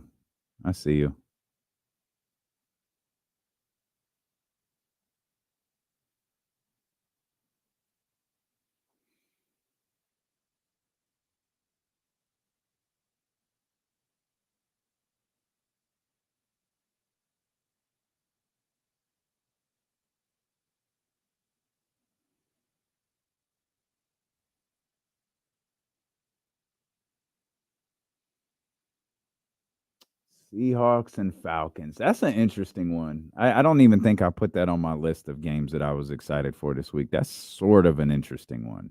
That's a who's for real game. Yeah, I'll take that. I think the answer is the Falcons. Even though I like Geno, I think the answer is the Falcons. Plans for the Carlos, man, your boy working. I gotta be at Roseville tomorrow, the Galleria for the Kings thing, and then straight to Sac State for homecoming. And Sunday, hopefully, is all football, but there's at least a small chance I'm at Golden Sky. 916-909-1320. If you want to get in on the Kia Talk line, again, 916-909-1320. My man Carlos asked about plans for the weekend. If you're out at the Galleria for that Kings thing that's going on, I'll be out there and then headed straight to Sac State for homecoming. We've got some things to do there at halftime that I'm pretty hyped about. Always great. First time at Sac State this season. So excited to get back out there and see if that squad can get going there. But definitely a busy weekend. Might be at Golden Sky on Sunday. That's the day Shabuzi's performing. We were hoping to spend a few minutes with him, but I'm not sure that that's going to happen, which is okay because I'm not really sure your boy needs to be out there at Discovery Park this weekend. Be out there in your finest cowboy boots? Oh, man. I don't know that that's going to happen. But if I'm told to be there, I'll be there. You know me. I'm a company man. Yeah, I did see the OD. I did see the renderings for that Sac State Stadium. My goodness, man. Oh, if they're able to pull that off, that'd be amazing. We were just looking at some of the previews for this weekend's NFL schedule. There's a couple of games I didn't. Oh, that's right. Let's get to Manny first. I don't want to leave out the host of the Chatty House After Party, 916-909-1320, Elk Grove Kia Talk Line. Manny, what's good, my friend? What up, man? We'll see you up there tomorrow. Me and the missus going to the game. So. Oh, very good. Sac State? Yep. Very nice. Yep. Very nice. So I want to kind of touch base on what you were just talking about before the break with the Kings. And you made a good point is, I know KC had made a tweet and he had said basically, well, come Thursday, they're going to turn on the switch and everything it'll be okay. And that might happen, but you can turn on the switch on, play harder defensively, running your pick and rolls and your set plays. But when it comes to shooting, like it's not like you're not trying to get the ball in the basket. I don't care how hard the people are saying that they didn't try these preseason games. You're trying to get the ball in the basket. There's no way you're shooting it not to. And for them to be as off as all of them, for the most part, have been, that is a concern because I don't think that's something that you just turn on in a week. Like that's repetitious. That's being in those situations like they are, going through the picks and getting open for shots. And that's a major concern. And the other part of it is, I'm sorry, those guys are all competitive. And when you're down 25, 30 points, whatever it is, you can't tell me they're just shrugging their shoulders and hey, they're okay with it. There's some pride involved there, regardless of whether you're Fox or whether you're coming off the bench. And I can't believe that those struggles aren't real. I know it's the preseason, and I'm not jumping off a cliff of it, but I think there should be some concern there regarding that. There's a couple things there, Manny. I'm with you on the shooting because I just don't know. I don't think that switch has ever flipped down. Like if you, again, I was talking about with Will and Jesse. Like if you want to question what they're doing on the defensive end, like I get that. There's a certain physicality. There's a certain attention to detail that you have to have on the defensive end. And, you know, that might be harder to do during the preseason when you're doing it during practice, or as Hammer has pointed out, sometimes you're not doing it against you're not doing it against like Dame Lillard and Giannis Antetokounmpo. You're doing it against like the second and third team for the Milwaukee Bucks. And yeah, there's a psychological letdown. The one thing I might disagree with a little bit is, yeah, they're competitors. Yeah, a level of pride kicks in. I just don't know that it kicks in here.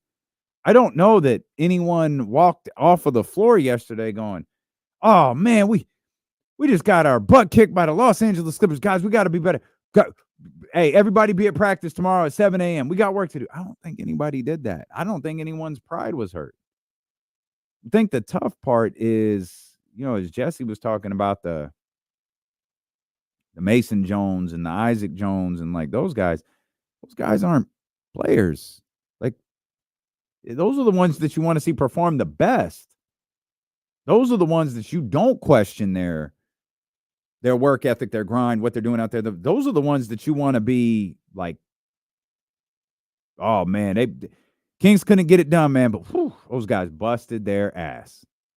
I feel that about Domantas Sabonis, and I feel like Dougie McBuckets was ready to play yesterday. But that's like it. Now, I'm not going to be like overly critical of guys like Boogie Ellis. He was cut today. I'm not going to be overly critical of like Isaac Jones or Scal or whoever. But it's like I wanted something positive to stand out yesterday. And it didn't. At least not in a positive way.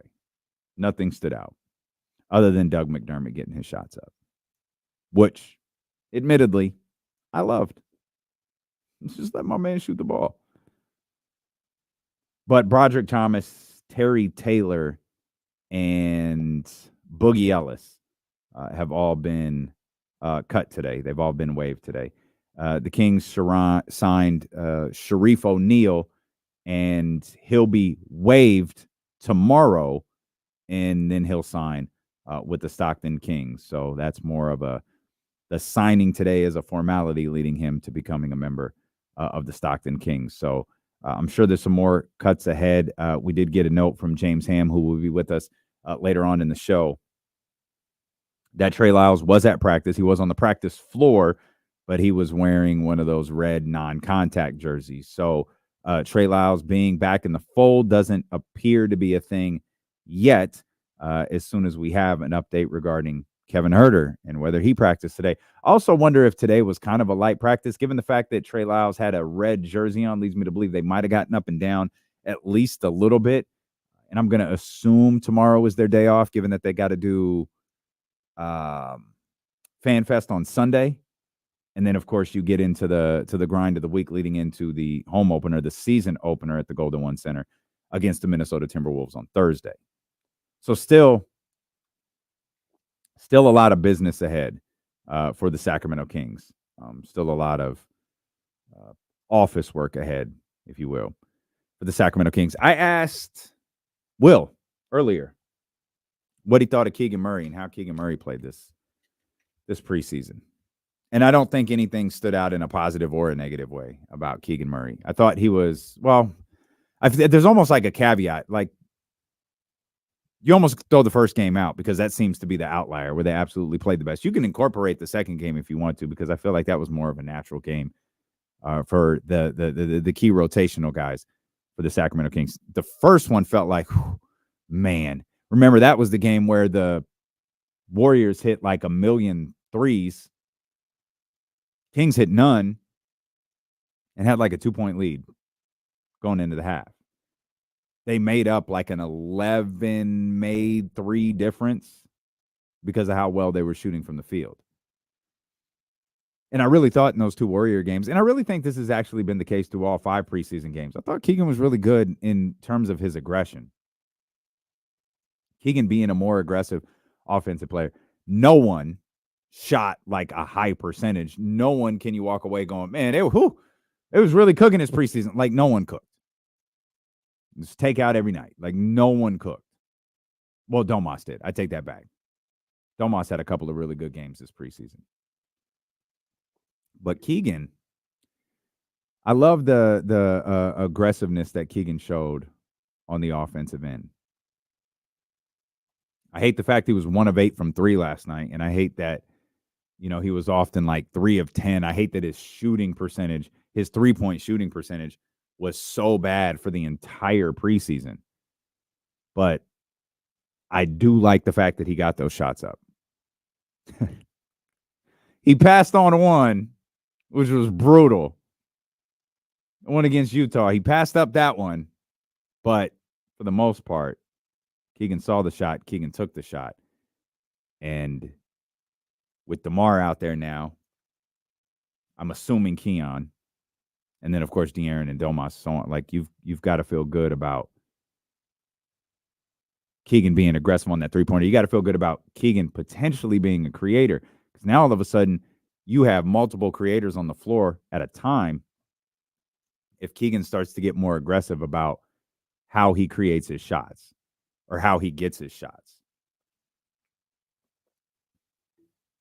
Then you throw in De'Aaron, then you throw in Malik, and then, of course, DeMar DeRozan. And that's why we're going into Thursday, one big question mark. The Sacramento Kings are a big question mark. Everything that you felt a week and some change ago before game started, by the time Thursday gets here, you're going to feel the exact same way. You might not feel that way today, but the further we get away from you watching a preseason game, the better you're going to feel about this team. Because the further we get away from talking about what we saw last night, the further we get away from talking about what we've seen over the last week, the closer we get to what our idea of the Sacramento Kings are. Right now, we can work with an idea with a little bit of like actuality in it. But we can rationalize that actuality as if it's not really actual. It's not a thing. It's preseason. Nobody cares. We can manage our thoughts on this however we want to. Glass half empty, glass half full. But that's today. That's because we watched them play last night. And we were frustrated by the way that they played last night. We watched them lose 5 straight games in the preseason. 2 of them to teams most people don't think are going to make the playoffs. We might have lost, because we were all out there together, we might have lost 3 games to teams that people don't think are going to make the playoffs, counting that one last night.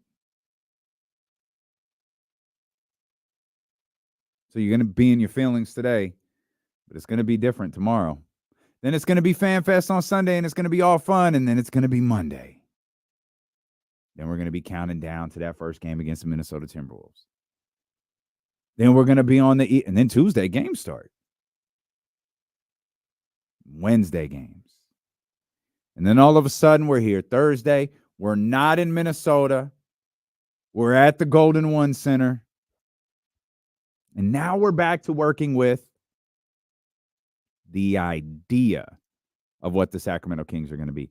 And the idea is what we saw in that first half against the Golden State Warriors. The idea is where our expectations are going to be come next Thursday. Because we're going to hear that Kevin Huerter is at practice. We're going to hear that Trey Lyles is probably closer to returning.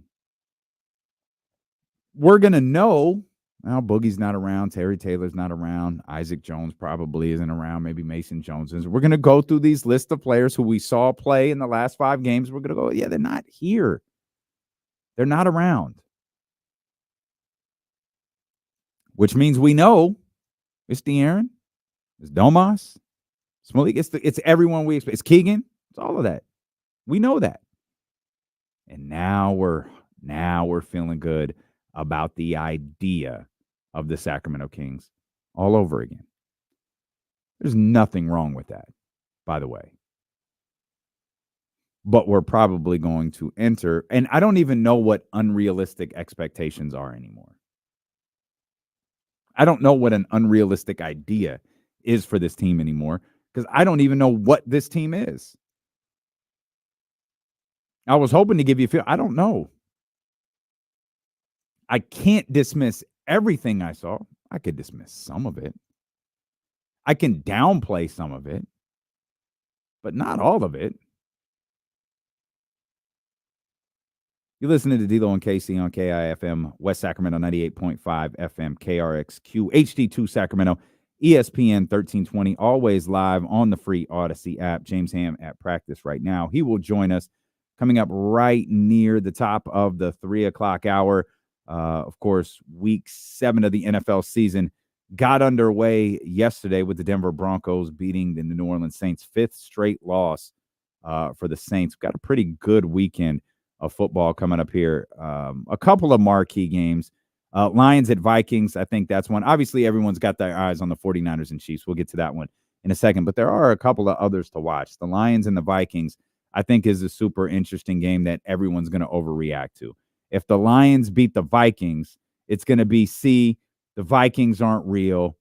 C, the Vikings were maybe a benefit of their schedule. C, this is the beginning of the Vikings kind of coming back to the pack a little bit. You go the other way, Vikings beat the Lions. Well, the Lions might not be able to recover after the loss of Aiden Hutchinson.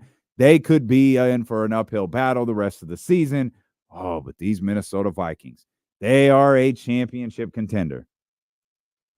All of that might be true on both sides, but one thing that is for certain, come Monday, the game that people are probably going to overreact to the most is the Lions and Vikings. I think they're both legit, but I also think, too, winner coming out of this game is the best team in the NFC. Lions are playing good football lately, I think. I think the Lions are playing good football. But so are the Vikings. It does feel like the Vikings have a bit of a, like, Cinderella syndrome. Like the clock is going to strike midnight. That's because of Sam Darnold, though, I feel. Is it, man? Yeah, because let's keep it real. You think otherwise? I think because of one reason, but he just wasn't good to start his career. No, he wasn't. Just like waiting for that shoe to drop, I guess. Yeah, I'm not. I think it's legit now, but I think Sam Darnold. I think Sam Darnold is closer to the quarterback we're watching right now than any quarterback we've seen in years past. I think he's a lot because I don't think what he's doing right now. It's not like he's Patrick Mahomes or Lamar Jackson. Like he's playing solid, smart football. He's got a great team around him, and he's taking advantage of everything that's around him. And I don't think he's playing over his head, so to speak. I think he's just playing like a solid quarterback. To me, what we're witnessing right now, that's Sam Darnold, the quarterback. That's much closer to who he is as an NFL quarterback than anything we saw with the New York Jets or, what was it, the Carolina Panthers? And I think he's a lot closer to that. Everyone said that he looked great when he was in a 49ers uniform. At practice, oh, he was incredible. Oh, all of this, that's great. I think he's closer to what we're watching right now. Now, I don't know how that ranks in terms of like top 10, 15, 20 quarterbacks in the league. It's a bit too early, I think, to rank him as a whole. Of course, you can rank him throughout the season if you want to, but is the MVP stuff real? No, I don't think so. Like, would you give him? Do you think he deserves an MVP vote, top 3 vote? Sure. Like right now, today, absolutely. Top 3, Lamar. I want to say Baker, but I won't. Yeah, you could put Sam Darnold in there. Lamar would be if I like, who do you give your first place vote to? Is Lamar Jackson. I don't know if Sam Darnold would be my second place vote or my third place vote, but yeah, he's absolutely warranting. Great call by Ramsey, Jayden Daniels. You put him in this conversation too. But yeah, I'm perfectly fine with Sam Darnold having an MVP vote or getting top 3 MVP votes. From the offices of Kyle Madsen too, real quick. Ricky Pearsall's active for this Sunday. I love it. Let the kid play football. No Juwan Jennings, he's out. Okay.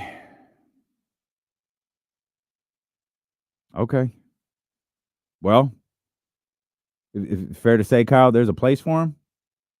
There's a place for Ricky Pearsall this game with Juwan Jennings out. Probably not. So probably not. All right. I don't know why Kyle hates good stories. No, it's fine. Kid gets shot, just wants to play football. Kyle, like, no. Sorry. Kyle gives us the real. No. Come on, you're a Disney guy. Give us a happy ending here. Pause. Wow. That's crazy. Wow. No, Wow. yeah, you got that's flag. That's my bad. That's my bad. That's my bad. No, wow. I said my bad. That's a pass interference, like Wow. 60 yards down the field. Man, that's tough. Can't say nothing on this show. I see me. Can't even talk as I attempt to move on from that. Lions and Vikings, Texans at Packers.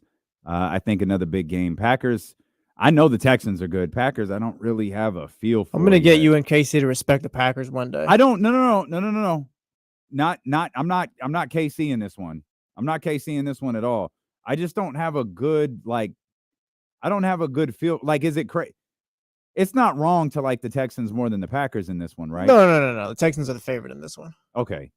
Yeah, like I'm not there where I think maybe not you then, but like for Casey, I think they're a little bit more legit than Casey gives them credit for. Is it the Packers or is it Jordan Love for him? I think it's a mixture of both for him. But I think like Jordan Love is good too. It's a big game for the Packers. Packers get this one. That's big time. I think the Texans get this one. It's kind of business as usual for the Texans, and maybe you're looking at the Packers like, maybe they're not quite ready. Packers get the Texans. I think that's a huge win for them. And then, of course, you got the 49ers and the Chiefs. That's obviously the one so many here are looking forward to. Santa Clara, Sunday afternoon. 49ers can't beat Patrick Mahomes, can't get a victory against the Kansas City Chiefs. I don't think we learned anything about the Niners coming out of this game, but if it's anyone, it's probably going to be Brock Purdy. Not even if they lose. If they lose, it's kind of business as usual. But I think if they win and Brock Purdy kind of puts his stamp on the game, I think he might get some respect nationally. I think he's starting to get a little bit more love. It was funny. I was getting my haircut this morning. They had Cowherd on. Excuse me. And Cowherd did this thing on Brock where he just talked about him being the perfect quarterback for Kyle Shanahan, and lays out this thing about how he doesn't have a lot of horsepower, and they put Brock in like a Pinto, like a busted Pinto, and equated him to just a car that can get you from point A to point B. And I was like, wait a minute, like hold on, man, like wait a minute, like I get it. Maybe Brock's not a Ferrari, but what are we doing? Acting like he's just like a little Ford Taurus driving around the block, getting you to the convenience store. Like Brock is it's a Toyota Camry. Brock Purdy, and you know who I blame all of this on is Jimmy Garoppolo. Kyle Shanahan made Jimmy Garoppolo look like an NFL quarterback. Jimmy went from highest paid quarterback in the league to, oh my gosh, he might be the worst quarterback. He looks like unwashed ass. He is awful. Like he can't get on the field anywhere. He got dumped by his old coach. We might not see Jimmy Garoppolo start a football game again. Kyle took that dude to the Super Bowl. That has completely destroyed the perception of Brock Purdy. Because Jimmy Garoppolo coming to that, man, look at what Kyle did. Kyle really can get any quarterback to the Super Bowl. That's crazy. Brock must not be very good. Brock Purdy is not Jimmy Garoppolo. And there's nothing wrong with Brock Purdy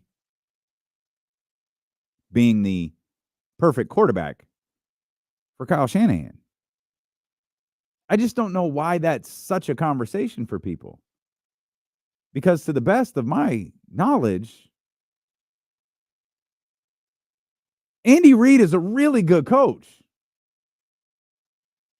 Andy Reid is not only a really good coach, he's probably one of the greatest coaches the game has ever seen. And if you were to rank coaches over the last 2 decades, he's probably at the top of the list. Not one person has ever said, wow, Patrick Mahomes is succeeding because of Andy Reid. I think a lot of that has to do with Purdy was 6'5" and could throw a football 70 yards down the field. It'd be a lot different, I think. I think a lot of it is also Andy Reid traded up, or the Kansas City Chiefs at least, traded up to draft Patrick Mahomes, at number 10? Meanwhile, Brock was me on the wake-up call this morning. Pretty much. What's left? That guy. Well, send him to the 49ers. He was the last kid picked in kickball. But it works. And much like me on the wake-up call this morning, Brock Purdy has emerged victorious. The last pick in the draft has done well. But this tying him to Kyle Shanahan, like put him in a Pinto, in a busted Pinto, talking about, oh, he's going to get you from point A to point B. Man, that's a good quarterback. And he doesn't have to apologize for being good with his coach.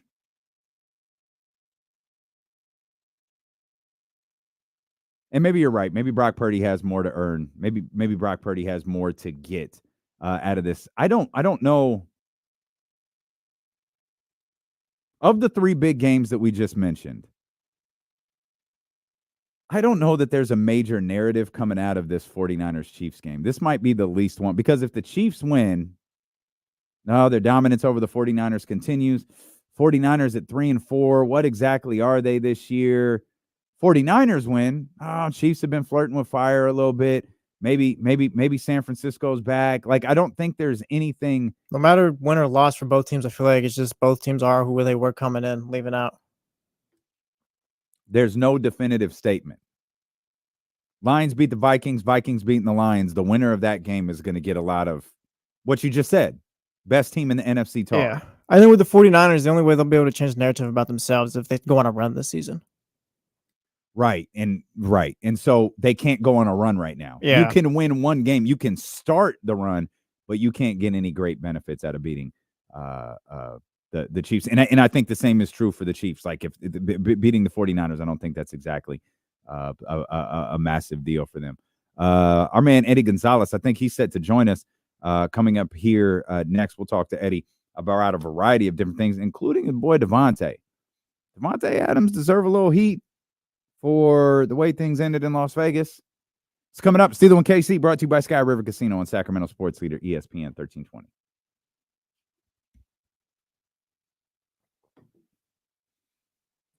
Yeah, boy, Eddie. What's good, man? What up, boy? It's just me today, man. We just went to commercial, so we'll have a few minutes to wrap here. Oh, that's what's up. How you been? Oh man, I'm all good, baby. I'm What all Kenny had good. He had a little emergency he had to tend to right before the show started. So damn, everything good? Yeah, he all right. I told him to go ahead and get out of here. I can hold everything down. There it is. Handle the business. Yes, sir. What's been up with you? Man, just waiting for this regular season to get here so we can stop talking about these goddamn preseason games. See, I don't know how. I know you got a lot of teams to follow, man. This team looked like shit all preseason, man. They just looked awful. Man, it's preseason is tough to like you're supposed to care, but it's tough to care. Mm-hmm. But it's funny because the NBA is like, it's probably the closest to the regular season than the other stuff. Right. Yeah. Like football is nothing now. Spring training is spring training. So it's like they give effort, but regular season NBA is like a small step over. So I don't know. It's tough to like lock in though. Yeah, and I think that's the way. I think that's the way most of. I think the only people who don't think like that are the coaches. Right. A lot of coaches are like, man, come on, man, let's go. Yeah, it's I mean, we talked about it last week too. You watch them dudes kind of lock in and decompress enough. It's like I can only expect them to do so much in preseason. They barely give a shit as it is. So yeah, right. It's tough, but I mean, at least the regular season here, I'm excited. It's a lot of good basketball on the way. Yeah, for sure. I'm excited. It's almost here. I'm excited. This W season is almost over, man. We need to this W season got to end because football wrapping up and or football is ramping up and NBA about to get serious. They need to give us 2 more games. Give us get us to game 5. Get us back in Brooklyn, and give me an epic end to this incredible WNBA season. Yes. Nah, it's been fun, but it exists in such a weird time, you know. Yeah, right. That Olympic break is in that race, so it's like that Olympic break is a killer.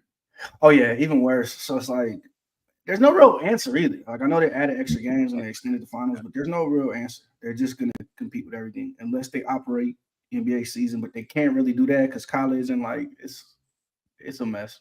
Yeah. That Sabrina shot was one of the coldest I've ever seen. Nah, I mean that was crazy. I mean, she had just missed one, you know, and it's still taking it, knock that one down. It's like, damn, like, you know, that's why she got that Kobe rub right there. It's funny. There's only been 3 games with 2 game winners. Oh, hang on, Eddie. We're coming back right here. Sorry, my bad. We just pick up that conversation. We was talking about Sabrina. There is no point in pretending like that's not what we were talking about. We're talking about Sabrina Ionescu's shot the other night, game 4 of the WNBA finals tonight, begging for a game 5 to get back out there in Brooklyn, man. But this has been I need a magical ending to this magical season, man. Give me 2 more. I don't care who wins. Just let me get the Lynx, get this one tonight, and give me that final game in Brooklyn later on in the week. Yeah, I selfishly want a game 5 so it could be out here and I could go. I was talking about it with some guys after the last game. The margin of error for the Lynx is so small though. Like you look at the game play, you look at the game they won and what had to happen to do that, and then now look at what they lost, and you're talking about 1-2 shots down the stretch and like very small margin of error. And if they go to overtime, you don't necessarily feel comfortable with the way they had to churn out buckets so much. So I hope there's a game 5. If you're the Liberty, though, obviously you want to. The champagne's in the building. You want to celebrate what the champagne's there. And that's tough, though. That's tough when the champagne is there, like because you know it's there. Like they try to hide it, but you know it's there. And that's I've been saying that for forever. I love seeing how players operate when the champagne's in the building, and what we mean is like there can be a celebration tonight. It's somewhere in the Target Center tonight. It's not in the locker room yet. They don't got the rope up, the tarp up yet, but you know it's there. You want to take advantage of that opportunity. But if you're the Lynx, look, we got home court. We take this one game at a time. We've already beat them on their home court, so we win this game. You know, one game for the title is all we could have asked for in the beginning of the season back in March. So let's lock in. Let's make it happen. I feel like they feel like they got the best player in the series. They've shown they can hang with them over and over. It seems like they can get a dribble drive whenever they feel like with Courtney Williams, and they've been running that pick and roll and finding that space. So there's stuff to do, but I do think the margin of error is small. They're going to have to play a great game. The scary part is it doesn't feel like the Liberty's played a complete game yet, and maybe tonight. Yeah, that is the scary part. It doesn't. But what I wonder with that, Eddie, is are they capable against this team? Because if there's a matchup out there, even more so than the Aces, if there's a tough matchup out there for New York, it's Minnesota. Like from the bigs to the guards, and maybe even most importantly, they ain't scared of nothing. Yeah, I think they're not afraid to go 5 out, putting the Fisa Collier at center. Say, look, we're gonna guard her with. We're gonna guard Stewie with Fee.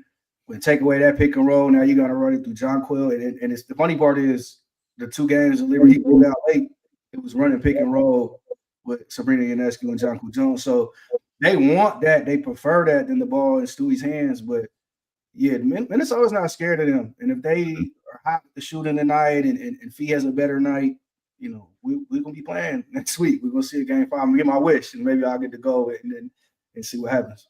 There you go. Yeah, there you go. I'm with it. We were talking during the commercial break about just getting this preseason over, man, getting to the regular season and start to see, you know, real hoops jump off. What league pass teams are you tapped into this year?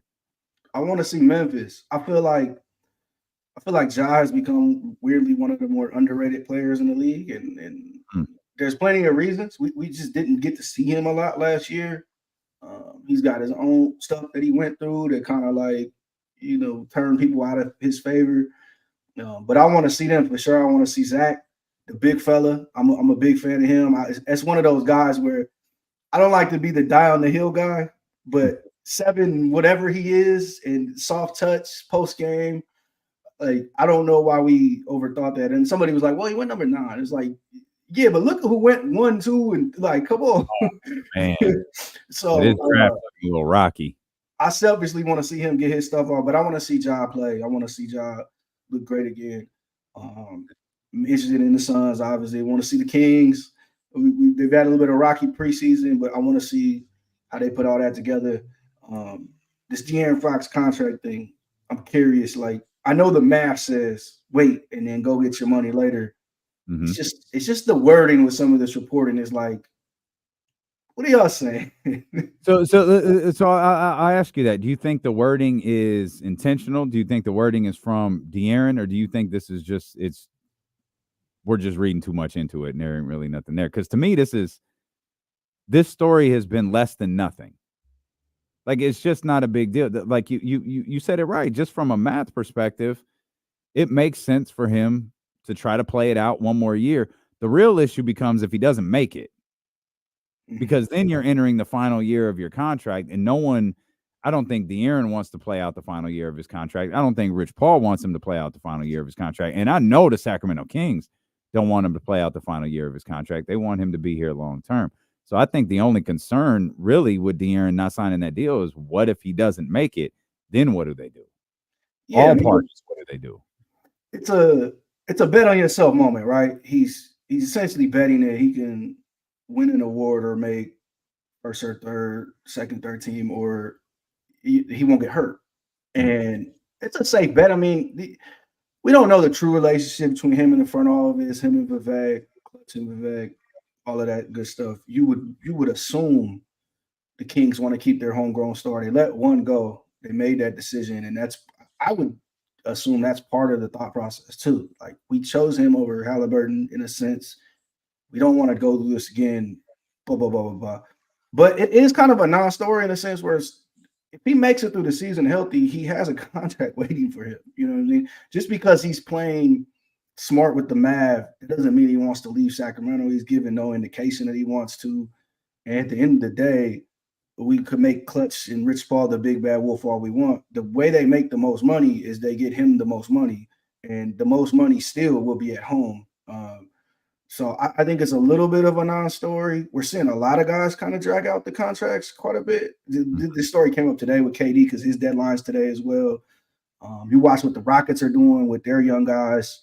They haven't extended Jalen Green. They haven't extended Alfie. You know, you push it as far as you can. You want to see what the cap is going to be with the new TV contract and all this stuff. But I do think it's a non-story. They pay Domas. They're making win now moves. You're not letting De'Aaron Fox walk out of that arena, out of that city, younger than 30 years old, all NBA, all-star guy. Like, you don't do that. You think De'Aaron is like the one? Like, is he one of them guys? Like, yeah, I think so. I can build everything around De'Aaron Fox. I think so. And you just look at how the league is played, and you look at the improvements he's made, even his shooting from 3, and he's taking more, he's making a higher clip, all this stuff. But you look at how the league is played, like, ball handling, shot creation is the absolute premium in this league, especially as you get into the playoffs. Look at what we watched in the playoffs last year. Look at who we vote for MVP. Now, I know Jokic won it, but he's similar to that. He drives, he gets the ball in the paint essentially, and then creates offense from there. De'Aaron's great at that. He cares on defense. Like, this is what you want from a franchise player. So yeah, I do think he's one of those guys. I think the comp. I got in trouble like 2 years ago arguing about who's more valuable right now in the trade market, Kyrie or De'Aaron Fox. And people got mad because I said De'Aaron Fox. But again, you look at I think a good comp would be like Jalen Brunson, not just because they're both left-handed, but the way they're able to create offense in that way, and how much of a premium that is, and how far you can go with a team if you put the right team around that type of guy. So have we got to see it just yet? I mean, we've got to see one playoff series, and he had ups and downs, but he had his moments too. But I do think he is that high level a guy. And again, it's about putting him with the right team. It's funny you brought up Jalen Brunson. We were talking about him earlier this week. You know, these lists come out, these ESPN top 100 lists, all these different things. And it's all good. Like, it's content. Like, we look at it. We have some fun with it. But the idea that Jalen is like on an entirely different tier than De'Aaron is pretty wild. Because when you look at De'Aaron Fox's numbers in this incarnation, we'll call it the Mike Brown incarnation of the Sacramento Kings, and you look at Jalen Brunson as a New York Knick, they're nearly identical. Mm-hmm. They're virtually identical. The difference, as you just kind of alluded to, the difference is Jalen kept doing it in the playoffs, and Jalen ramped up in the playoffs. We saw De'Aaron ramp up, but unfortunately it came to an end after 7 games. We always wanted De'Aaron to have that Ja Morant start to his playoff career. Like Ja's career, like Ja's numbers went nuts when he got to the playoffs for the first time, and they never came back down. Like, it was like, that's him as a player now. That's what De'Aaron did. And then, you know, last season kind of petered out. And then, of course, they wind up missing the playoffs. And Domas is the only starting 5 guy who misses the playoffs, which was brutal to watch. But the comp between Jalen and De'Aaron, I think, is spot on.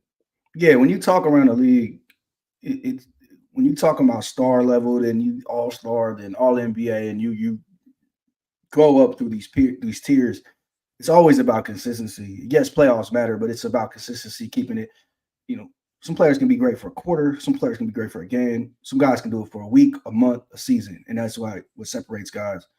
And you want to see that deep, long run. And we're not even talking finals, conference finals. JB earned his bones first round, second round series. You know, he just started to get hurt.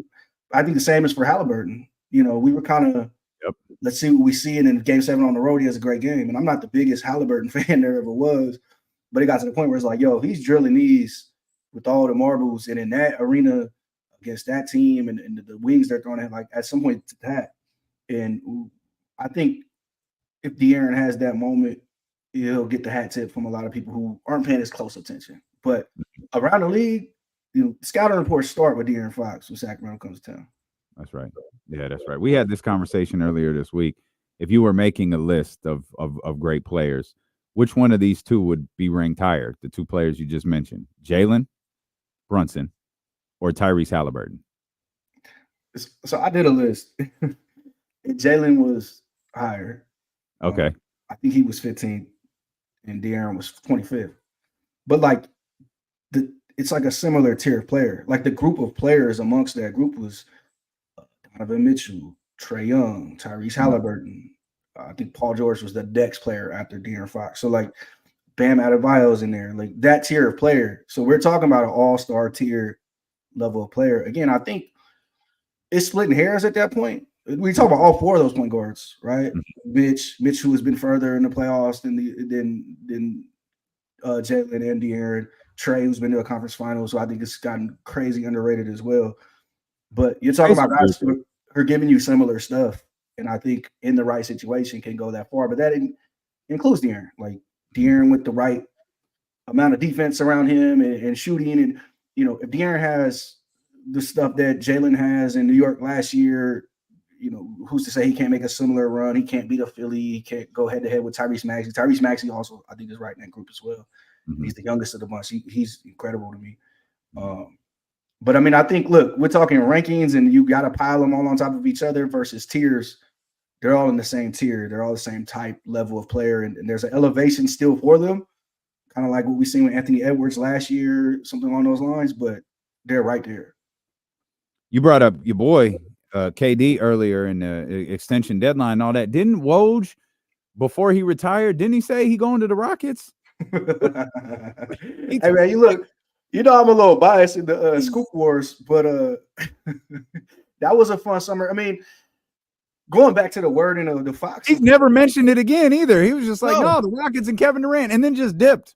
Going back to the De'Aaron Fox reports, like, these scoops come from somewhere and they're strongly worded from somewhere, and they're meant to paint certain pictures, and the reporters are doing their job. I don't blame them. You know what I mean? If somebody comes to you and says it with good authority, hey, the Rockets would love Kevin. Of course, the Rockets would love Kevin Durant. So would the 76ers and the Miami Heat and the Sacramento Kings. It's on you to then report it and what that paints, and you're trying to sell the draft and you're trying to sell your free agent show. And there's reasons to report that and say, hit the KD button, right? KD might get traded on draft night. Tune in. Who knows? It's just aim for De'Aaron Fox. Like, to say De'Aaron Fox hasn't signed an extension yet is not necessarily big news, but to kind of push it as like, yo, Clutch is fully exploring his options, and Clutch, they're guys, they get up and they go. That's a more clickable story. So it's kind of the same thing, but it's you read between the lines a little bit, you follow the media game, you understand it more and more. Well, we'll shift gears here for a minute because you're talking about reading between the lines. The Davante Adams trade finally happened. So Davante is out of Los Angeles. He's in your backyard now. He's playing for the Jets. This felt like the dumbest, most open secret. Like this is the Davante Adams to wherever Aaron Rodgers was feels like it became a conversation the second Davante landed in Oakland. But does Davante deserve any heat for the way that this thing ended with the Raiders? I mean, as a Raider fan, sure, but I think we talked off air before. We can talk about it now. We talked off air in the summer. Like, yeah, the word is. Yeah, right. Yeah. If he goes left, he's out of here.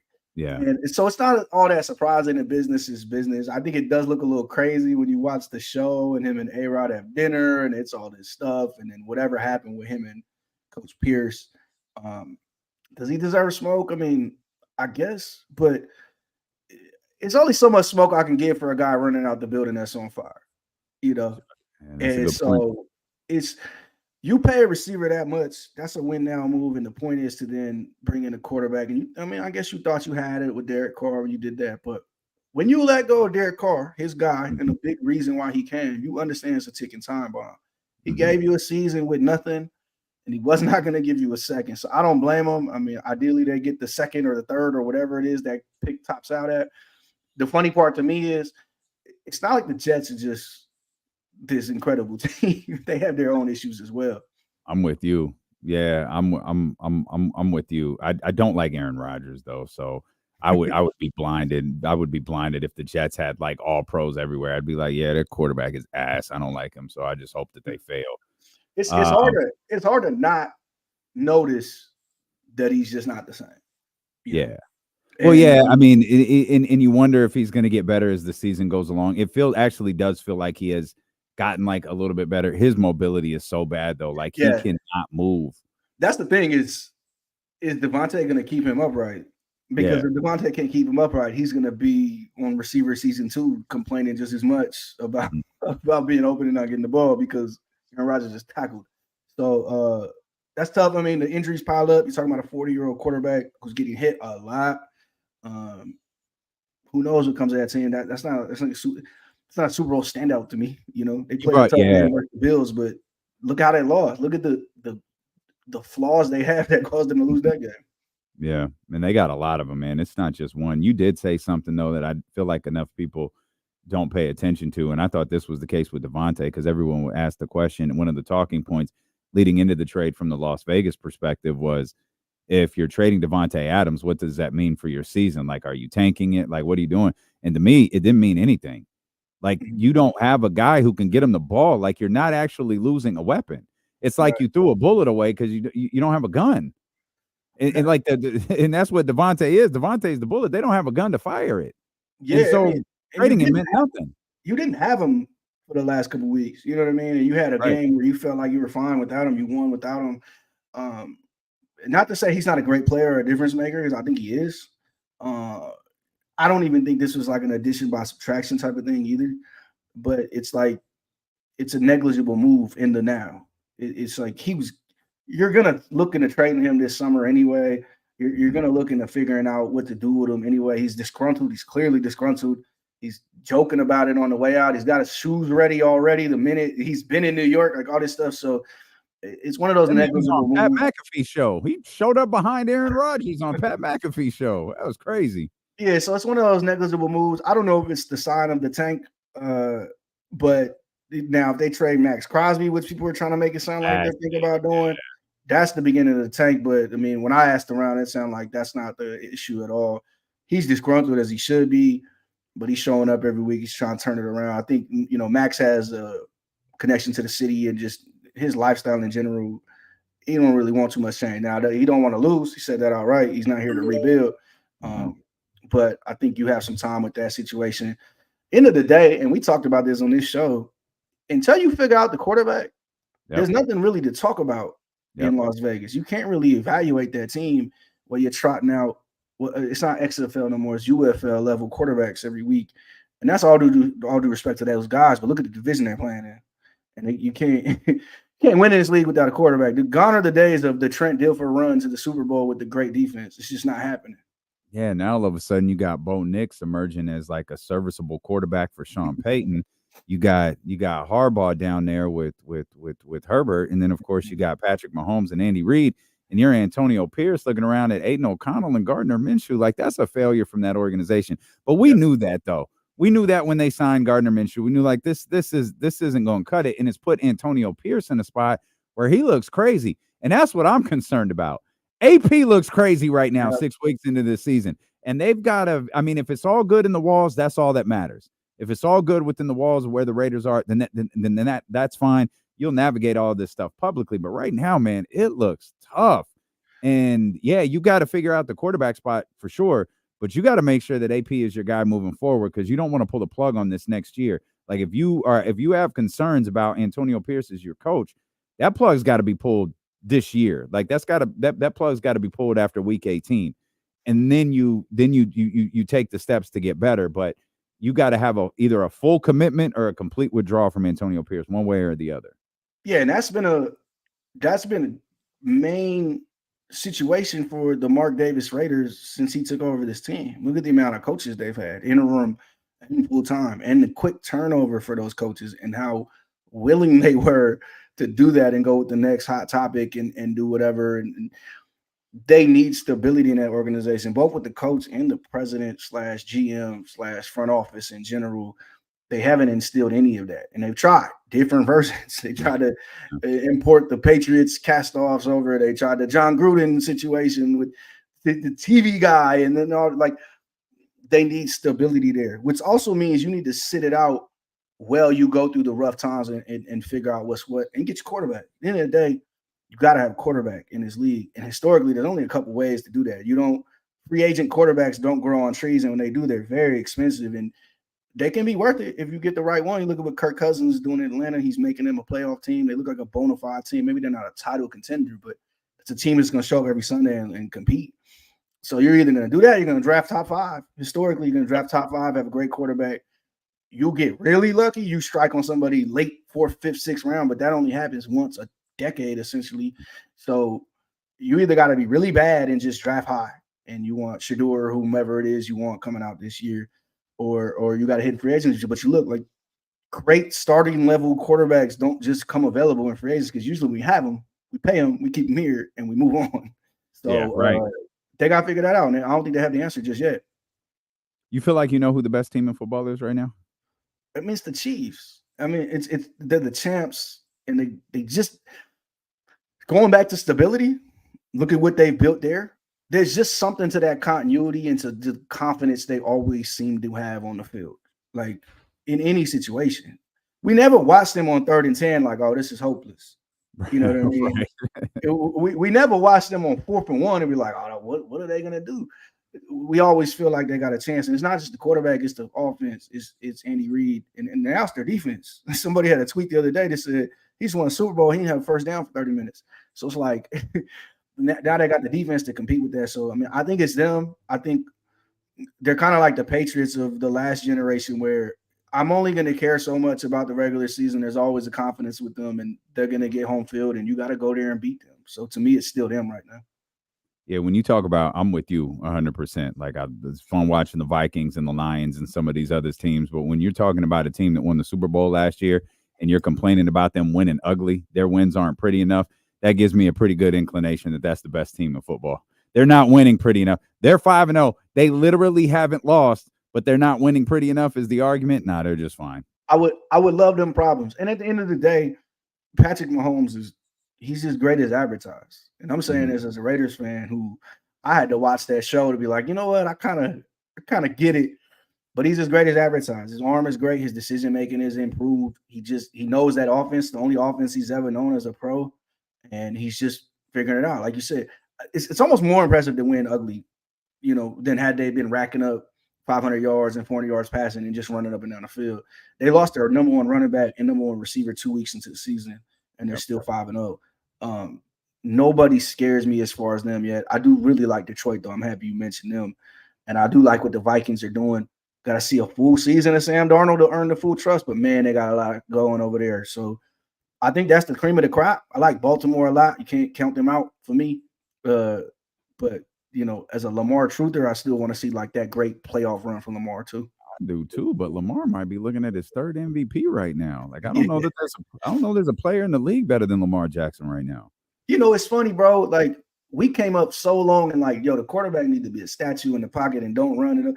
And now we watch how effective these guys are running and how important it is. It's like, why did we overthink this? Well, that quarterback you just described is dead. That quarterback does not exist. We don't want no parts of that quarterback right now. Even you look at somebody like Jared Goff. Jared Goff is like a quick decision maker. He's not standing in the pocket for a long time. And even when he does have to move around a little bit, he can get you a little 8-yard scamper and get down, Yeah. Eddie, appreciate you, brother, man. Thank you as always for spending time with us. Yes, sir. See you next week, man. Yeah, you bet. That's a man, Eddie Gonzalez right there. Sacramento's finest. We'll come back. Dougie McDermott spoke at practice today. We'll hear from the newest member of the Sacramento Kings. Plus, we'll hear from Mike Brown. Just got an alert that James Ham is on the way. He'll join us as D-Lo and KC continue on Sacramento Sports Leader, ESPN 1320. I'm sorry to do this, guys. I need just a second, man. I ran out of water, and as Casey would say, my throat's going crazy. So give me a second. Be right back.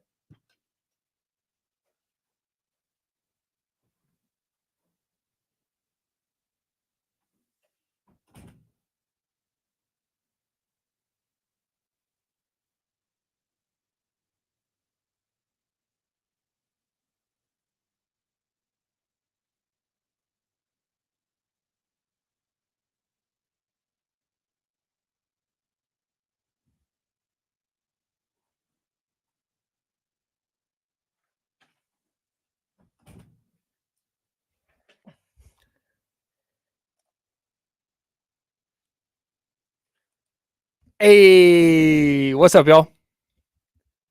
I didn't want to leave you guys hang. I left a Shohei at bat for you guys. Did he get hit? Did he hurt himself? All right, here we go. Actually, I was about to go yard. Oh, I thought you were going to. I was doing a whole. No, do it. I'm going to run to the bathroom since you're here. Okay, yeah. All right. Hey, all right. Very good. What's up, everybody? How we doing? What's up, Matt? That would be so funny. That'd be really, really good. I'm excited for you guys to see mine and James' Halloween costumes. What up, Drew Down? Did he just strike out? Oh, no, he walked. Okay. What's up, everybody? Yeah, I got. I have nothing to do. I've got a little shindig here in Sacramento tonight, so I'm just hanging out, getting some work done for tomorrow. Getting work done Friday night that I typically have to do Saturday is the vibe. It's the move.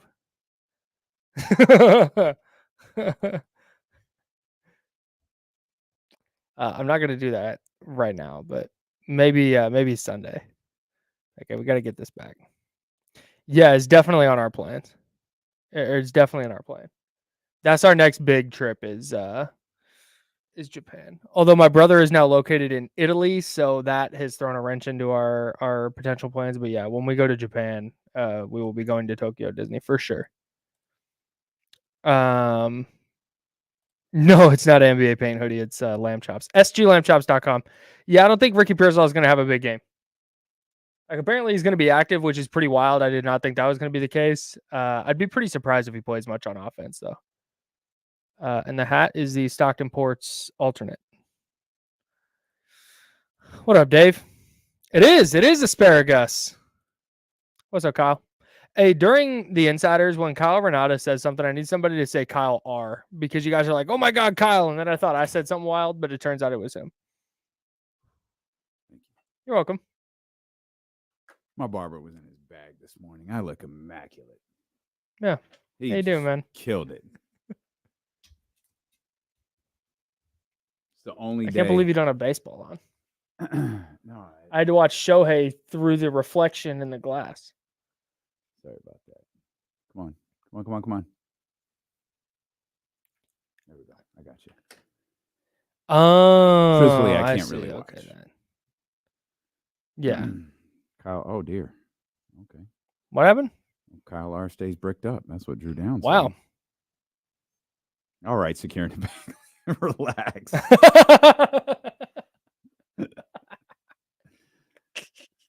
Bunch of children. Just in the barber's chair, like, oh. Oh, man. Boy, did that. Did that.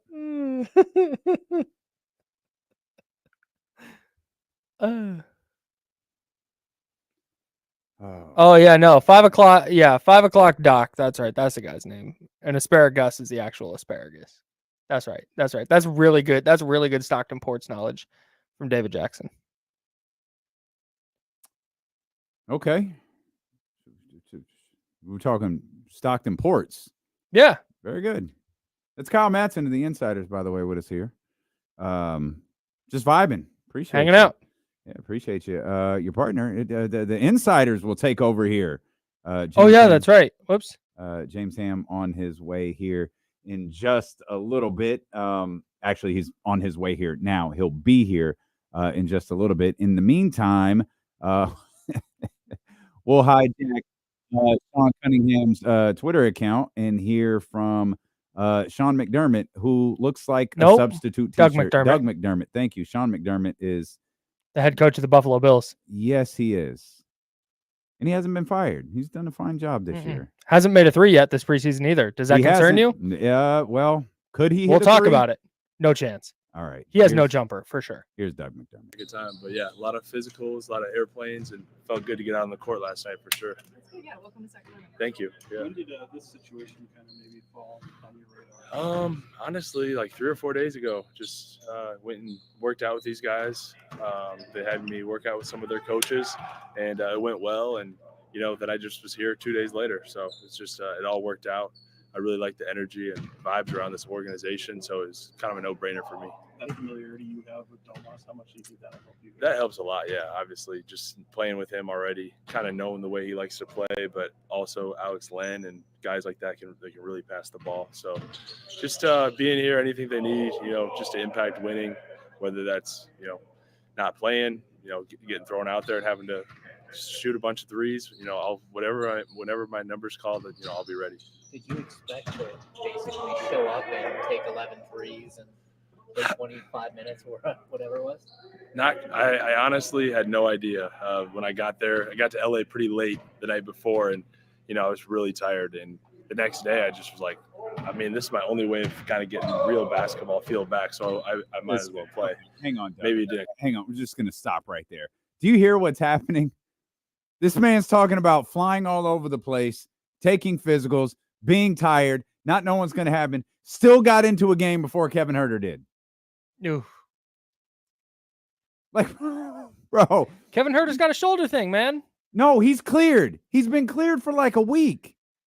Yeah, but he just started. I don't know that he's played 5-on-5 yet. Yes, he had to. He was cleared for 5-on-5 like last weekend. Okay. Maybe he doesn't feel comfortable with his shoulder yet. All right.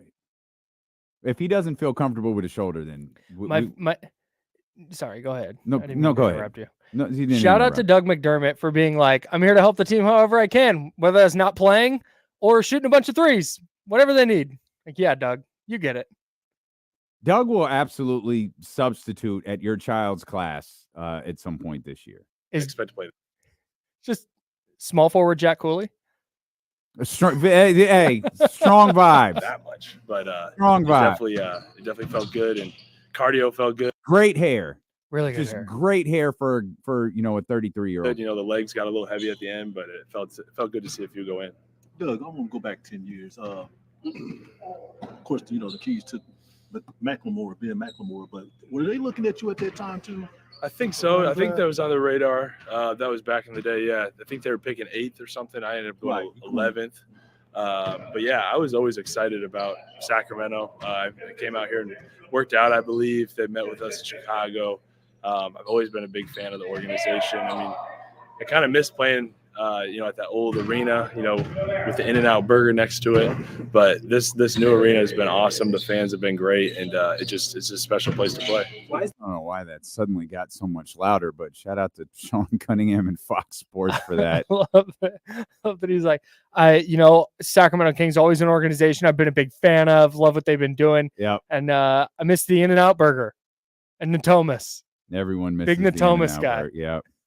Yep. I guess that's maybe James had it. I thought we had some Mike Brown sound from either James or Sean. It's always a little dicey when you go to James's audio because, well, there seems to be a basketball dribbling directly underneath him.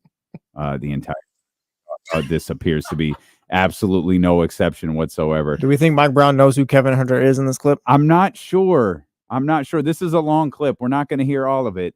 I'm going to go with Mike Brown doesn't even know if Kevin Huerter was at practice today. Again, I told our guys this before practice today that there are areas that we're getting better in that we've been emphasizing. But see, I thought we played 2 really good offensive games in the preseason. This is the first 2. And then the last 3 weren't great offensively. Utah was probably okay, but not great. And the reason being is in our first 2 games, and we're not going to do this, but our first 2 games, and I just did the halves, just the first half, because for the most part, our main guys played in the first half of every game. Game 1, first half, I think we had, game 1 and 2, we averaged 4 turnovers for both games in the first half and 4 points off those turnovers. Game 3, 4, and 5, we averaged 11 turnovers and 16 points off those 11 turnovers in the first half. And when you're turning the ball over 11 times and a half for 16 points, which equates to 22 turnovers and 32 points, you're not giving yourself as many opportunities to score. I don't. Mike is just saying words. I appreciate Mike. Just never mind. It's fine. Mike, it's fine. Is Kevin here today? No. Kevin Malone, the guy who makes the chili. Yeah, you'll have to scan through the next 8 minutes to tell me if he says anything. He's still talking. Like, I don't think he's been asked another question yet. I'm just doing a quick scan through the video just to look to see if Mike, like, where the pause is and the next question is. I'm 2 minutes in. He hasn't paused yet. At least it doesn't appear. Can't ask you about Kevin if you don't stop talking. Yeah, exactly. Let's see what else Mike's got going on here. Trey was out here wearing a red jersey, but even Devin was out here. Where are those guys at? And are they, at least with Trey, is he getting anywhere closer to being cleared for contact? Yeah, I still don't know the timetable, but I mean, as you guys can see right now, Trey is playing live against players in one-on-one situation. And Jawad thinks he's still a player at times. So Jawad's in the mix with, Scal and Sharif out there. But so to me, that's progress because I haven't seen this yet as a coach. I don't know what the timetable is on it, but we'll see in due time. It's good to see those guys out here. It's good to see those guys being involved.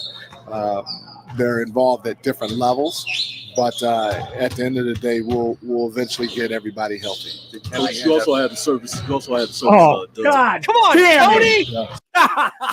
Damn it. Oh my God. He was asking him. Hey, We're so close. Hey, hang on. What are the odds that this Tony question pertains to anything? I bet Hammer was pissed. Oh, I can't wait. So, what's your thoughts about his play last night?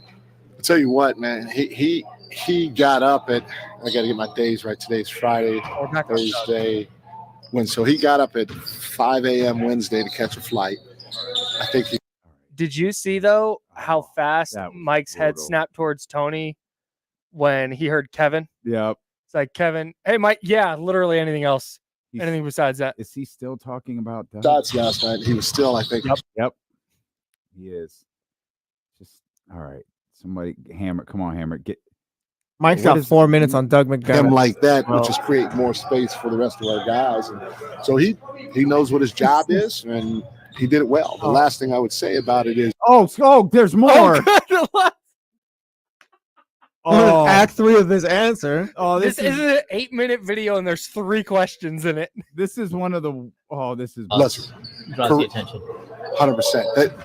Their gravitational pull without the basketball is some of the best in the league. Again, I'm not at all here for their teammates. Did Kevin end up doing 5-on-5 scrimmages at this point? I know he was clear. Did he get some 5-on-5 at this point? Yeah, we have a game that we call the next game, and so we had guys in here before practice playing 5-on-5 live, and Kevin was a part of that. And do you know how it went with him? Hey. 5 minutes on Doug McDermott, 7 seconds. He didn't want to share that either, just barely. I am begging anyone listening to this show to convince me that man doesn't hate Kevin Huerter. You've got to be kidding me. You barely got that from Mike. When he was talking about Trey Lyles, he like smiles. He's like, Jawad thinks he's still a player. So he's in the mix doing 5-on-5. He's out there. You see him out there right now playing. What's up, Trey? Good work, guys. Yeah, love to see it.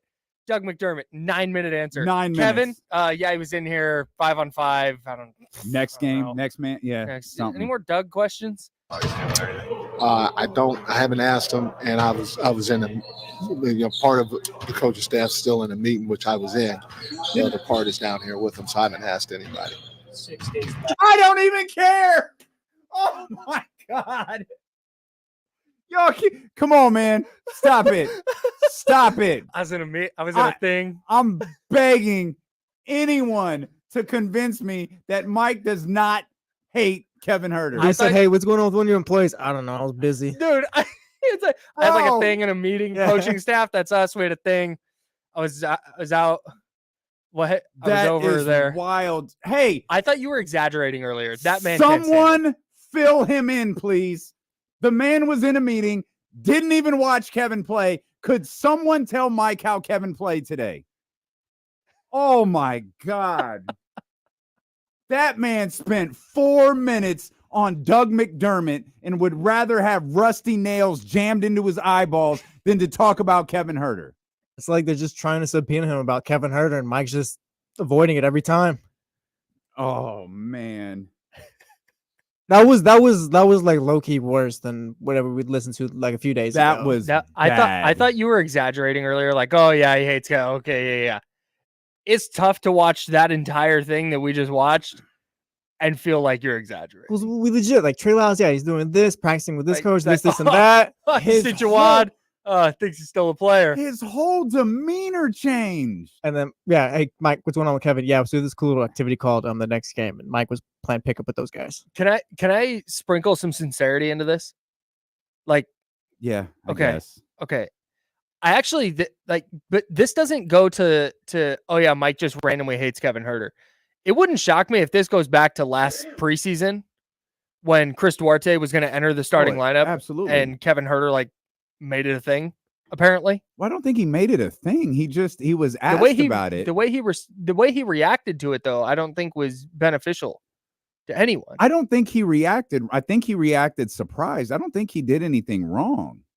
Mike sold it the next day is, oh, Kevin was always going to start the next game. And Kevin was like, I didn't know that. That media availability that Kevin had. One, and this is very, very important to lay out, and we tried to do it a number of times. Kevin is not the picture of enthusiasm when he's doing media. He's never laughing. He's never smiling. He's never ha, ha, ha, even when he's talking about the Yankees and all of these different things. He's very dry. He's very bland. But he was noticeably, the only word I could think of is sad. He was like, yeah, I don't know. I'll just be ready. And he noted, like he was noticeably dejected about what I think he felt like he had lost his starting position. And then Mike the next day is like, I don't know what this is. Kevin was always going to start. And it was clear the day before Kevin was not in on this. So I don't think Kevin handled that poorly at all. You don't think that that's part of the reason he didn't shoot it great last year? You don't think that there was carryover from that? Because I do. That's what I subscribe to. So feeling like his job was on the line every time he stepped on the floor. Like every time he made a mistake. I do think there's validity to that. But I'm not going to kill him for struggling with that. Like that's, I know we want to, I know, I'm not either. Oh, be better. Like, no, I get that. There's always someone willing to take your job, but like, I'm not going to be overly critical of him. I think the more frustrating part is, if there's a player, a person who is as good as you or better than you, who is breathing down your neck to take your job. Yeah, that can create competition. Chris Duarte sucked. Yeah, he's not an effective player. He's not. And I'm sorry, I shouldn't say a professional basketball player sucked. He wasn't very good. In the role they were hoping he would take, he was not. And for Kevin, like, helped us get to the playoffs this year. This kid's taking my job. Like that's that to me goes, this dude hates me. This dude, I don't do something that Mike wants me to do. We'll go to a point last season too where if Kevin didn't have it early, didn't he get the early? Didn't he get pulled early? Yeah. There are games where he was healthy, where he played minutes, like 12 minutes. Yeah, And at that point, when that's happening, that's tough to even try and get into a flow. Well, I think there's this like constant push pull too. With I don't know if it's Mike and the coaching staff or the front office or ownership. I have no idea. But it feels like there's this constant like offense, defense, push, pull thing where Mike's philosophy is very much like, we need to be better defensively. The offense will come. We need to be better defensively. Whereas it feels like there's somebody in the building like, no, Kevin Huerter, Doug McDermott, here, have these guys. We're trying to score more baskets. Maybe it's Kenny Caraway. He's in Mike's ear going, we need more buckets. Forget defense. And I think Mike looks at a player like Keon Ellis and is like, this is that dude. This dude came in last year and changed what we were able to do defensively. And Kevin Huerter is getting isolated and attacked relentlessly on the defensive end. And he doesn't do enough offensively to make up for that. It's not like he's scoring 30 a night. And so that's where I think it wouldn't surprise me if there's somebody in the building like, yeah, Huerter, you got to play him. You got to play him. You got to get him in there. He should start over Keon. And Mike's like, no, like, I don't care. He's playing 5-on-5. He's not even back yet. Part of me wonders if Mike's even sold on Keon. Like as the starting two guard for the team to go into the playoffs this year, part of me wonders if he's sold on him. Mike might be looking for a unicorn. He might be looking for something that doesn't exist or isn't attainable. For if he could morph a super player between Kevin Huerter and Keon Ellis, yes, he'd do it. Yeah, but that player doesn't exist on this team. They're two different players. Yeah, and I don't think he loves either one of them. Yes. At that point, then you probably trade Kevin Huerter and someone else this season. If that's what it is. Mike's probably like, is he still here? He was so amped for him to get traded this offseason. He showed up day one. There's Kevin. He's fuming right now because the Kings have announced they've waived Skal Labissiere. So Skal Labissiere, along with Boogie Ellis, Terry Taylor, and Broderick Thomas, have been waived by the Sacramento Kings following practice today. As Mike just told us, Skal was out there practicing when that media clip was done. He was more excited to talk about Skal, who was about to get waived. He was more excited to talk about any and everything than he was Kevin Huerter. I was a little confused, like where he was taking that answer too. I don't know, like like I guess like the next game is like something they do or whatever. It's like it's like pregame. Yeah, they'll play 5-5. It's like all right, I guess that's it. That's it. Mark Wong has a good in the chat right here. He says Kevin Herter is to Mike Brown like Toby is to Michael Scott. Oh, that is a great analogy. Yes, that's really That good. is. We're reliving the flawless. episode of where like, oh yeah, Toby's in the annex or whatever. Mike's like, yeah, whatever. Ha ha ha ha. I'll just wait till he gets traded and he starts singing "Goodbye, Kevin." Goodbye, Kevin. It's been nice. Man, Can we cut that this for is the crazy. day? Kevin Herter Absolutely inevitably not. leaves. Do not cut that. Yeah, I just want to see if he's asked another question about Kevin Herter. Hard in practice. It's a long way out between games. Sounds like Yeah, so we just want to be smart managing the guys. Today, we had a non-contact practice for everybody. It wasn't long. We just, had some muscle memory stuff, but we also added some stuff because now we want to add some stuff that we did last year that was good to help alleviate some of the pressure of what we're facing defensively.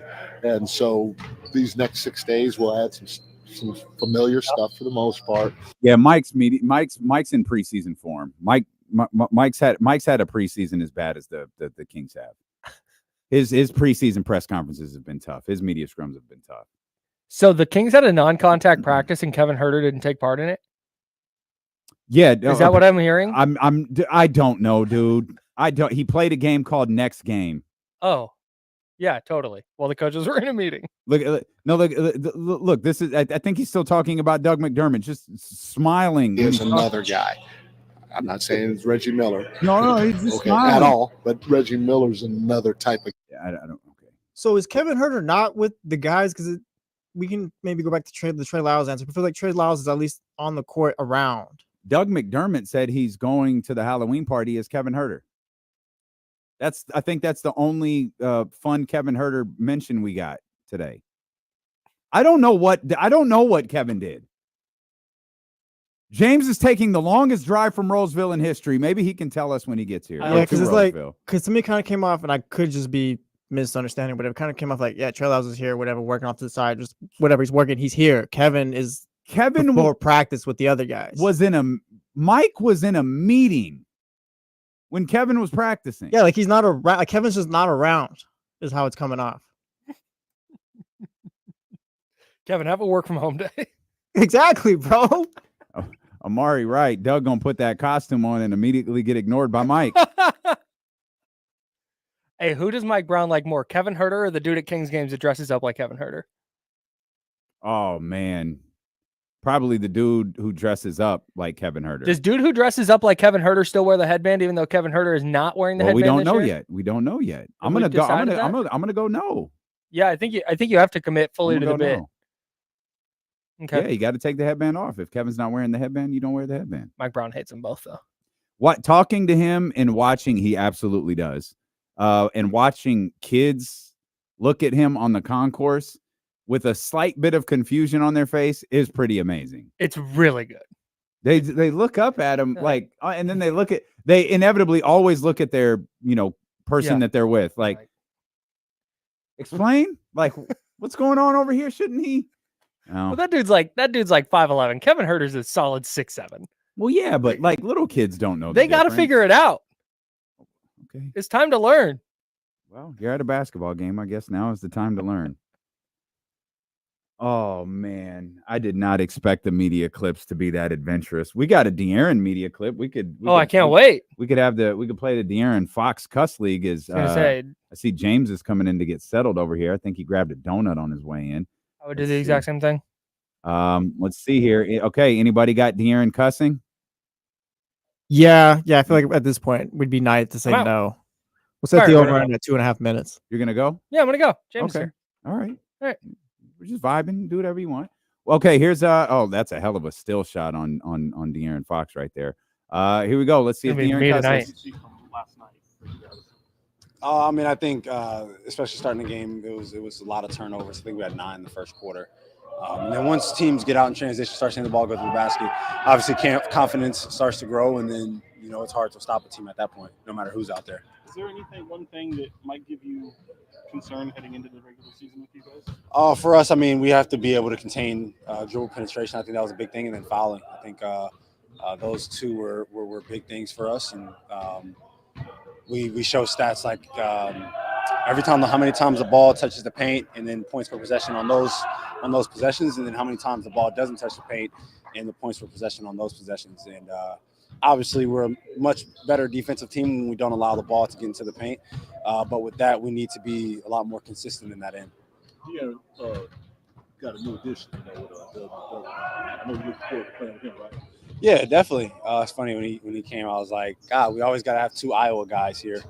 But no, I mean, it's great. Obviously, he's a veteran, and everybody knows exactly what he brings, and he also brings some size for us. So I definitely think he's a good addition. Obviously, we haven't shot the ball well in the preseason, but I think everybody's looking forward to getting to the games where they start to count and make sure everybody has their legs under them. Some good stuff from De'Aaron Fox right there. James Ham of the Insiders with us here, fresh from practice on D-Lo and Casey. James, let's just get right into this. You were in that media scrum. You were trying to get some answers regarding Kevin Huerter. We didn't watch the entire 8-minute clip of Mike Brown. You got to convince me that Mike does not hate Kevin Huerter's guts. He laughed and smiled about everything. We're unclear as to – he was asked if Mike practiced, and he was like, yeah, I didn't see it. I was in a meeting. He's talking about next game up or next game or something like that. Like, what is happening? With Kevin? Yes. Kevin's there. Like, I think he's ready to play. Did he have a – so you noted that Trey Lyles was on the floor with a red jersey. That means no contact, right? Yeah, no contact for both Trey and, very surprising, Devin Carter out on the court shooting in front of us. I was very – like, hang on a sec. He's a long way away. He's still months and months away. He won't be reevaluated until January. So we're talking about 3 months from now.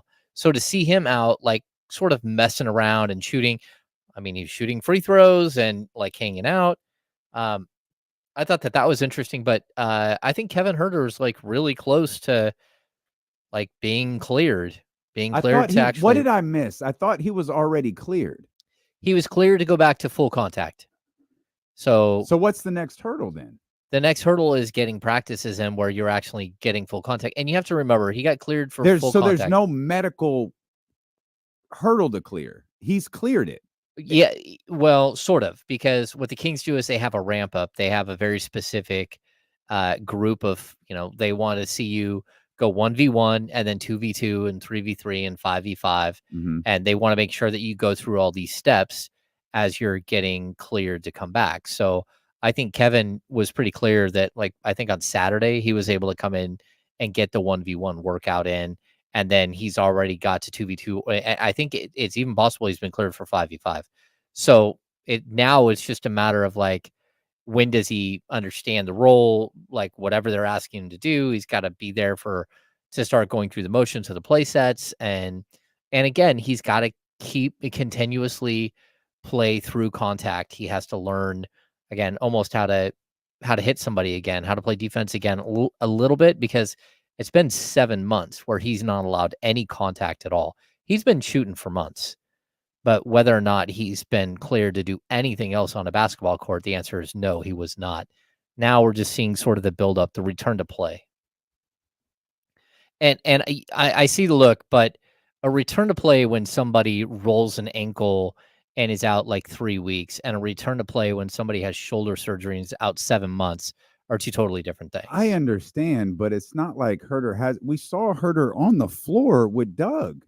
We saw it with Doug and I think Domas, maybe DeMar in one of those LA videos. Now, I don't know what Kevin was doing, but he was there. It's not like Kevin's been, sitting at the house eating chips, waiting to get cleared. Like, he clearly has been working. He looked phenomenal in the video we saw, at least in the workout clothes we saw. Like, he looks like he's in tremendous shape. Yeah. I guess I just don't understand really what we're talking about, especially when now maybe I just don't understand how this process works. I think he was cleared before the Utah game, and like not going out there and playing in the Utah game. Like, it's okay, fine. I thought for sure he was going to play last night. Oh, he was cleared before the Portland game. He was cleared I think he was cleared Thursday before the second game against the Warriors. Oh. But that's to return. That's for full contact. Okay. So then he had the full contact workout like 1-on-1, and then when they get to Sunday, the problem is that even these practices that they're having right now, they're not really practices, right? Like they're the build up to the regular season. Now from here to next Thursday, they're going to have some light days. They're going to have a couple of days off. They're going to have some just shooting days, but they're also going to have some pretty like rigorous practices. And he will be part of whatever the buildup is here. I'm assuming he's going to be fully cleared for 5-on-5 and to actually, play. But again, once he gets to a point where they're like, okay, we're comfortable, and the medical staff is saying we're comfortable, I even think his doctor is going to be involved in the discussion. Like, are you ready? Plus, he told us like he has to figure out what it's like, because his left shoulder does not feel like his right shoulder still at all. So, it's not going to for a while. And it may never. And he said, I have to live, sort of understand that and figure out how to play with it like this. But yeah, I mean, this is kind of like when someone has a major surgery like this, especially an upper body injury, like I think the concern is like going for rebounds. If he goes to dunk a ball, going out and trying to play defense on the perimeter, trying to close out on a 3-point shot, and whether he feels comfortable or not, so those are the things you're trying to work through right now. I would expect that if it's not the regular season, like opener, it'll be within the first week of the season or so that he's back on the court. And I think that the Kings may have just bought themselves a little bit of time with Doug McDermott, where if you need him to play the role of Kevin Huerter, that's kind of who he is. No, I assume no surprise is with today's cuts of Scal, Terry Taylor. No, unfortunately, I don't think there are any, most of these guys I think are going to Stockton. At least they're going to have an opportunity, I would think, especially Scal, who they have his G League returning rights. And then they brought in, was it Antoine Davis, Drew Timme, and one other today. Sharif O'Neal. Yeah. They're signing all those guys today. They will be then waived. And this is a way that they give those guys a little bit of extra money so they can show up and play in the G League. They also, with Boogie Ellis, I went back through, and I've been under the understanding that he would have to go through the G League draft. I don't know exactly how much they gave him in guaranteed money, but he signed an Exhibit 10 contract for the summer. And if he makes more than a standard Exhibit 10, which caps out at $75,000, if he makes more than that, then they can't send him to the G League. If he makes less than that, 75 or less, then they can actually send him as an affiliate player, as long as he's one of the last cuts like he is. So he can go to the G League without going through the G League draft if he made less than 75,000 on his training camp invite. Do you so is that roster cuts? That's it? Are we done? Yeah, I mean, outside of like the guys that got signed today will get cut as well. Well, yeah, that the formality part of it. Yeah. Okay. I don't think they're gonna do anything else as of today. Like they still have they're gonna be at roster 14 spot. Yeah, they're gonna be at 14. So I wouldn't be surprised if maybe they sign one more guy like what we've seen with like these little small contracts where you sign them and then waive them so they can go to the G League. And I also wouldn't be surprised if they looked at all the other roster cuts around the league, and maybe there's a player that they do like and that they can bring in. Okay. Well, that's the formalities of the preseason being over and essentially training camp ending and getting into. Well, we're getting into preparation now for the Minnesota Timberwolves next week. Because we're all taking part in it. What was this preseason? It's over. Yesterday sucked. It was just as bad as what we'd seen a couple of nights ago at the Golden One Center. We heard De'Aaron breaking it down just a couple of minutes ago. Some of the flaws in what they did over the course of the last 5 games, things that need to be better when the games start to count. But like, what what was this? It looked like a bunch of guys that, honestly, with the exception of Domas and really Doug McDermott, the guys who were on the floor yesterday didn't look interested. Yeah, like listening to Mike today, I was intrigued. He said that they still didn't run any play sets the entire. He's like, we're just doing our flow offense and saying, hey, can you figure out ways to beat teams doing the flow offense? Just Well, the on that emphatic alone. answer is no. Yeah, probably. But then they've been working with all their play sets on top of that. And we might have seen some of their play sets like hidden within the flow offense. Like they clearly, the players know what all of the play sets, and there's possibility that they're like, hey, really quickly, let's run this, this, and this. And so we've seen a little bit of it, but I think that they've been holding back a whole lot of stuff. And then this last week is going to be, okay, like, how are we going to game plan for game one? This is like sort of, I want you to run flow X amount, like X percentage of the time, but then we're going to start filtering in like these play sets. So I want to see what you guys look like with this and this. And so I think we're going to start to see more and more of the offense, but I also don't think they want to tip their hands all that much in the preseason. And even if it looked clunky, I think that's okay with them. They don't really value the preseason as much as like fans do. And, the concerned people out there looking at this and saying, hey, this does not look like a good product right now.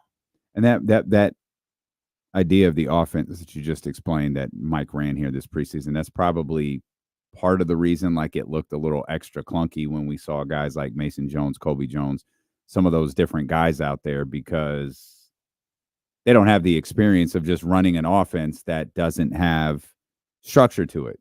You run a structured offense, like maybe that you call them plays, maybe those guys are a little bit stronger in that sense. But when you're, hey guys, just go out there and vibe, go out there and flow a little bit. Yeah, maybe not so much.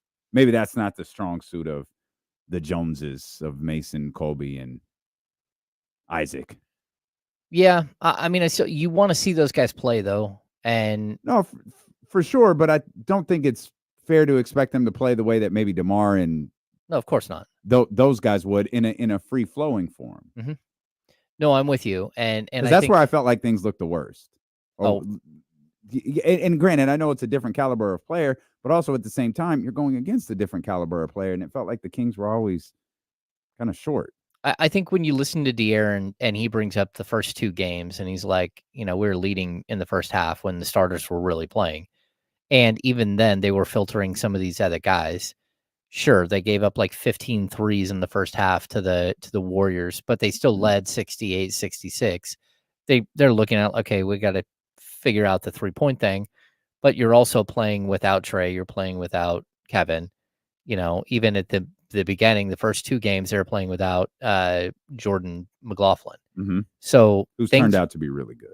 Yeah, he looks good, doesn't he? He does. He looks really good. He's fun to watch. Hey, and for that matter, like watching Doug McDermott, like I don't know if you guys listened to him. Like we played a little bit of it. It was another kind of a length that he gave us his his journey from. Yeah, he's like, I flew, physical, tired, went out there and got some shots up. Just like he said, yeah, I've got to do what I got to do to like get ready, and by that means run around and get ready.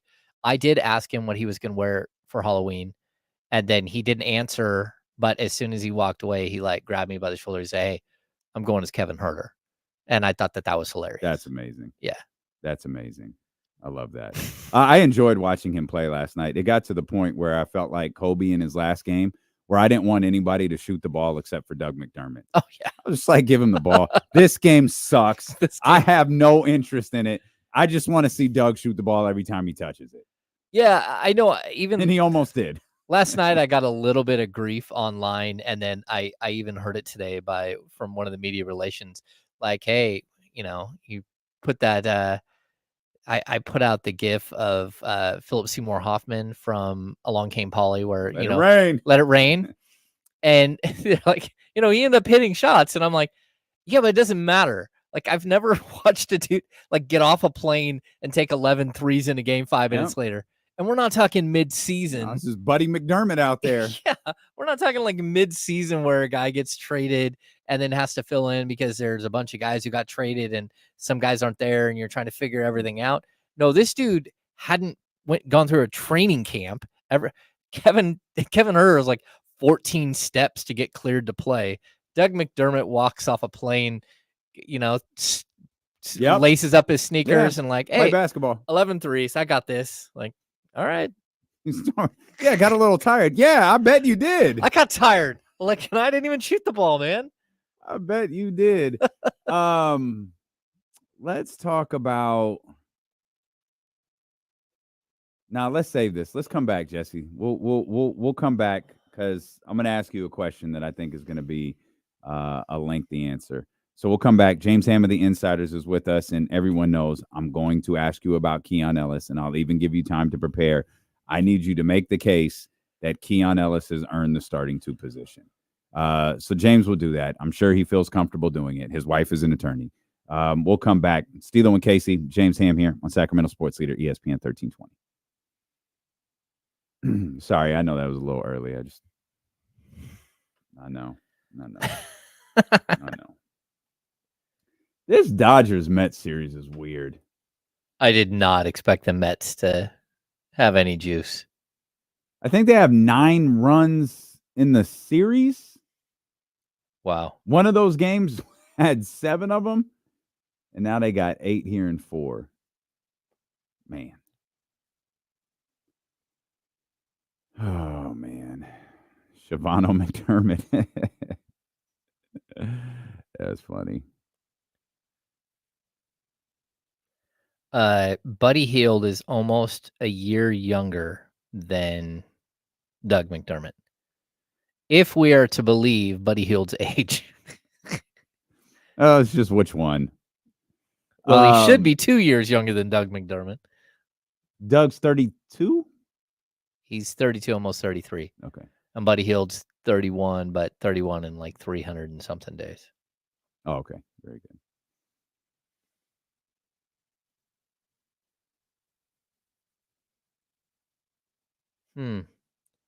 Some great baseball yesterday. Oh, that didn't was look amazing. Yeah.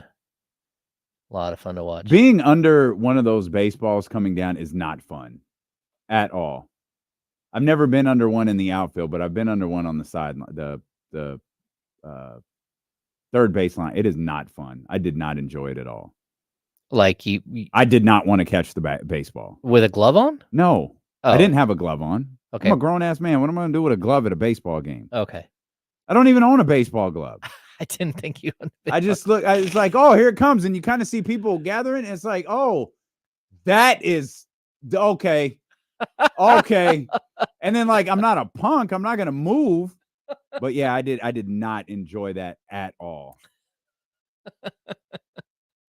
That's funny. Not at all. You didn't just like reach up and nope. Snatch it out of the air. Let somebody. I hand was up, but I was like, it wasn't like a solid effort to try to catch it.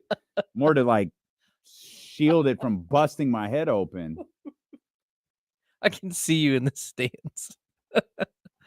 Oh, I did not enjoy it. That's funny. That was Jesse's spot. That was Fenway. You were in Fenway when this happened? Yes, I was in Fenway. Okay, so I've never been to Fenway. I think I was there the night Alex Rodriguez hit 600. Oh, I'm pretty sure that was against the Red Sox. And yeah, that wasn't I would have tried to catch that one. This was just a foul ball. I was like, oh God, no. No. That's funny. I would love to go to a game, Fenway. I went to a game in Old Yankee Stadium before it was torn down. Never went to the old, but I have been to the new. I haven't been to the new yet. Very nice. I've been in New York in a while. I love New York. Yeah, I did that trip a couple of summers ago. I'd love to do that one again.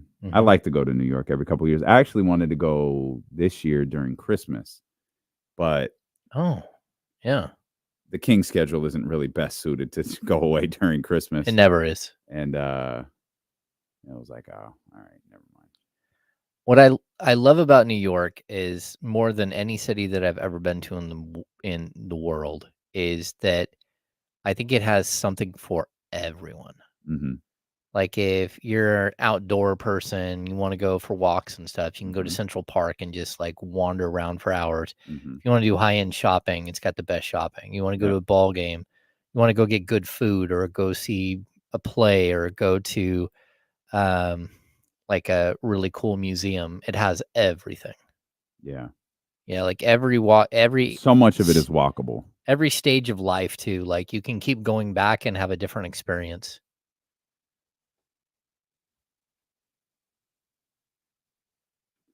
Very much agree. Very much agree.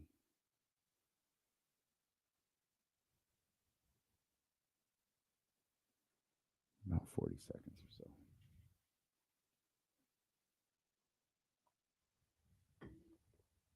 No, Tyler, I could have taken out on a stretcher because I couldn't catch a foul ball.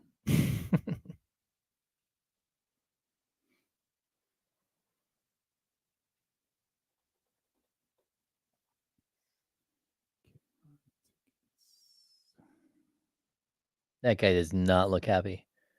He's like, look, man, we spotted you an 8-1 lead. Just go out there and get out. Do not walk people. Do not do stupid stuff. They hit a 3-run jack here. All of a sudden it's 8-5 and we got a ball game again.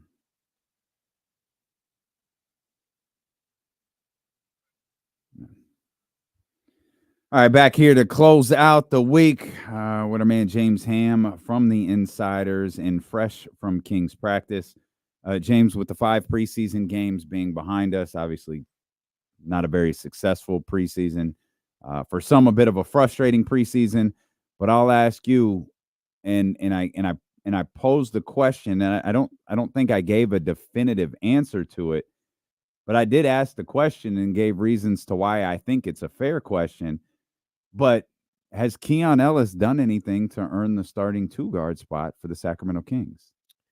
I mean, I think it's a good question, to be honest. I think defensively he's been fine. He certainly has had way too many fouls. But I kind of look at him and he's playing end of the year basketball where I don't think everyone else is. And so like he's cranked up the defensive intensity and trying to play a hard-nosed defense. And I think he's picked up too many fouls. He fouled out of one game. He's had 4 fouls in another game. Overall, like, it's tough because I don't think he's going to be asked to do a lot of scoring throughout the year. And when you look at what he's done in the preseason, I mean, he scored 2 points in the opener, but then 12 points, 11 points, 4 points in that debacle in Utah, and then 10 points against the Clippers last night. And, again, his 3-point shooting has been okay. It hasn't been great, but neither has anyone else's on the team. Right. And so what is he 4 for? I don't know. What is that 4 for 16? 5 of 16, 17. So again, that's not great, but it's still like, look at the other numbers that we're going to compare this to. I think he's been okay. And I think that, again, when the offense is clunky and it's not working and the sort of your star level players it's not working out for them, the 2 guys who are going to pay for that aren't so much those 2, the 3 big guys. It's going to be Keegan and it's going to be Keon. Well, because if the pick and roll isn't working, or someone is doing something defensively to stop the Kings like stars from doing what they do, then the ball gets sticky and their guys don't have to sag. And so like the ball doesn't move freely. And I thought what we saw throughout training camp, throughout the preseason, was really like not a lot of ball movement at all. And, the Kings kept getting, I think against Utah, they had 32 assists, which is fine. But that's also, they had like 108 possessions or something. Right. So it was something like outlandish how many shots they took in that game.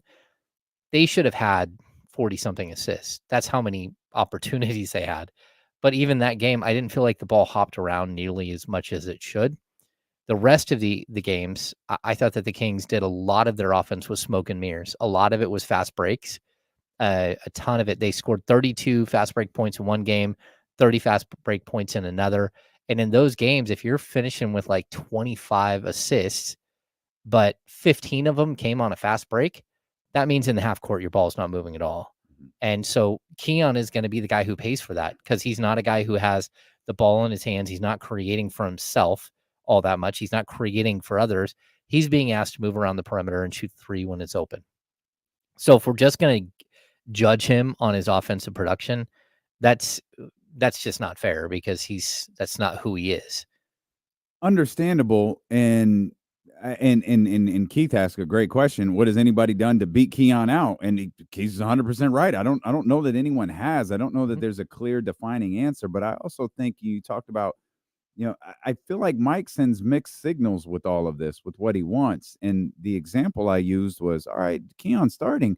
If you've got, if we get to Thursday and you've got, 2.5, 3 minutes left in a plus or minus 2 point game with the Minnesota Timberwolves, Keon's probably not on the floor.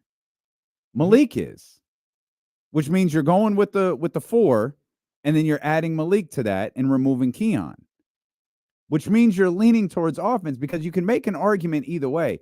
Man, in those final 3 minutes, you got to get baskets. Malik's a bucket getter. Got to be able to spread the floor. Okay, you're 100% right. Or you make the argument, hey, you need a stop. You need a guy who can get out there and get you a stop. Well, that's Keon. Mike always seems to lead towards Malik and the offensive part of that, which I feel like it's a constant mixed signal as to what exactly he expects from this team. Well, I know what he expects from this team, but what's reasonable to expect when you seem to lean one way at one point in the game and a completely other way at the end of the game? Okay, so let's just carve out the last 5 minutes of a game, right? And so we got 43 minutes over here, and then we got this last 5 minutes. The last 5 minutes of an NBA game are completely different than the other 43 minutes. Sure. They just are. That's fine. The game slows down. It becomes much more half court. It becomes much more of mano-a-mano. You don't see the pace. You don't see the transition buckets. Sure, there's a steal and some guy gets a breakaway, and you get those on occasion. But in the last 5 minutes of a game, De'Aaron Fox always becomes a better defender. Always. And Domantas Sabonis, and like the rotations are crisper, but it's because the whole game is slowed down. Mm-hmm. And so when we're seeing like a frenetic pace in the mid third quarter and the ball's hopping all over the place, and we're seeing 25 shot attempts in the fourth quarter, it really does slow down right at the 5 minute mark. And that's where it becomes such a methodical thing. And when the game becomes methodical like that, you do want your best offensive players, especially guys who can create for themselves and for others. That's who you want in the game. And so I've never had a huge problem with it, unless you've got like one player on the other team that's just going bonkers and there's no way for you to stop them. And you have to have a stop in order to win a game. Then you go to a guy like Keon. Or if Keon is hitting every single three he's taken all day long, then you're like, okay, look, we'll go ahead and ride with Keon late in the game because he gives a better option to win. But at the end of the day, I think a lot of times coaches, they defer to the lineup, the closing lineup, as their best 5 players and say, we're going to go win it with these 5 guys. And, the defense isn't going to be as big an issue because the pace of the game is slowed down and you're not going to have these like super open mistakes that happen throughout the other 43 minutes. Is there a situation where I asked Casey this earlier, and just for the record, I do not like this idea, but a lot was made even during this preseason about the Kings being relatively small. Well, we know Kevin Huerter is bigger than Keon. He's bigger than Malik. Like, is there a realistic scenario where you think we have situational starters? Like, not obviously we're talking about one position. We're not talking about 4. Like, no, this actually makes a lot of sense for Keon to start this one. Here's how it helps De'Aaron. Here's how it helps DeMar. Here's why it makes sense versus this lineup. I mean, Golden State's probably a perfect example. We could put Keon on Steph here for the bulk of these minutes, and it relieves De'Aaron for, as you just laid out, 43 minutes. Mm-hmm. Oh, this matchup, Minnesota maybe being one of them, maybe Brooklyn. Well, I don't even know what Brooklyn looks like anymore, but a bigger basketball team. Actually, this makes a lot more sense for Kevin Huerter to start in this one, and here's why. It seems ridiculous. I'm just trying to come up with an answer as to this position here. No, I think when you look at the reason why Kevin Huerter would start over Keon, it's all going to become about offensive flow. If the ball is moving, the court is moving in a different way. We talked about it a little bit with Mike today, about the gravitational pull. Like I talk about this all the time. Mike was talking about this today, that the gravitational pull that not only that Kevin Huerter does, but actually he was talking about Doug McDermott.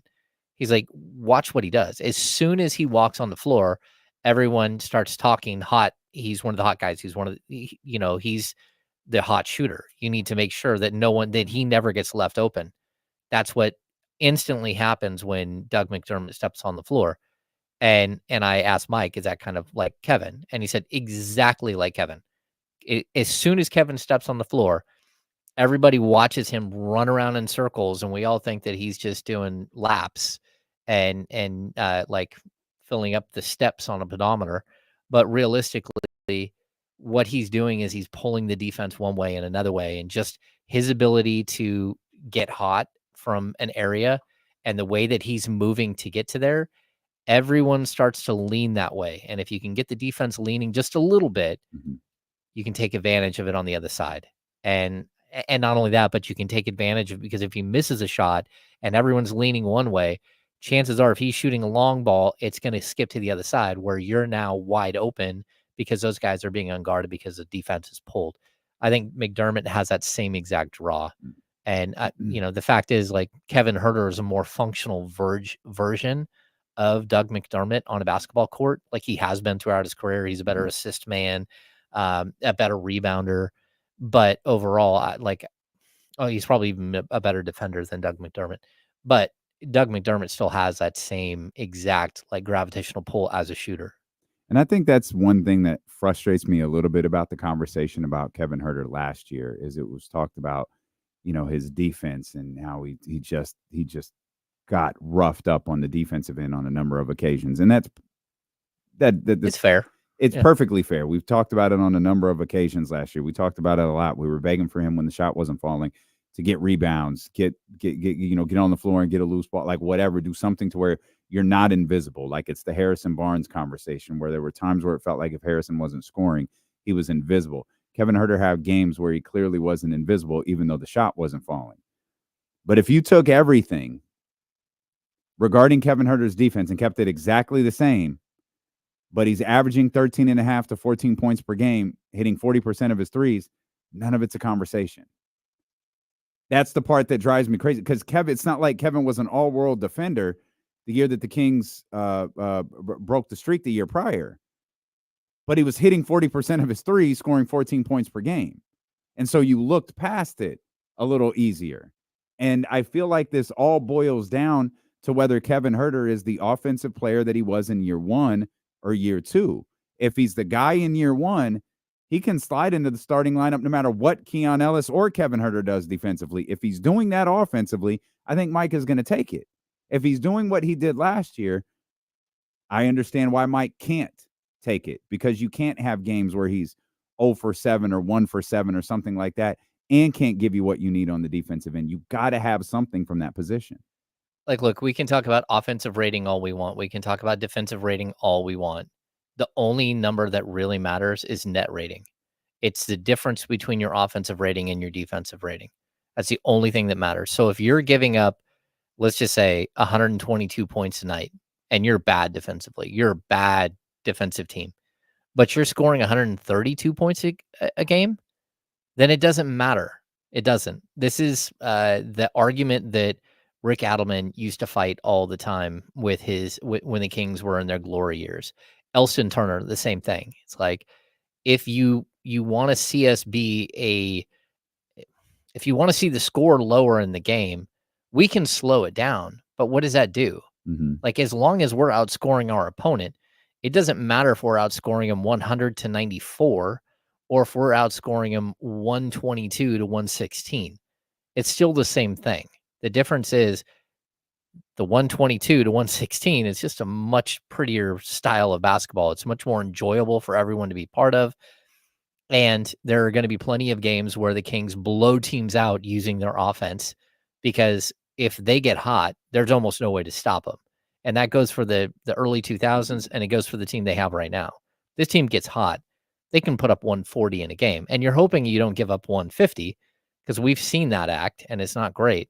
But that's where you have to look at like all of these, the idea that Mike Brown has for a team and the idea that Monty McNair have for a team. They are pretty diametrically opposed. Like one of them wants an offensive juggernaut, one of them wants a defensive juggernaut. But at the end of the day, the way they come to a marriage here in the middle is wins.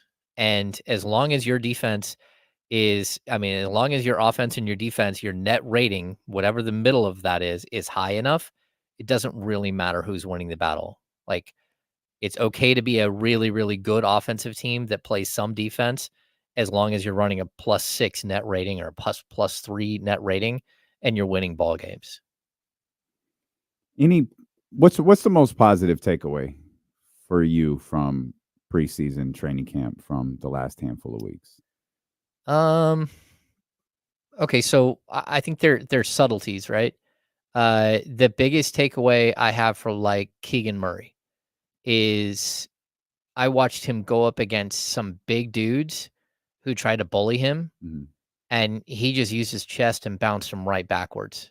Like, I think his ability to defend up now as opposed to defend down is like spectacular. So I'm excited to see what he looks like because we keep waiting to see what like the finished product of Keegan Murray is. Yeah. But people keep moving the goalpost on that kid. Yeah. And I don't know. He's looking around like, and you guys just keep moving everything. Like, there's a possibility that if somehow midway through the season, the Kings acquire a really, really good power forward, that Keegan Murray slides right back to the 3 and DeMar DeRozan slides up to the 2. And here you are again, asking a 24-year-old third-year player to completely change his game again. Yeah. So I think that's one big thing is Keegan's ability to defend up. I would say that watching Domantas Sabonis and his lack of hesitation in everything that he's doing is so refreshing, whether it's him attacking the rim, him pulling up from 18 feet or 16 feet, him pulling up on the jump shot, on the 3-point shot. None of it have I seen any like at all, like hesitation. He just looks like a player who's ready to hit another gear. And I don't know if that's going to equate to him averaging more points per game or not, but I certainly think the Kings have been waiting for this moment where you stop seeing the wheels turning. And he's such an elite player. And if he just decides to put the ball on the floor and attack the rim, just do it. Stop waiting. Stop looking at 6 different progressions and then finally starting to back someone down. That's not the most effective way.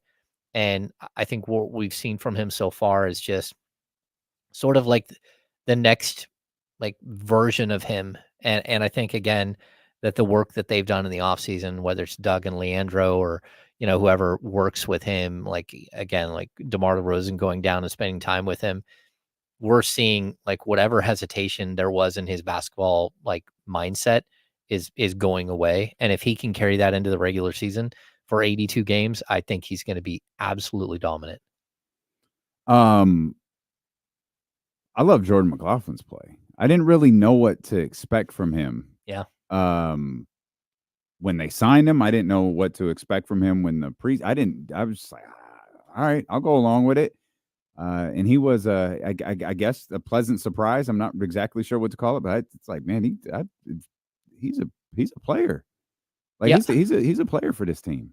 I totally agree. I think, when we see him as a starter and he's got to play 24, 25 minutes, you start to see the flaws in it, right? Because he is like maybe 5'11", and there are some issues there. But for me, like everything that he does is just really high basketball IQ. He plays within himself. He does not make a bunch of rash decisions. He deflects so many passes. It's crazy. He gets a bunch of steals. I think he's just a really smart basketball player. And for teams like the Kings, like you can't just have like a whole entire stacked roster of unless you're the Boston Celtics, you can't have all-stars at every position. So what you need is guys who come in, they know their role and they do their role to the best of their ability. And I think Trey Lyles is one of those guys, and I think that Jordan I'm going to put in the same sort of bucket where don't worry if he's averaging 6 points a game or whatever. Look at the intangibles. Look at, like, again, deflections. Look at assist to turnover ratio. Look at his offensive and defensive ratings, because it sure does look like he's a winning basketball player. And that's, again, you need to accumulate as many of these high basketball IQ players that impact winning. And early on, that's certainly what I've seen from him. Did you get a chance to read Sam's article today over for the New York Times /Athletic? Anything to make of that De'Aaron quote about making sure the Kings are in the right position? No, I don't think so. I mean, this is always going to be about like, number one, money, and number two, it's going to be about, like, you have to show that you're continuously growing. And I made this point with Kyle earlier today. Like, DeMar DeRozan's only under contract for, like, a guaranteed contract for 2 years. Those are the same 2 years that De'Aaron Fox is under contract. Like, the Kings need to show that they can not just build a like, playoff caliber team, but they need to show that they can take the next step. And whether that's, again, Fox and Sabonis taking this leap, Keegan Murray taking a leap with them, Malik Monk taking that leap with them, and they become like this elite group that can make themselves into title contenders, or that means that they've got to go out and get somebody else. You can kind of see where De'Aaron's head is, that he would love to be, again, he's 72 games away from being the all-time leader in games played in Sacramento Kings in the Sacramento era. Wow. He's 72 games behind Jason Thompson. So he needs 70. Jason Thompson leads has so many franchise records. It's terrible. Yeah. So if he hits game 73 this season, he becomes the all-time leader in games played. He would like to play here his whole career. His family's, like, established themselves here, but we have to start seeing, like, his play, and it has to translate to something more. Like, the fact that he is missing all NBA and he's not getting an all-star bid because he plays in Sacramento. To me, it doesn't feel good for anybody, and especially for him.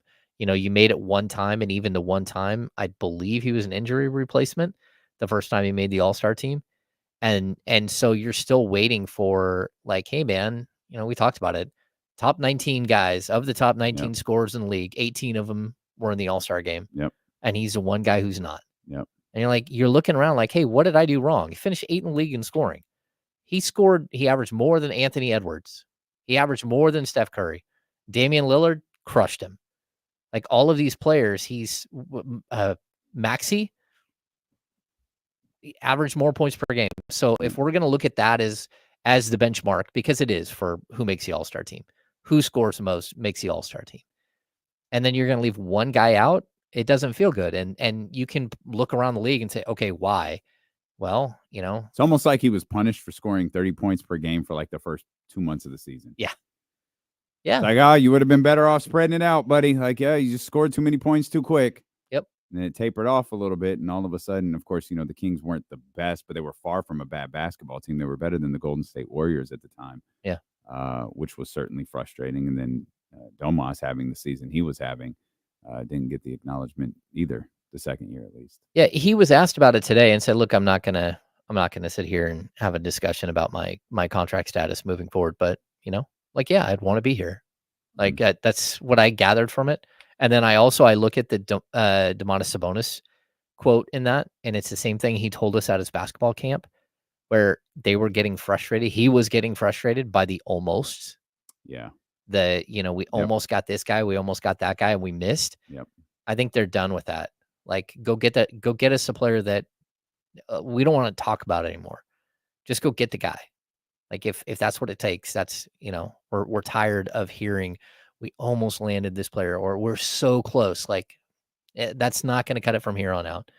Like, those guys want to win, and they know that they need really good players in order to win.